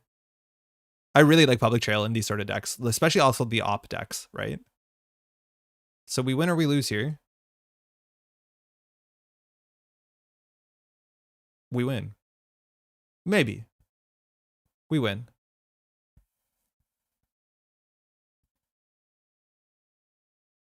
So this is why you play Malia. We wait for effect. We blank the stone chip. Start a turn. Mandatory. Distributed. End of line. That's why you play the Malia. GG. Man. Waiting. Just waiting for you to steal an agenda that wasn't Ikoa. Yeah, she seems important. Important for stone chip. Yeah, I think like that's the thing where if you don't know the matchup, like Odo feels really safe sitting on the stone chip for sure. And I get it. I totally get it. I think Odo at some point had to run archives. The problem is like I think he's playing around Nightmare Archives, which makes sense. But yeah, there's still a couple points in the deck. Oh, we knew where all the Ikoas were, so we couldn't lose off the top of R&D. I thought we could. Yeah. Yeah, I should have checked it. Yeah, I think so. Yeah, right? That tracks. I might have had a turn a couple turns ago where I should have MCA'd and then played Oppo to guarantee you have a tag, but I think I was short on credits. Yeah, I think we were short on credits because we had to do a 7 Oppo that we had to install in Res MCA and then still have money for punishment. So I don't think we had it. I don't think we had enough money to do that. I was memeing around with Persephone this last weekend. You can make some fun things with it for sure. I've played Persephone Anarch and forgot that Plonky doesn't work. Persephone Arasana is like kind of fun. Yeah, really fun. Thanks for the game. Congrats on the world's finish, eh? Lady Killer is like one of my favorite decks to teach players how to play Corp. Yeah, Lady Killer is such a good deck to teach players how to play Corp, especially because it's simple into 3-ofs, but just like a very elegant deck. I like it a lot. Multiple win conditions is sick. Oh, it's a lot of fun. It's a rude deck. Thanks, glad you liked it. Yeah, for sure. The last game when Odo played against Cable was so wild. Like, hey, catch your hand. NSG managed to upload all those videos all at once, which I don't think is a good thing to do. Cheers. But you can watch now the world stuff cut up into individual games, which is really great. Okay, that's gonna be it for today. Just want to do some news things because there's a lot of really cool news stuff going on. Firstly, we shouted out all the QTM deck list postings. They're sick. Again, if you want to search, what is it called? Countdown to 2024. They've been posting one a day and they're always very, very interesting. We might spend a time, maybe on Friday, we'll be streaming to go through all of them, to walk through them because they're so super cool. Again, if you're watching this, this is the last week that there'll be Netrunner content on this channel, probably until just about the new year. We might have a stream in front of the new year. Maybe depending on how the weather is and travel works out, but otherwise, yeah, just watch out. If I don't see you, I'll be up here on Thursday. Pat will be here, but it might be a while before there's content just because the holidays. So apologies for that. Otherwise, other stuff to talk about. NSG has an update. Mind you, Circuit Opener this weekend coming up is an AMT. It's on the 17th. It starts at a late time on Saturday night for my time zone. So check that out. There's an update on the cards. And there's a bunch of like other new stuff that I think we'll shout out on Thursday, but there's some really cool stuff going on behind the scenes. Oh yeah, YouTube, Axu, has the whole Ocarina tournament that test running ran, that is up on the channel. So go check this out. That was a tournament run this weekend that has basically IDs are replaced by agendas and or mostly connections, but that was streamed. Check it out. It's really fun. Ocarina is really wild to watch. Time to sleep before 5 a.m. Yo, Ion, get your sleep. Sorry that we can't do, if you stayed up for the loot deck, I'm so sorry. Is it too late? I reckon it's too late. If it's not too late, I'll play another game. If it is too late, get some sleep. But do check this out. This is really fun. Banner and Banner really make Persephone work. I think it's still tricky, right? Because you need all that stuff down. You have MU issues. It's hard. I could do a loop game. Okay, we'll do it. We'll do it because Ion's been up. We'll do one more game. Okay. Psych. Stream's not over. Just went back and checked. You had exactly enough credits if Odo didn't trash wage workers, also for credit, and the line of the next turn. Oh, thank you, Tron. That's good to know. Okay, let me know in chat if you're ready, and then I'll launch the game. I expect this matchup to be abysmal, but we'll find out. This is meant to be the really, really bad matchup, which like kind of keeps this deck in check, because I played aggro Lu, and I still don't think the buffer drive is great, but I do like the deck a lot. I really do like the deck. I just played as an aggro deck. I thought it'd be some weird combo deck. Now you just put imp and you just run anything, and it's so much fun. It feels like okay, it's up. It feels like just the most aggressive kind of like keyhole max era Netrunner. It's really fun. And again, I just haven't got to the board state where buffer drive matters, because you put off so much pressure sooner. Okay, so we have Noma Virus, so lose an issue because you can imp all the agendas, so you don't have to play around Thule attacks. It also means you can deal with the board really easily. Now, that being said, if you're trashing stuff, if they're not trashing HQ, like we still have cards like Oppo Research, which with Solidarity Badge coming down, it's not the worst tax. I think we can maybe do triple install this turn and see what Lu hits. I don't think we res the Wage Workers. I don't think Wage Workers is the priority turn one. This is a hard matchup. Yeah, just imp the kill pieces, I think is correct. The theory I have is if you have 2 Persephone and Egret if needed and Banhar, you're milling yourself at the same rate as the Corp. I was so surprised that Persephone is not 1 for 1. It's 1 for subroutines. And I think I did not realize that for a long time. Oh, we'll keep this. It's fine. I think Hendrik is one of the better cards we have in the matchup. Okay, I think we'll put the Wage Workers down. If he trashes it, like he probably wants to trash all this. Did they mulligan? They kept, so they probably have an imp. Losing the Spin Doctor immediately would be pretty bad, but we're going to see an imp here for sure. At least Audrey's not that important. It's nice to have a clickless way to draw 2 cards though. Like that's another part about Audrey, is it's actually genuinely hard to kill a runner that has Audrey, because they can just at instant speed any paid ability window fire Steelskin. Probably a long grind because you kind of lose on the spot if Odo sees line, which I think you can assume he does considering the rest of the play. Cool. Gaslight. There's a chance you don't want to check last click because there's an agenda. Apparently we're checking it. Holy shit, we got ripped apart there. I think we oppo.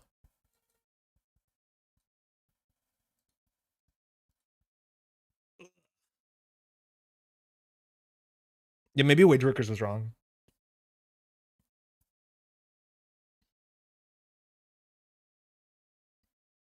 Like, I think we just ice HQ credit oppo. But then why are we icing HQ, right? Why did we res spin? I wanted to get more options. Because I wanted to, like, make a play here. I wasn't expecting just to do triple credit oppo. We maybe didn't have to, but I thought we'd be able to, like, spam on the board and overtake this imp 1 credit. Which might have been right, but we drew into agendas. No? Yeah, this is a bit scuffed, I think. We'll see how that goes. Ari solves the early game pressure problem due to slap and generates the money needed to Persephone with UAV environmental testing. Yeah, it's really nice environmental testing pays you to set up some nonsense. So here you can do, yeah, we probably spin anyways because we want to get the oppo back. Wage Workers comes down relatively cleanly in the deck. Now, a Knobkery isn't down yet. I think Gaslight for 2. I think we'll go the most expensive one.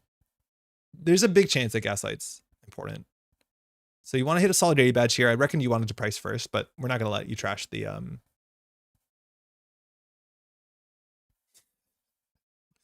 Buffer Drive, Strike Fund, Hippo, Steelskin, Scarring. So Steelskin, like, that's the thing. Price, you hit Steelskin and Buffer Drive. Buffer Drive's down. I don't think it's going to matter. That's the only time I installed Buffer Drive on the weekend. It's when I hit it on price and I had no other targets.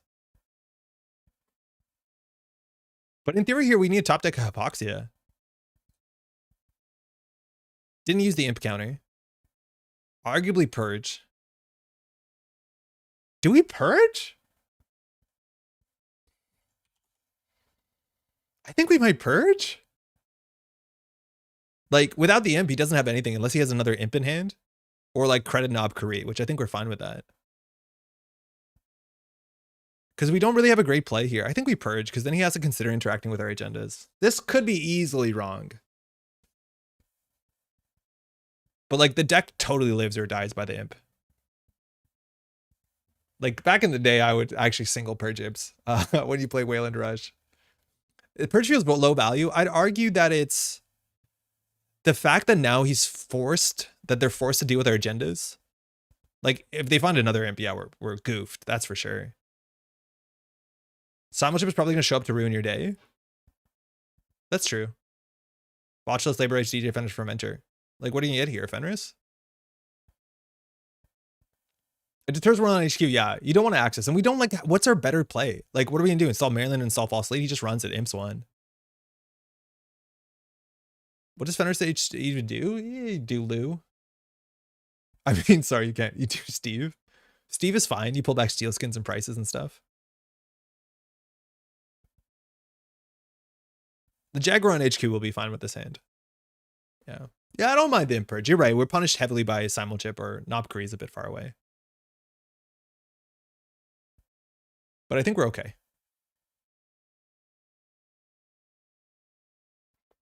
This deck is really hard to play into because it has way more reach than you think they do, right? Like, prices look at 4 cards. Obviously, they have the whole hand. No, you're good. You're good. I imagine we're going to see here. Wait, no. Like, running HQ is difficult, right? That's wrong. I'm tagged to hell. Yeah. Yeah, it's so true. Like, that's the cool thing here is Iron's not clearing the tags. Like, maybe you can install the Fermenter. I think that's the only other legal option, right? Yeah, I guess that's the only other legal option. But, like, the tags are going to matter sooner than later. Wait, what's going on? Okay. Yeah, there it is. Okay, that's bad. At least we'll purge next turn. I don't care. Credit remove. Yeah, I'm surprised that they're not, but I think this is why they're not.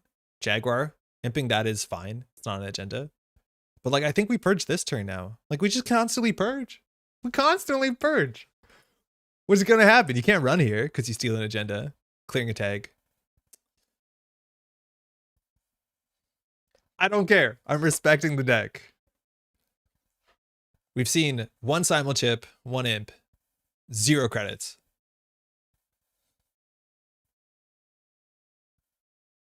Like, imp is so important in the matchup, we can't let it happen. Nice price. Another price hit a strike fund. Really good.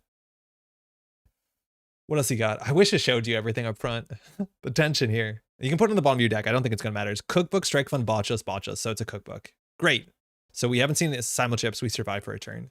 So now, poor Iron Fox being bullied by the purge machine at 5 a.m. I know. We have to fix our hand.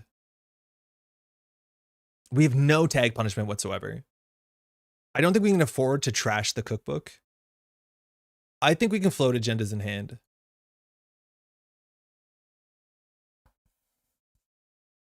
It does show you to go to the heap first. Oh, we have to check the heap, not the log, huh? That makes sense. Yeah, Ned Dead, I've been saying this to stream. I've actually really been enjoying these loot decks. I've still not, like, I don't think I played a game where the buffer drive has been, like, super, super sick.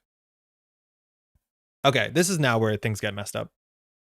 That's okay. Trashing Maryland's fine. Probably don't.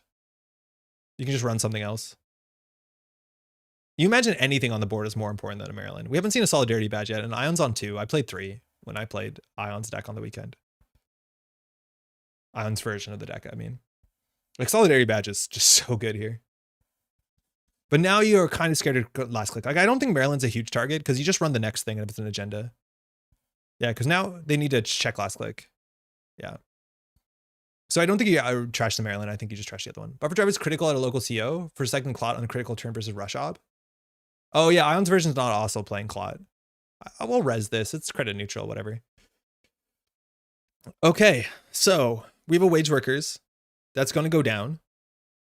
So we need to get things on the table. We need to get a false lead out. We have a money issue.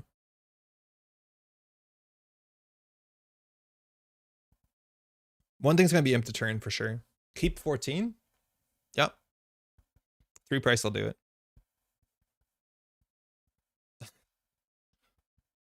There it is. Cool. If you imp this, that's fine. The false lead will go through. The game here is between like trashing the right thing and finding the agenda. Because as soon as you imp this, you can't really run here because you'll take a core damage. You can take a core damage, single core damage. I think your only hope is to sneak a false lead out and install 3 cards. Yeah, or this turn. Immediately Ion can take it here and it's going to take a core damage, which like, I don't think it's the most game winning thing, but like that's what we have to do. Hit a buzzsaw, doesn't matter. And Oppo is also like kind of bad into Solidarity badge. Yeah, so we just have to install 2 on the table. So I think we'll draw a double install. I think there's a reason to go centrals. They've been running the first one first. I think they might swap. We'll see. It's hard to tell because 5 a.m. you kind of play the way you play. But I guess you could steal 2 of these. Trash 1, steal 1. You probably want to pressure the spin doctor before you're imping agendas, but it's hard to do everything. But we want the second false lead here. Or the first false lead, I guess it is. I forgot we didn't steal it. But like as soon as you take another core damage, we have distributed into Onto until there's an Audrey. Ah, they kept on the pattern, just running the first one first. We should have used that and put the Hyperloop down there first. But I guess they imped the Hyperloop.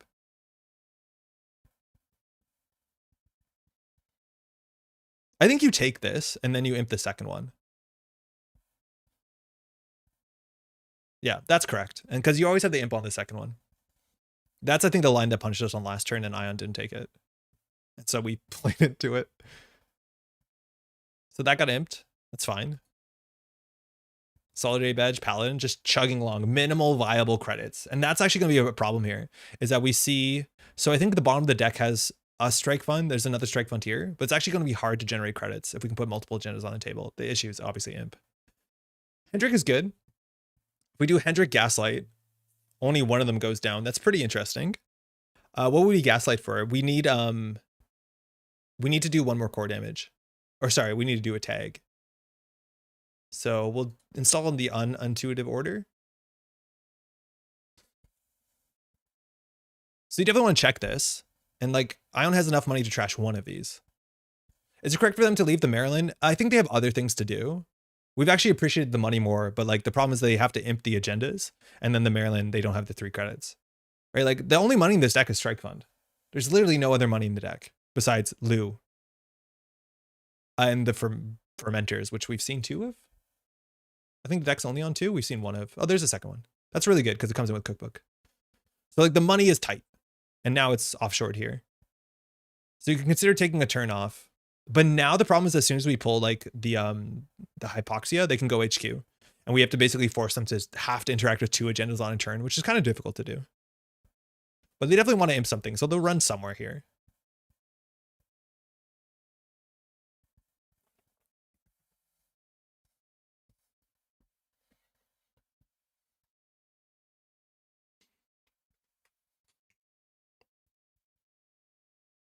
Yep, they can't afford another core, that's correct. Cool. So let's see what the order they hit this, because now they can trash everything. They needed to do that like 2 clicks for 3 credits. So Hendrik will pay 2.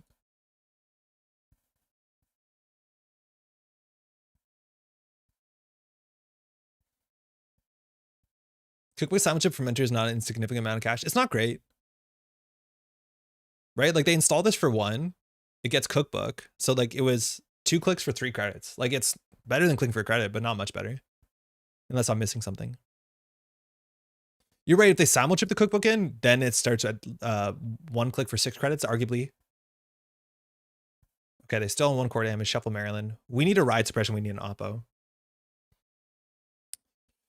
Another Spin Doctor, kind of not the best here. But we need a ride suppression really hard into Oppo. Mollying the Cookbook is like, eh. They deal with this instead of the rest of the table. I think that's fine. We have to keep doing this and keeping them busy. Because they're keeping afloat. And like at some point, I think there will some seam will break. Like that is a cool thing also about Hendrik is Hendrik supersedes the value of what's it called? Oppo. Oh, sorry, wow, of Imp. I think we res the Maryland. If we go down to 5 and get shuffled back, I think that's more important. Nah, we don't have that much money. Cookbook is virtual. Oh, sorry, yeah, you're right. The Paladin. Also virtual. Oh, wait, Malia is useless. No, Paladin is also virtual. Yeah, Malia can't pick it up. Put it on her shoulder. I wonder if they'll respect this. If they trash 2 cards a turn, we're actually pretty happy. The deck has no resources that are non-virtual. This card is actually useless. Yeah. The deck has 2 resources that are both on the table. 1 of each copy. I forgot about that. There are no face downs in archives, so Equos are burning up HQ space. There's a face up in archives. Simulchip into Imp or into Fermenter is pretty good. Yeah, I forgot the Molly is actually useless in the matchup. Okay, ride suppression's only good if we can follow this up with Oppo. So I think we use the spin doctor here. We can leave the hyperloop in there, I'm pretty sure. What do we put back in? Hendrix seems important. Need more Scape Net? I don't think we've gone that far, but it is a meta card. I don't think we care that much about it. Like, twinning is okay. Cookbook Paladin is whatever. Don't encourage Scape Net. I think with the hyperloop back in the deck's actually important because we need to put 2 agendas on the table. I think that's usually how we win. Jaguarundi is like, oh, it's okay.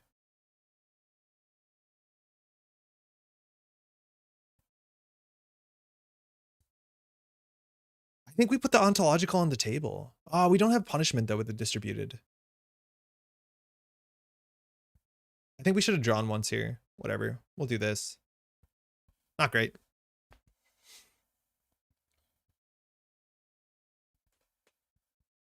MCA would also be nice because they have a really efficient rake, right? Like they're drawing 2 cards clicklessly every turn. They're getting a credit clicklessly. Well, they run, but it is what it is.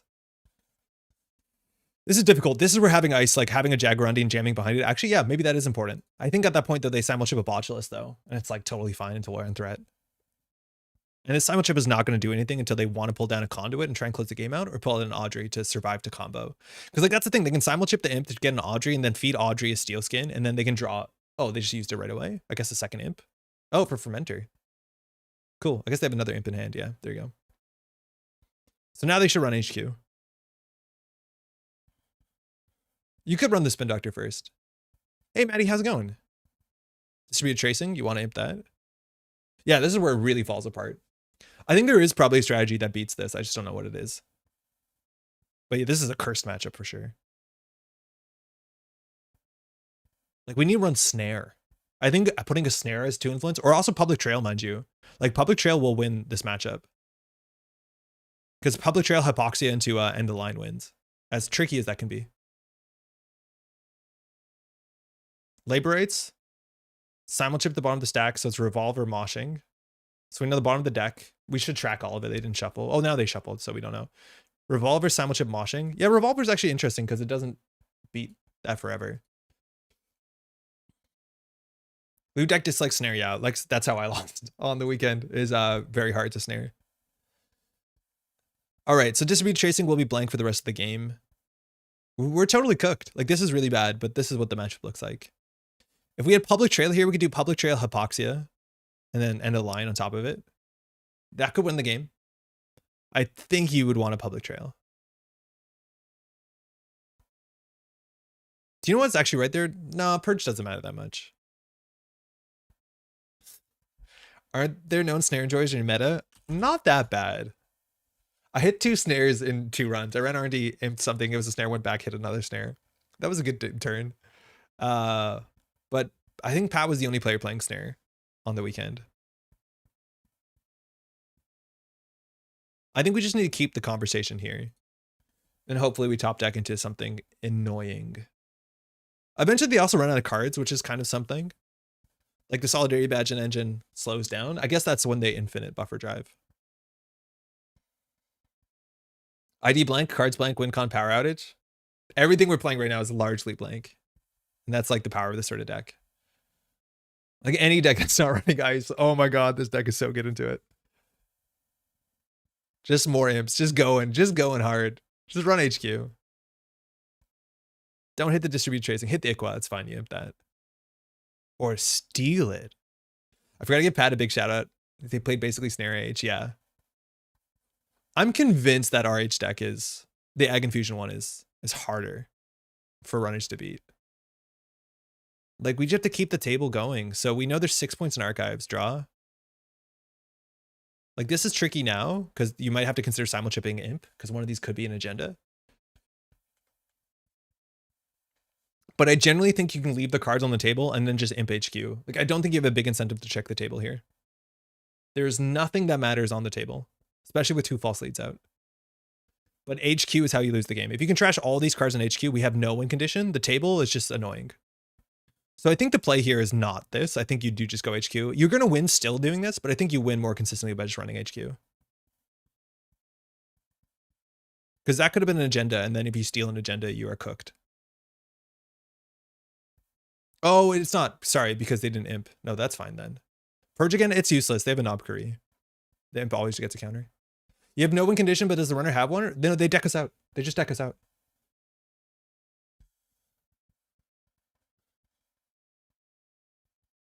Okay, we have an Oppo, but we're not on threat. So we lost our 2 distributed tracing. The runner knows that if they have the deck list. So we have no way they actually can start stealing agendas. So the only play we have here is Riot Suppression, and then we can give them Oppo. And then we have a single tag on Oppo, which we have to do Hypoxia end the line. So we can draw once here. Actually, we could win here. Dead by Daylight. That's a sweater. It's a joke. We could draw once here. If we hit exactly end the line, we can win. Unless Ion simulchips for an Audrey. But here we do Riot Suppression. Yeah, I think we do it. I think we have to draw once and just hope we're lucky off the end line. I think it's the only way out. Yeah, whatever. We'll still go for it.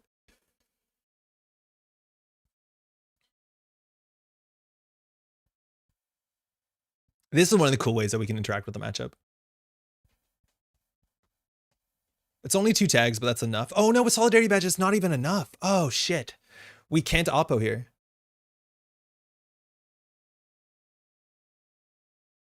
Yeah. No, we can't, because he has Solidarity Badge. So he clears a tag, clears a tag. Yeah. Yeah, so that's wrong. We should have kept that in hand. That's unfortunate. We could hope that they biff it, but we're not gonna. Bummer.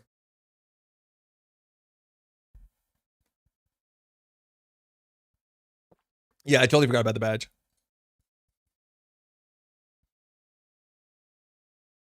I guess. Feels bad.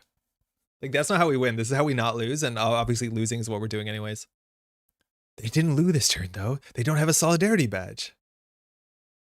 So here I think we do... Well, the problem is we have no more distributed tracing. We have Oppo. This gets them to threat 3, so I think we just install 2 of these and click for credit. We could do a Hendrik as well, which is like kind of fun. But we need to be able to Oppo for 7 next turn. And they're not going to steal both of these. They're going to steal one of them, maybe. Yeah, that conversation came up when it comes to like Solidarity Badge not seeing a lot of play. I think the big thing is if you're not playing Imp, right? Like, I think if you're worried about assets and tags and Oppo, you just play Hannah in that slot if you can. But this card could see play in the meta right now as one influence. It's just, if you're not firing it consistently turn after turn, it gets challenged by other options. It's really good into Oppo, though. Come on, take it. Threat 3. Let's go. You know you wanna. We have 2, what's it called? Distributed tracings out and 3 spin doctors out. You can steal agendas now. It doesn't actually matter. No, you steal this.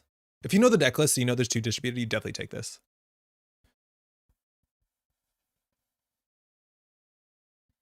Yeah, that's right. And now they'll cycle the imp and go for this Hyperloop.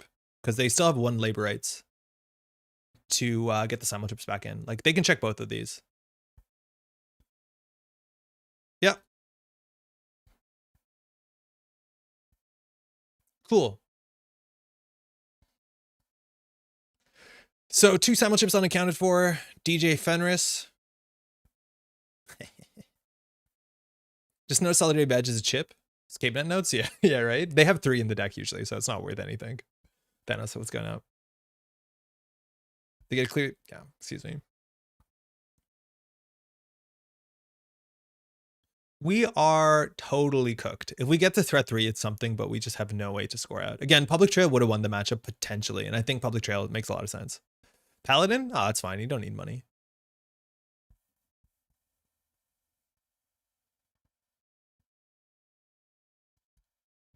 Connection.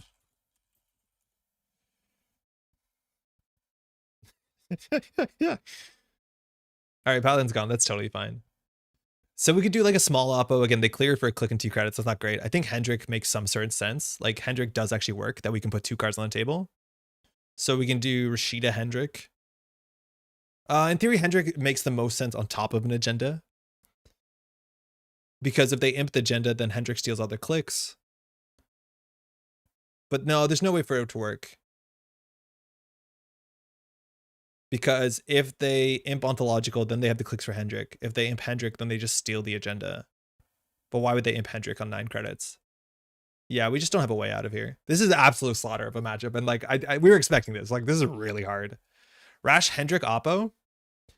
At the end of the day, the Oppo is so bad. I don't think we can play it until we're on threat 7 because it costs them a click and 2 credits because Solidarity Badge just clears one of them.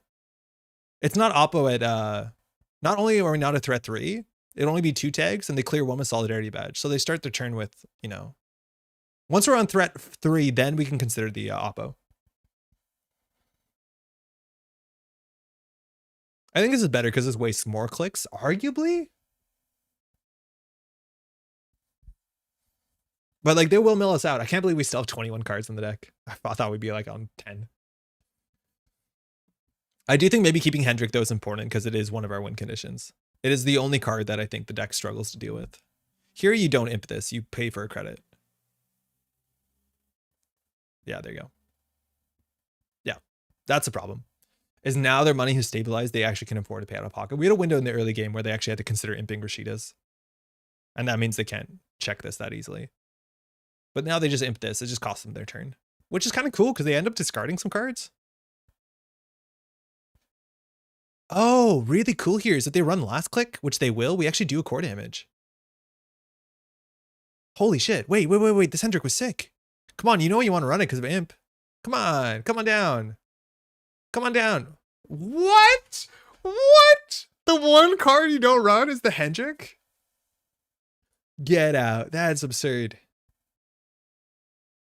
We have to wait till threat 3. Okay, that's more interesting because they can float a single tag. But we have no way to get lethal here.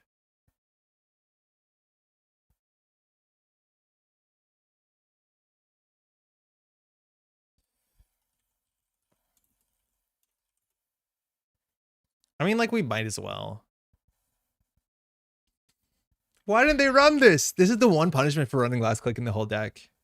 And like, that's the one turn they took off. Now they're running this first click, so this will end their turn, which means we can score out the ontological. It's not that good for us. It is a 3-2.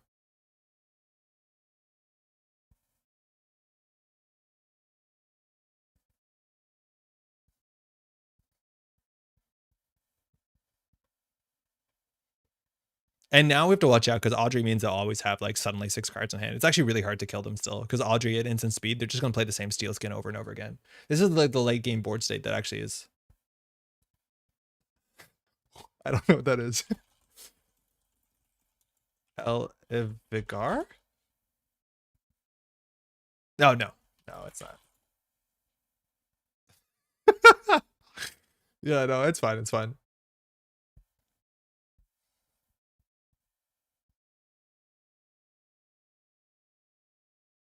Audrey Steelskin does need cards in the deck to save you, though. Oh, snap. You're right. Yeah, that actually might not matter. So they have to discard a card here, or they can just send a strike fund. Shouldn't the put the Onto gone onto the Hendrix? No, because they just imp the Onto. Right? Like, this cost them 2 clicks to run. If they hit the Hendrik, it ends their turn. So if they run this first, they can't steal the Onto. It's better to spare this because they have separate these because they have imp. This is such a good game. It's not. We don't have anything to do.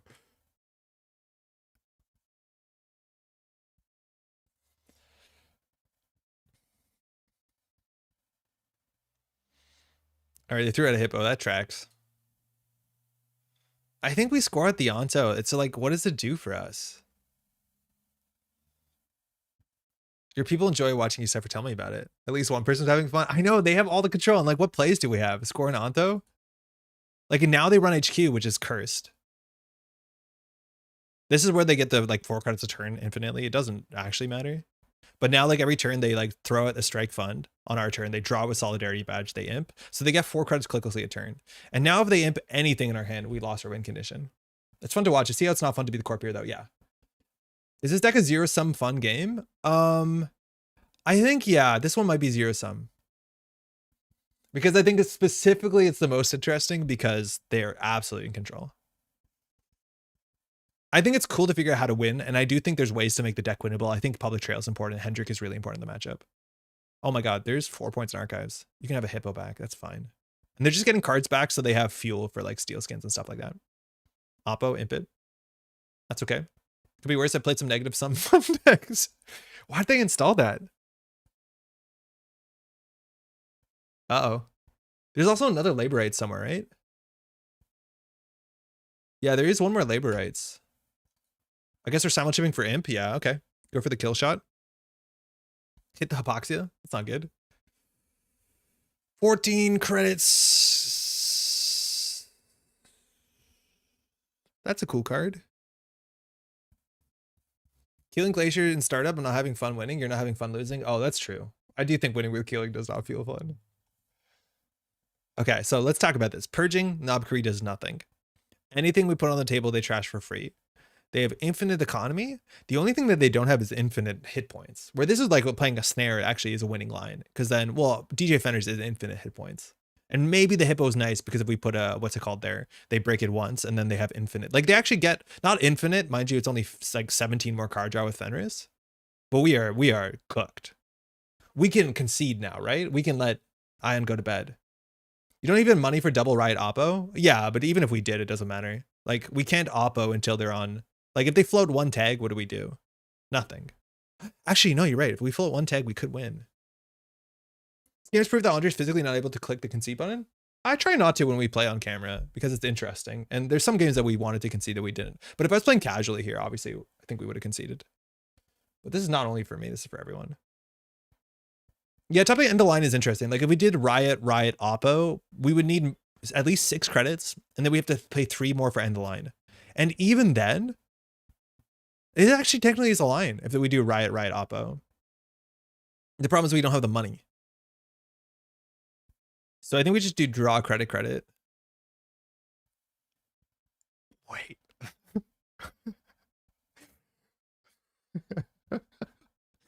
Well, hold on for one more turn. They have to imp the restore. If they imp the restore, we're fine. If they imp exactly the restore, we can have a chance. And even then, we're credit short. Ah, shit, they're gonna imp 2 things. I feel like if you hadn't scored the Onto, you'd be perfectly fine here. I wouldn't say perfectly fine. I think scoring the Onto is wrong, though.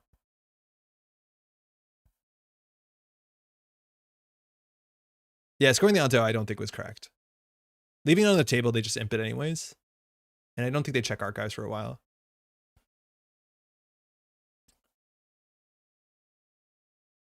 Oh, that's mean.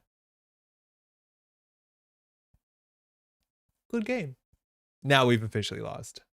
We have no way to get the Oppos back, so we have no distributed tracing, no Oppos. We literally don't have ways to tag anymore. We will concede. We were short on credits. If we had 3 more credits for the Onto, like maybe they imp that, and we have a chance here. Oh, they hit the restore here. But now Riot Suppression, 2 end the lines in the bin. We have literally no ways to tag anymore, and this will be brutal. You've achieved your win con. It's 525.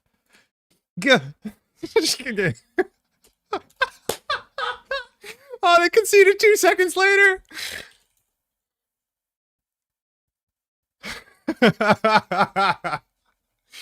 Oh, that was super nice. That was that's very kind. Good game, well played. Yeah, we maybe had some outs there. I think public trail is important for that matchup, and there's other things I reckon you could do. Thanks for the game. Thanks for showing that. Yeah, that's a messed up matchup. I know I did. All right, cheers. Get some sleep. Yeah, it's early in the morning there on the other side of the Pacific. Thanks, Ion. Very kind. Okay. All right. If you stayed in for that encore, looking forward to non-Netrunner content too. Hey, let's go. Hey, that's very kind. Okay. Yeah, that's the bad matchup. So if the deck looks unbeatable, just smash some imps in there. And mind you, the imp blue deck is a lot of fun. You can get a lot of stuff down there. Howdy from the middle of the Pacific. Yeah, it's true, huh? Halfway there. Okay. This is not a psych out. This is the true ending. You can go now. There'll be nothing after this. Don't look at the length of the YouTube time bar. This is it. Bye. We play one more, huh? They're gone. That's it. We'll be back on Thursday. And then maybe we'll stream on Friday because it'll be a while before there's content on the channel. I don't know if we'll have a video up sooner than that. But we put up the thing with Jeff on Monday. It turned out really good. Check out the cards. from Automata Initiative. Secret Club meeting, yeah, commence. All right. We can all get our own titles. I brought a bunch of masks. It's not a sex thing. They're just cool masks. Take care, y'all. Thanks for hanging out. See you in a bit.